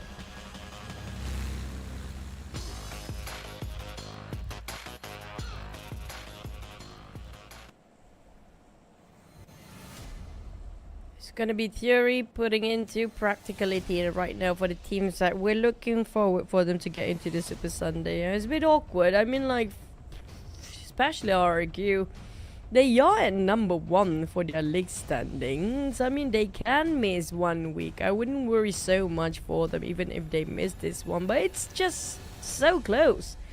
It would be quite frustrating for them not to take advantage of this. But the one that we should actually highlight most is going to be the Group C teams that did not make it week number 1, and that's going to be the Infinity, Team PANDUM, and Crit VIP. Yeah. So some of those teams, they might be looking forward to the last chance qualifiers, so they just want to have the best start possible. RRQ is the best potential team to move directly next, that is, besides Vampire. But yeah, we don't talk about Vampire right now. They're very, very safe. They could have divided their points, the 15 points, to 3 games, but now it's all in for the final game. So based on this flight path, so RRQ, they're going to start up north. They're going to play it a little bit safe this time on the northern side. And good for them because the circle's on the right, so they can make that north rotation in and avoid those early fights that they have been losing. A lot of similar circles here today, back to back between the maps here. But for PANDUM, I mean, another team that I'm kind of nervous about. We've seen how they can get super aggressive, and it seems to be a bit counterproductive for them. That what happened last time. All they need to do right now is to secure, just to be safe, another 10 points. To be enough, probably another 5 to 6 points. So 6 points probably going to be the best, better than their last performance or last week performance that they're being pushed down last minute. So for PANDUM, I think as long as they got around 82 points, it's going to be a checklist, 1 foot into the Super Sunday. And that number is not too far away from them. A lot better than RRQ. But besides RRQ, right? So Crit VIP, they are 63. So taking the magical number again, they are 17 points. So that's equivalent to like a chicken dinner with 7 eliminations. But the thing about Crit VIP is that it's been a while since we've seen them getting a chicken dinner. The closest one that they've gotten is like today with the 2nd place. Even when it comes to eliminations, it's just okay. So they need to do above what they have achieved today. Basically, this is their best round the entire day today for them to get that chance directly into Super Sunday. Yeah, they have to play the above average. Yeah, we're talking about playing a third party is always going to be one of the best solution. Avoid early conflict is a must. Maybe when it comes down to 10 teams, that's where action should be taken by Crit VIP. Before that, try to take opportunities, going to be the best bet for them. Because if they forcing the fight too much, then they will have to take the risk that they might be wiped out early. You know why I'm nervous about PANDUM, despite they are quite close? Because the last run they had in Miramar, they taken the bait and they were too aggressive, fighting that one particular player that being set up as a trap. Then the entire group got wiped out. Due to that reason, they did not make it to the Super Sunday. But that was last chance, right? At least if they were not able to go straight to Super Sunday, their points are pretty okay. I mean, more than okay for last chance. Yeah. Even if worst case scenario comes for Team PANDUM, they have to play the last chance. I mean, they are in the situation like BTR last week, right? Like BTR is like, last chance is just to like play like 2 games, 3 games, and then they can kick back and chill by then. Something like that. That sort of same feeling, because the points at this moment, with this amount, last chance it almost feels like just checking the box. It's like just following the process, and they will still see the Super Sunday. Yeah, just something that you gotta do anyway by the end of the day. No off days, that's it. But at least they have least amount of pressure right now for PANDUM compared to last week though. So at least they can have a bit of a fun. Like we saw BTR last week. The funny thing is, the more points, the more they are securing something, we can see the better version of the play itself. So it shows that mental do play a big part in this. It's all about mental game as well. Oh yeah, absolutely. I mean, that's the thing about esports, right? It is a mental game. To further solidify that, right? So in Asian games, so they have like categories of games, like whether like physical sports, like you have athletics and so on and so forth, right? So esports is categorized under mind sports. So this big category. So that's also like the acknowledgement at that level to say that, hey, esports is a lot about the mind games. So Yeah, it's like chess. Yeah, it's like chess. Yeah, they're actually in the same category. Yeah, that's kind of true. It's just difference is chess. You don't have to flick your fingers a bit faster than the voice actually playing esports. It's also about reaction time. So it's sort of, for me personally, I view esports, right, like ping pong plus chess. Because if you play ping pong, you have to be super fast reaction towards your response on the other side and how the ball bounces. And then you have to think quick on your feet.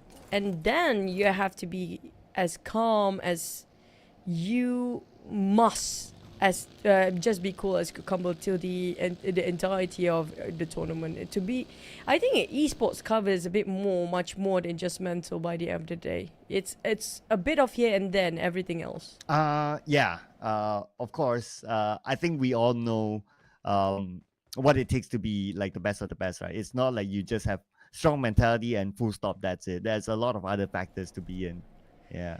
I guess because at that level, like if you want to like categorize, you cannot put like mind games plus mechanical plus game knowledge plus map knowledge. Yeah, like plus reflex. Yeah, then like the big title will no longer be a big title, right? It might as well just be a description. But I personally, right, this is my personal view. A lot of esports players that actually do hit the gym do have better reflex. So guys, start hitting the gym. You might be a pro player one day, who knows? Because your brain actually have better oxygenation when you hit the gym. So don't forget to work out. But we do have shrubs across the board. And speaking of shrub, he did see a couple of teams passing by. I think that's just going to be a warning shot. 72% M4, that's no surprise. I mean, we don't see a lot of DBS when it comes to the stats, but when it comes to the plays, there's a lot of DBS though. Probably situational then. But also to point out, like, great that you brought out that point when Vampire Esports Shrubs got highlighted. Vampire, they are one of the teams that go to the gym very often. Yeah, like when they're not playing, they'll probably hit the gym. So yeah, I mean, it's translated to their gameplay, right? And speaking about the gameplay for Vampire, they're not playing from the outside in this time, so they're playing in the middle of the circle. Being a team that can do anything at this point, they'll be like, yeah, we just feel like it, so we'll do it. And that's where they start to crush the hopes and dreams for the teams that want to make it straight to Super Sunday, including PANDUM right on the northern side. But we might have a Minas Generales circle. It's been a while we have this kind of circle. But there's going to be a FAMAS airdrop. Nobody actually trying to go over this side, even with an 8x scope. Now, that's going to be very useful if they have themselves that mini 14 without any scope yet. So, I don't see anybody. At least the airdrop these days has been kind, right? I mean, no absurd drops like we had back in the days. Yeah, like in the water, like for the fishes and for the mermaids. Yeah. On top of a roof. Yeah, you don't get it that often. Like back in the day, it's like so often, right? Probably that has been adjusted. So okay, at least it's more realistic for the players to actually get it. Did we ever had an airdrop that dropped within a tree? I think we had once, right? I'm sure in the millions of games that we have seen, there would have been one of those situations. I miss those days, man. There was something comical to talk about sometimes. When, well, we were waiting for the actions to happen. Alter Ego. Now, speaking of Alter Ego, we don't see a lot of Rosemary here today. There's a lot of time he's being eliminated early on. Well, you asked for an elimination, And this might involve RRQ. Hashtag involve RRQ. So, not the situation they want to be in, but then again, looks like they fought back. Zero gets knocked. Okay, maybe this is the opportunity for RRQ to gain the points instead. Yep, but also MORPH needed the points as well. So these two teams, I mean, the most comfortable one is going to be RRQ to go straight into, like, worst case scenario, last chance, they won't actually have to put so much work. But for MORPH, on the other hand, I mean, like, MORPH definitely needed the teams as well, because when it comes to the Super Sunday, they only had 23 points for their first Super Sunday. That's why they are fighting back here right now. Getting on to what a spray by Hazel. Oh, okay, all right. Great work there by Hazel from the side. But now he has to deal with No Mercy. Okay, here we go. No Mercy and Hazel. 1v1. No Mercy cooking up that nade. Shot toss, but Hazel will not bite the bait. But Hazel, he slid down all the way. But now the blue will put pressure on No Mercy. And Hazel won it against No Mercy. He got himself first 8, so he can reset first. But the rest of RRQ, how do they respond to this? The rest of the crew is there, but Yule also there to give the cover fire for Hazel. But going against it, oh, what a nade by Yule, blowing all the way to the side for Napeko. Oh. RRQ, did they score any points? I believe they only scored 1. Oh man. Okay, let's get a confirmation. Okay, they scored 2. Oh, not enough. Not enough. Cancel your holiday, boys. But on the side of MORPH, despite they had a big win just now, they only lost with 1 player left. We have XERXIA next, but XERXIA are going to play tomorrow. And the side of RRQ and MORPH, they're both not playing here tomorrow anymore. Well, looks like MORPH will need to cancel their holiday as well. Not like they have anything planned, I believe.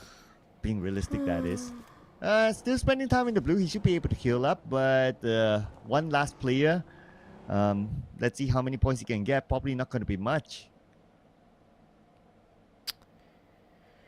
Oh, well. Hashtag RRQ this week. Alter Ego next. Alter Ego. They are in Group B. When it comes to Group B, they are one of the teams that actually gained a lot of points in a day. We're talking about 43-ish point. And BT are also following quite a bit, but they are half from what Alter Ego has to offer. Infinity, it would be realistic to say they have to go for last chance, right? Yeah, so... Yeah. I don't see them able to come up with something amazingly huge this round. So they just collect as many points as possible and look forward to the last chance qualifier. Anyway, Infinity will have that 1-day break tomorrow for them to just recuperate themselves. Oh, I'm looking at more. At least that one person made it out alive. At least they scored themselves 53 points. Now, despite we talking about last chance before, so they're definitely going to have a better start by the end of the day if they have to. Feels like it's 100% for them to play last chance by now. But Infinity can still flip the table with 42 points. We're going to have to wait and see how crazy can they get in this round.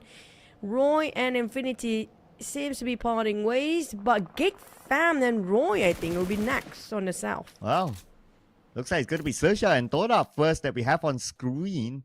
One of the TODAK players kind of low, and he has to tank the blue and make that long rotation up north. But I believe he stopped by just to heal up himself. Oh, no, not yet. Okay, there you go. Yeah, that's a confirmation that he did that. But Iron Pro, all alone on this high ground. Okay, his teammates are on the lower ground, and looks like TODAK, they're hiking up.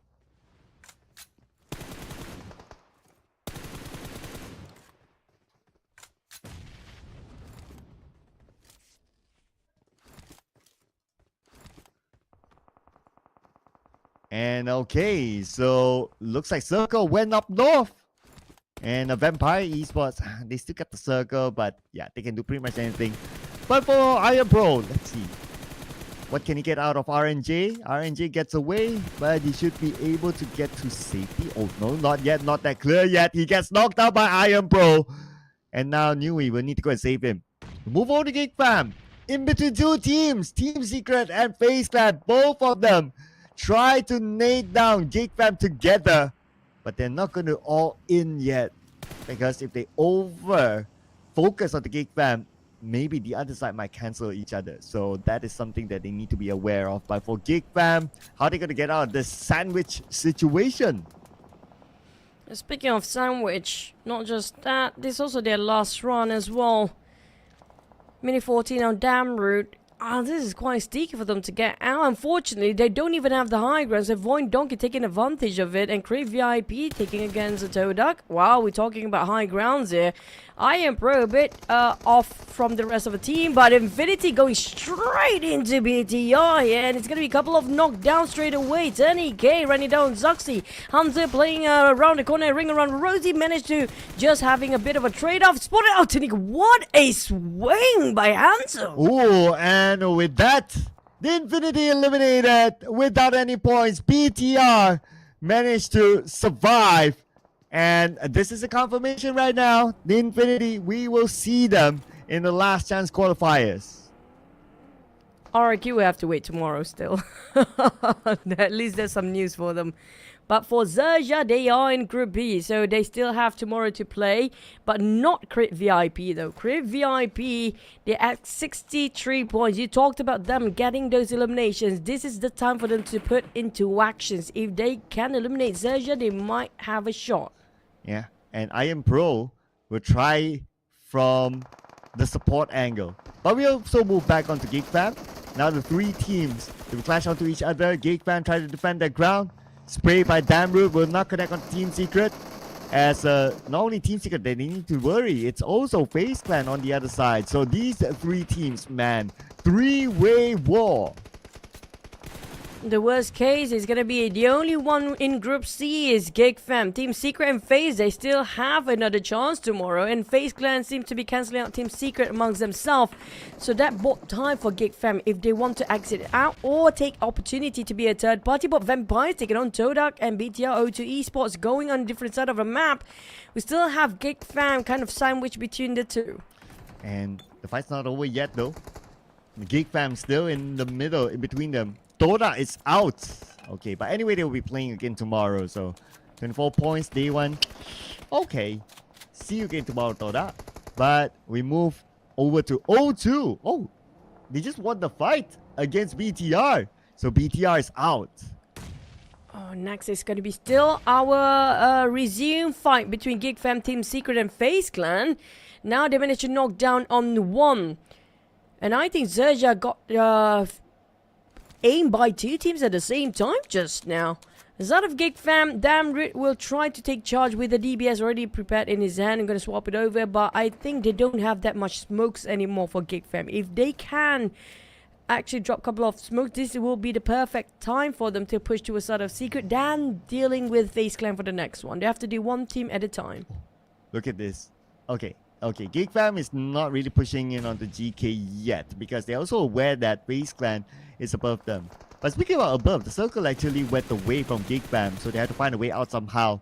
Now on the other side, Max is down to 40% of health, and Damroot might blow up this vehicle, and that means that Max might feel the wrath of the blue without a vehicle to run away with. Or maybe he tried to deny his points, but I think, the moment Team Secret actually got up, that's where GEEK Fam also start to move, knowing that the blue zone will hit any time now. They don't want to take their chances, just push it in. Audrey going in all the way to his GK to find his spot down there, but GK prep his nade.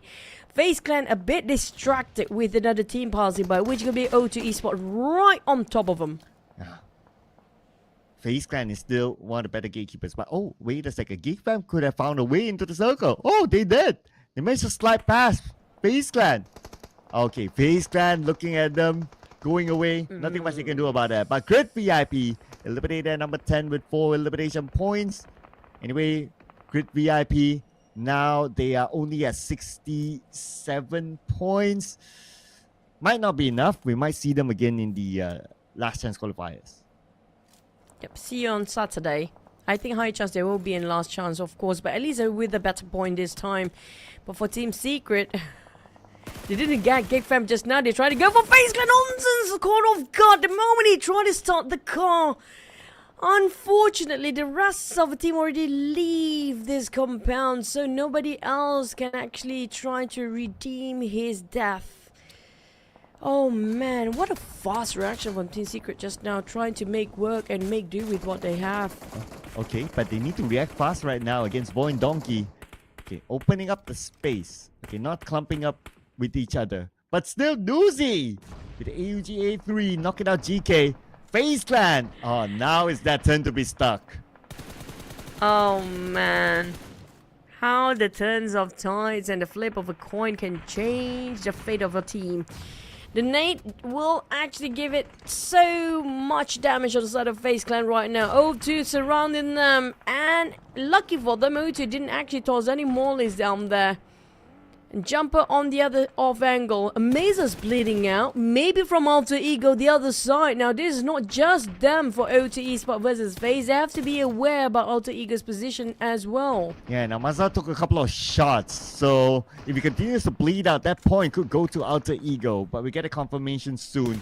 As Kid will be knocked down by FaZe Clan. So FaZe Clan, despite them being in a tough situation, but they still fight back. The question is that how they're going to get out. But at least they have the circle though, so that's a bit of a saving grace for FaZe Clan. Now, Alter Ego on the left side, they are moving towards the position of O2. O2 and FaZe seems like they still gonna fight each other out. But the thing is, O2, they divided their attention towards Alter Ego from the back. And Alter Ego, they don't swerve, they don't hesitate. They go straight in and go a clean job. Boychill finish off Jumper. Now, one by one, O2 Esports will be taken out of the equation. This saves FaZe Clan in the process. Oh, there you go. Yes, like what you said, there is a saving grace for them. And FaZe Clan, they have the circle, so they can like, okay, we can chill there. You guys can fight, you know, and the blue will force them to move anyway. But Alter Ego, they might want to claim their taxes here against FaZe Clan for saving them. As Hans for you is still scoping down onto the shack. Now, Alter Ego, possibly one of the best teams getting their points up here in the B group division. So Alter Ego, I think they're the team that actually getting the most points by end of today from Group B, possibly. But we're back to PANDUM. PANDUM scored themselves 3 more points, and we're up to top 7 here. There's a chance that they actually will make through Super Sunday, but it's kind of still a shaky spot. So if they can eliminate more, like even a 2 more eliminations, we definitely secure the position in Super Sunday straight away. Yeah, right now, they are starting to also collect placement points. So that's something to consider as well. And, okay, they're on the right side. In front of them, left is VOIN Donkeys, right is Vampire. And they can still take their time to wait to see what's going to happen next. But VOIN Donkeys will not allow DMZ to wait. They will get a knockdown to him. But I wouldn't be too worried. He's together with his team. The revive should coming anytime soon. Wow, Vexy is coming in strong. I mean, like usually it's always Zeta, but this time it's going to be Vexy. 1 nade down, Rosemary. Finally alive and in action here. Finally we get to see him in action for the entire day. But Ventura still can't save 9 Noise. Rosemary going to keep the pressure on. But while they have their resuscitation going underway, Rosemary will take charge and try to push in. But unfortunately, the rest of the crew want to aim for VOIN Donkey first. So he goes back to the back line, take himself some covers because O2 Esports Fredo just, you know, just there. Yeah. Drive the vehicle in, forcing himself by the rim of the circle. And hoping for the best. Now Joobrenky gets a knock and he will get an elimination out of Razak. So that's Team PANDUM securing their 4th elimination point. And with a placement point, now they're at 81 points and still counting for Team PANDUM. But they'll be anticipating the 7th stage circle real soon. And if they'll be forced to move, they have to pick their poison, either VOIN Donkeys or Vampire Esports. In Vampire, the only team that has nothing to lose up here.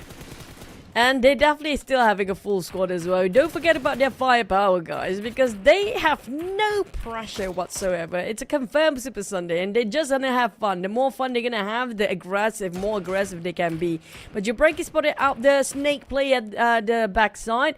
O2 Esports, Fredo! Despite it was an awkward angle, he's coming into in the crossfire just now. He still made it through and get one knocked down. But can he get one more point here?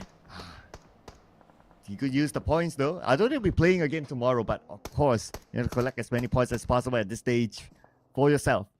Team PANDUM moving towards a VOIN Donkey. So it looks like they pick VOIN Donkey instead. And that will make sense since Vampire Esports, their position is on the outside of the circle. Now Potato will be knocked out by Joobrenky. Vexy will be eliminated. And looks like Team PANDUM scores at least 5 eliminations now.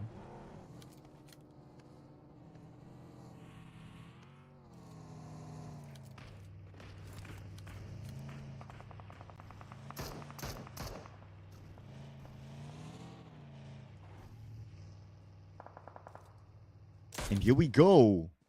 Zeta will be eliminated next. Oh, O2 continues to collect points. Okay, so that is Fredo's work there.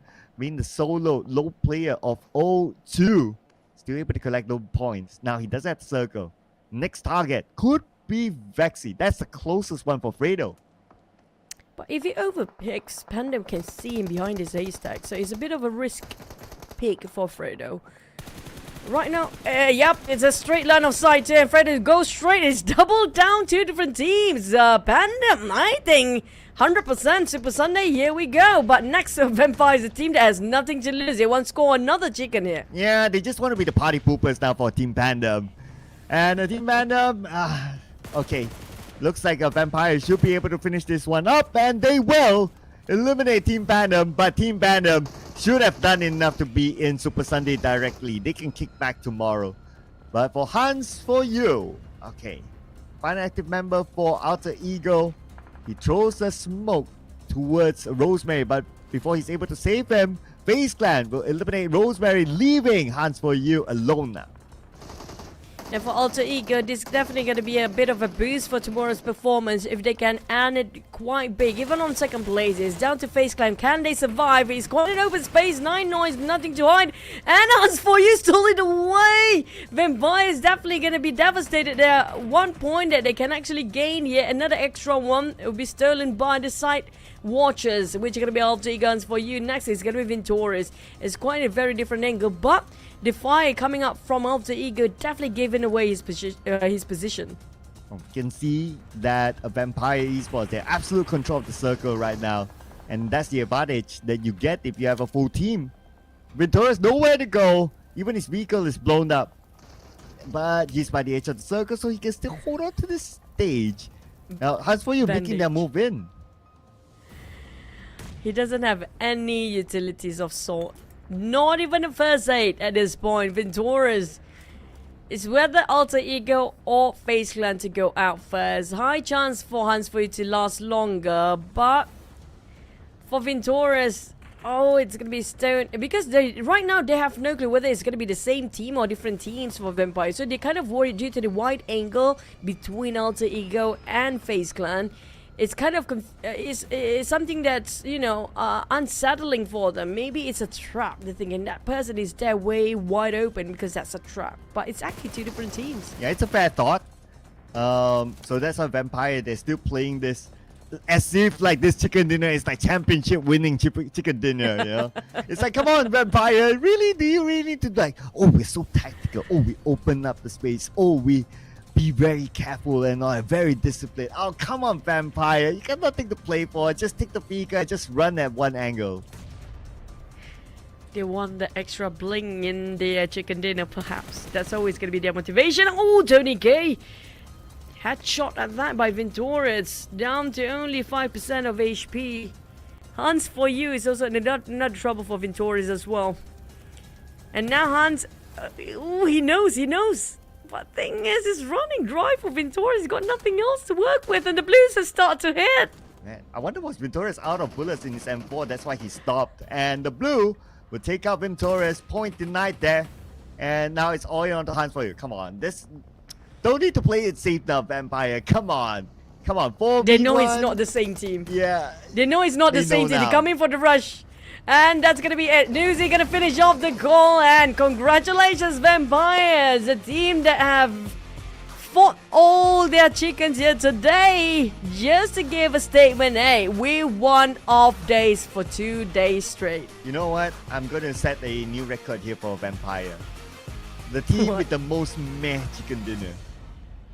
What do you mean, man? Yeah, They fought for it, Yeah, man. it's like, bruh, you got nothing to play for, okay? And yet you play it like, oh, this chicken dinner is going to bring us the trophy home. Come on, man. It could have ended earlier. Yeah, because they were quite trying to read it out whether it's the same team or not. The moment they know it's two different teams, I mean, like, they didn't waste any more time at all. But when it comes to the eliminations, I mean, they didn't get the most. I mean, that shows that they are taking it relaxed and chill a bit with only 5 eliminations. It's always double digit the entire day. Well, at least Tony K gets another MVP award, and he could be in the running for the weekly MVP with this sort of stats. 1 elimination, not the most, but the damage is where the highlight is. 636 as compared to 1 elimination. 181 damage received, 24% team contribution for Tony K. And the other teams to recap here, it's going to be PANDUM also stepping their foot into the Super Sunday. But Alter Ego, I think they're going to be one of the best teams in Group B that performed so well here today, having a great start for their push. Tomorrow, VOIN Donkey probably going to join in Alter Ego when it comes to their footsteps. What we have to rewatch there, what's so-called mad chicken in the highlights by Vampire just now after being such a patient team. I mean, it's rare to see Vampire to be that patient, but this is one of the few times you get to see them playing a bit patient than their usual self, bloodthirsty vampires. So let's relive the highlight one last time.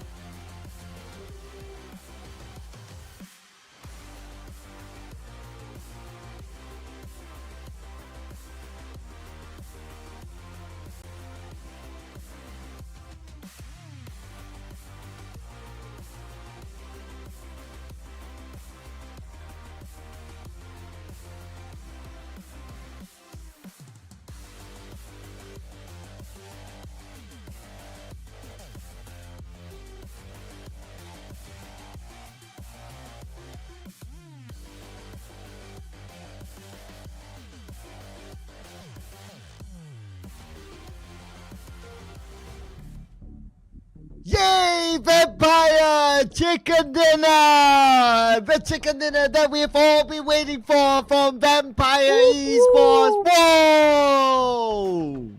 They won the trophy of the best run when it comes to week 2. There you go. But they had a good rise here when it comes to week number 2. You cannot take that away from them. Oh yeah, definitely they did overall very, very well. So gotta give the credit for them.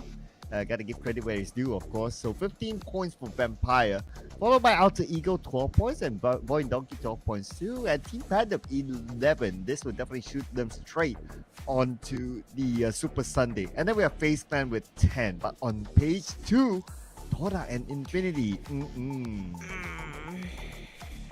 At least TODAK still have a shot for tomorrow's match, right? But the Infinity, unfortunately, that's going to be the end of their run. Let's see them again in our last chance stage on Saturday. Tomorrow is going to be their off day to revise what they can do for their Super Sunday. Last chance stage. But RRQ, I think, probably going to be sharing the same spot as how we saw about Infinity. Okay. And I'm looking away at the numbers, right? So RRQ, man, they had 3 rounds to find 15 points at least. They had 3 rounds, and they only scored 2 points in 3 rounds. So it's very underwhelming for RRQ. Now, the one they should watch out for is going to be the Xaviers. And Alter Ego, the only team in Group B that pushed themselves in the top 6 in a day. Now, that's something else at 55 points. The Xaviers, they definitely going to push themselves up tomorrow. And don't forget the Group A TALON is there still on the page number 1, as well as the Lions. So it means the other teams from Group C will get pushed down.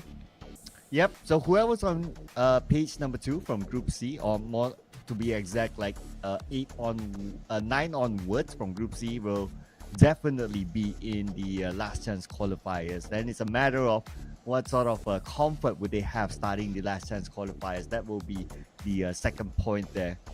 But we will be reintroducing Group A again tomorrow. So fans of like Boom Esports, PA, don't worry, they will still be playing again tomorrow to collect those points for themselves, and hopefully they'll be able to come up.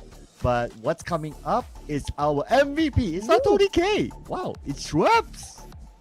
It's not Tony K, it's not Newsy, it's gonna be Schweppes. He has been tanking a lot. This is what they talk about. Coming up from Vampire's lineup, every one of single average damage is around over 500 damage by each of the player.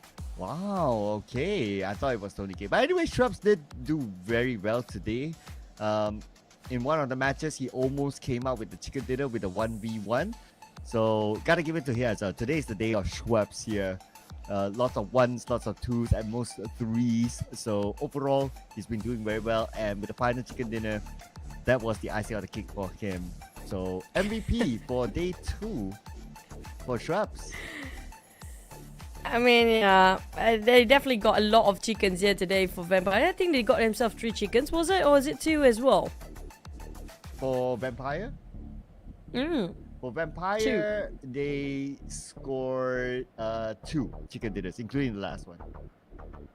So that's going to be the record most chicken of the day. It's going to be number 2, and still 22 elimination points by a team still held by MORPH. Nobody's breaking the record yet, but we're going to have to wait and see will the numbers differ tomorrow, because tomorrow is going to be reintroduction of another group. But let's head over to the interview, probably going to be with O2 Esports. Hello everyone, welcome to our final interview for today. And standing beside me, there are 2 amazing players from O2. Hello Jumper and Keith. Hello. Hi. Hi. Hello. Hi guys. So first question, I'm going to ask you first, Jumper. So I want to know how impactful the lineup is, because you have like Wonder Kid paired with the legends on your team. How do you divide the role? Okay, soalan untuk Jumper, seberapa besar impact yang korang ada apabila budak baru campurkan dengan legend? Siapa legend?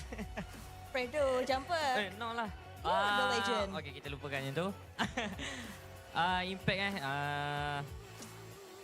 boleh dikatakan chemistry kita orang lagi okay lah daripada sebelum ni. Yeah, I would say that this lineup would be much better compared to last season in terms of chemistry. So I would love this team much better. So the result satisfied you so far, Jumper? Adakah result yang korang dapat sekarang dah memuaskan untuk Jumper? Masih tidak berpuas hati disebabkan hari ini kita orang boleh dapatkan poin yang lebih, tapi masih buat yang mesti kecil. Yeah, of course I didn't feel satisfied enough with my overall performance for today, but then yeah, we are capable to gain a lot of points, but then just mistake happen, we tend to do a same mistake again. Yeah. Yeah, don't worry, you still have like 6 more matches, right, for O2?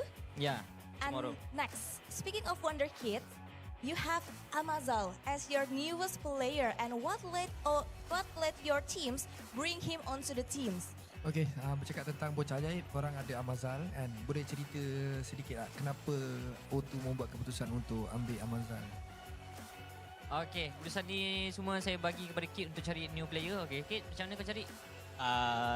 Saya mencari player baru. Dia tak adalah baru sangat. Dia antara bocah yang old juga, tapi dia boleh dikatakan wasted talent lah. And then saya nampak effort dia, cara dia grind, and sebab itulah saya masukkan dia dalam O2.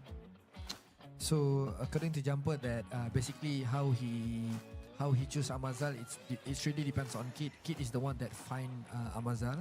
So what Kid saw in Amazal, basically he defined Amazal as a wasted talent because he got that talent. He loved to grind as well. So that's one of the reason why we took Amazal in. So, Yeah. You have anything to add, No. Jumper? No. Okay. And from the fifth match, I also see like why you choose Amazal to come into your teams. And next, what differences do you notice in other teams in this PMSL tournament that might be contributing to your team's strong performance in this season? Okay, untuk Jumper, apa yang Jumper sedar dalam tim PMSL kali ni yang membuatkan, apa perubahan dekat tim PMSL kali ni yang sedikit sebanyak membantu pasukan O2 untuk perform dengan lebih bagus? tak pasti lah, tapi apa yang kita orang cuba buat lebih menjadi daripada sebelum ni lah. So mungkin strategi sebelum ni kita orang tak jadi, mungkin strategi yang baru ni kita orang jadi lah. Yeah, so basically we don't really that is not our main concern regarding the other team. We just gonna focus on ourselves. But again, yes, for our new strategy for this PMSL, it's working for us. So we just gonna focus on that part. And which one is harder, this season or last season? Mana yang lebih better? Season ni ke season lepas? Better. Mesti lah season ni. Of course this season, yeah. And which one is harder? Mana yang lebih susah? Season ni ke Mana season lebih lepas? susah? Sebenarnya tak adalah susah, cuma kita orang yang tak ada chemistry, lepas tu kita noob lah. So basically, I think it's not that hard. But then again, we are the one that noobs. So yeah. So good luck for your tomorrow's matches, Jumpers. And now let's move into kids. So kids, what differences do you notice in your teams compared to previous PMSL season with addition of the new player? Okay Kid, apa perbezaan line up season lepas dengan season ni setelah kemasukan Amazal? Perbezaan communication lebih better, and then cara kita orang main teamwork lebih teratur lah, and then apa yang kita orang cuba buat lebih better sebenarnya, and teratur semua. Yeah, I think the difference is in terms of micro skill, which is communication, and our chemistry also was there, and I think everything was fine for us for this season. And do you feel already like connection with Amazal with your newest teams? Dah rasa macam mana chemistry dengan Amazal sekarang? Rasanya kena banyak main sekali ya. I think we just lack couple of games. So basically we just need to play more frequently in order for us to gain that trust. Yeah. Yes, and speaking more about Amazal, what was the team's reactions when Amazal pulled off the 1v3 situation? Was the team shocked as we are? Okay, masa Amazal 1v3 and apa perasaan team waktu tu? Adakah waktu tu team terkejut ke ataupun macam mana? Boleh share sikit tak? Reaction kita orang, wow, amazing gila. So basically our reaction was like, wow, we were surprised that he managed to do that clutch. Yeah. Yeah, shocked as we did. And for the last things, playing with PUBG Mobile OGs, do you have like something pressure on your shoulders? Main dengan legend PUBG Mobile lah, ada rasa pressure tak untuk Kid sendiri? Saya rasa tak ada sebab saya dah lama dengan dorang. So saya faham je dorang punya gameplay, cuma kena ikut trend sekarang lah kot, meta sekarang, and perbezaan firepower maybe. So basically I don't really felt any pressure since I already get used to it. I think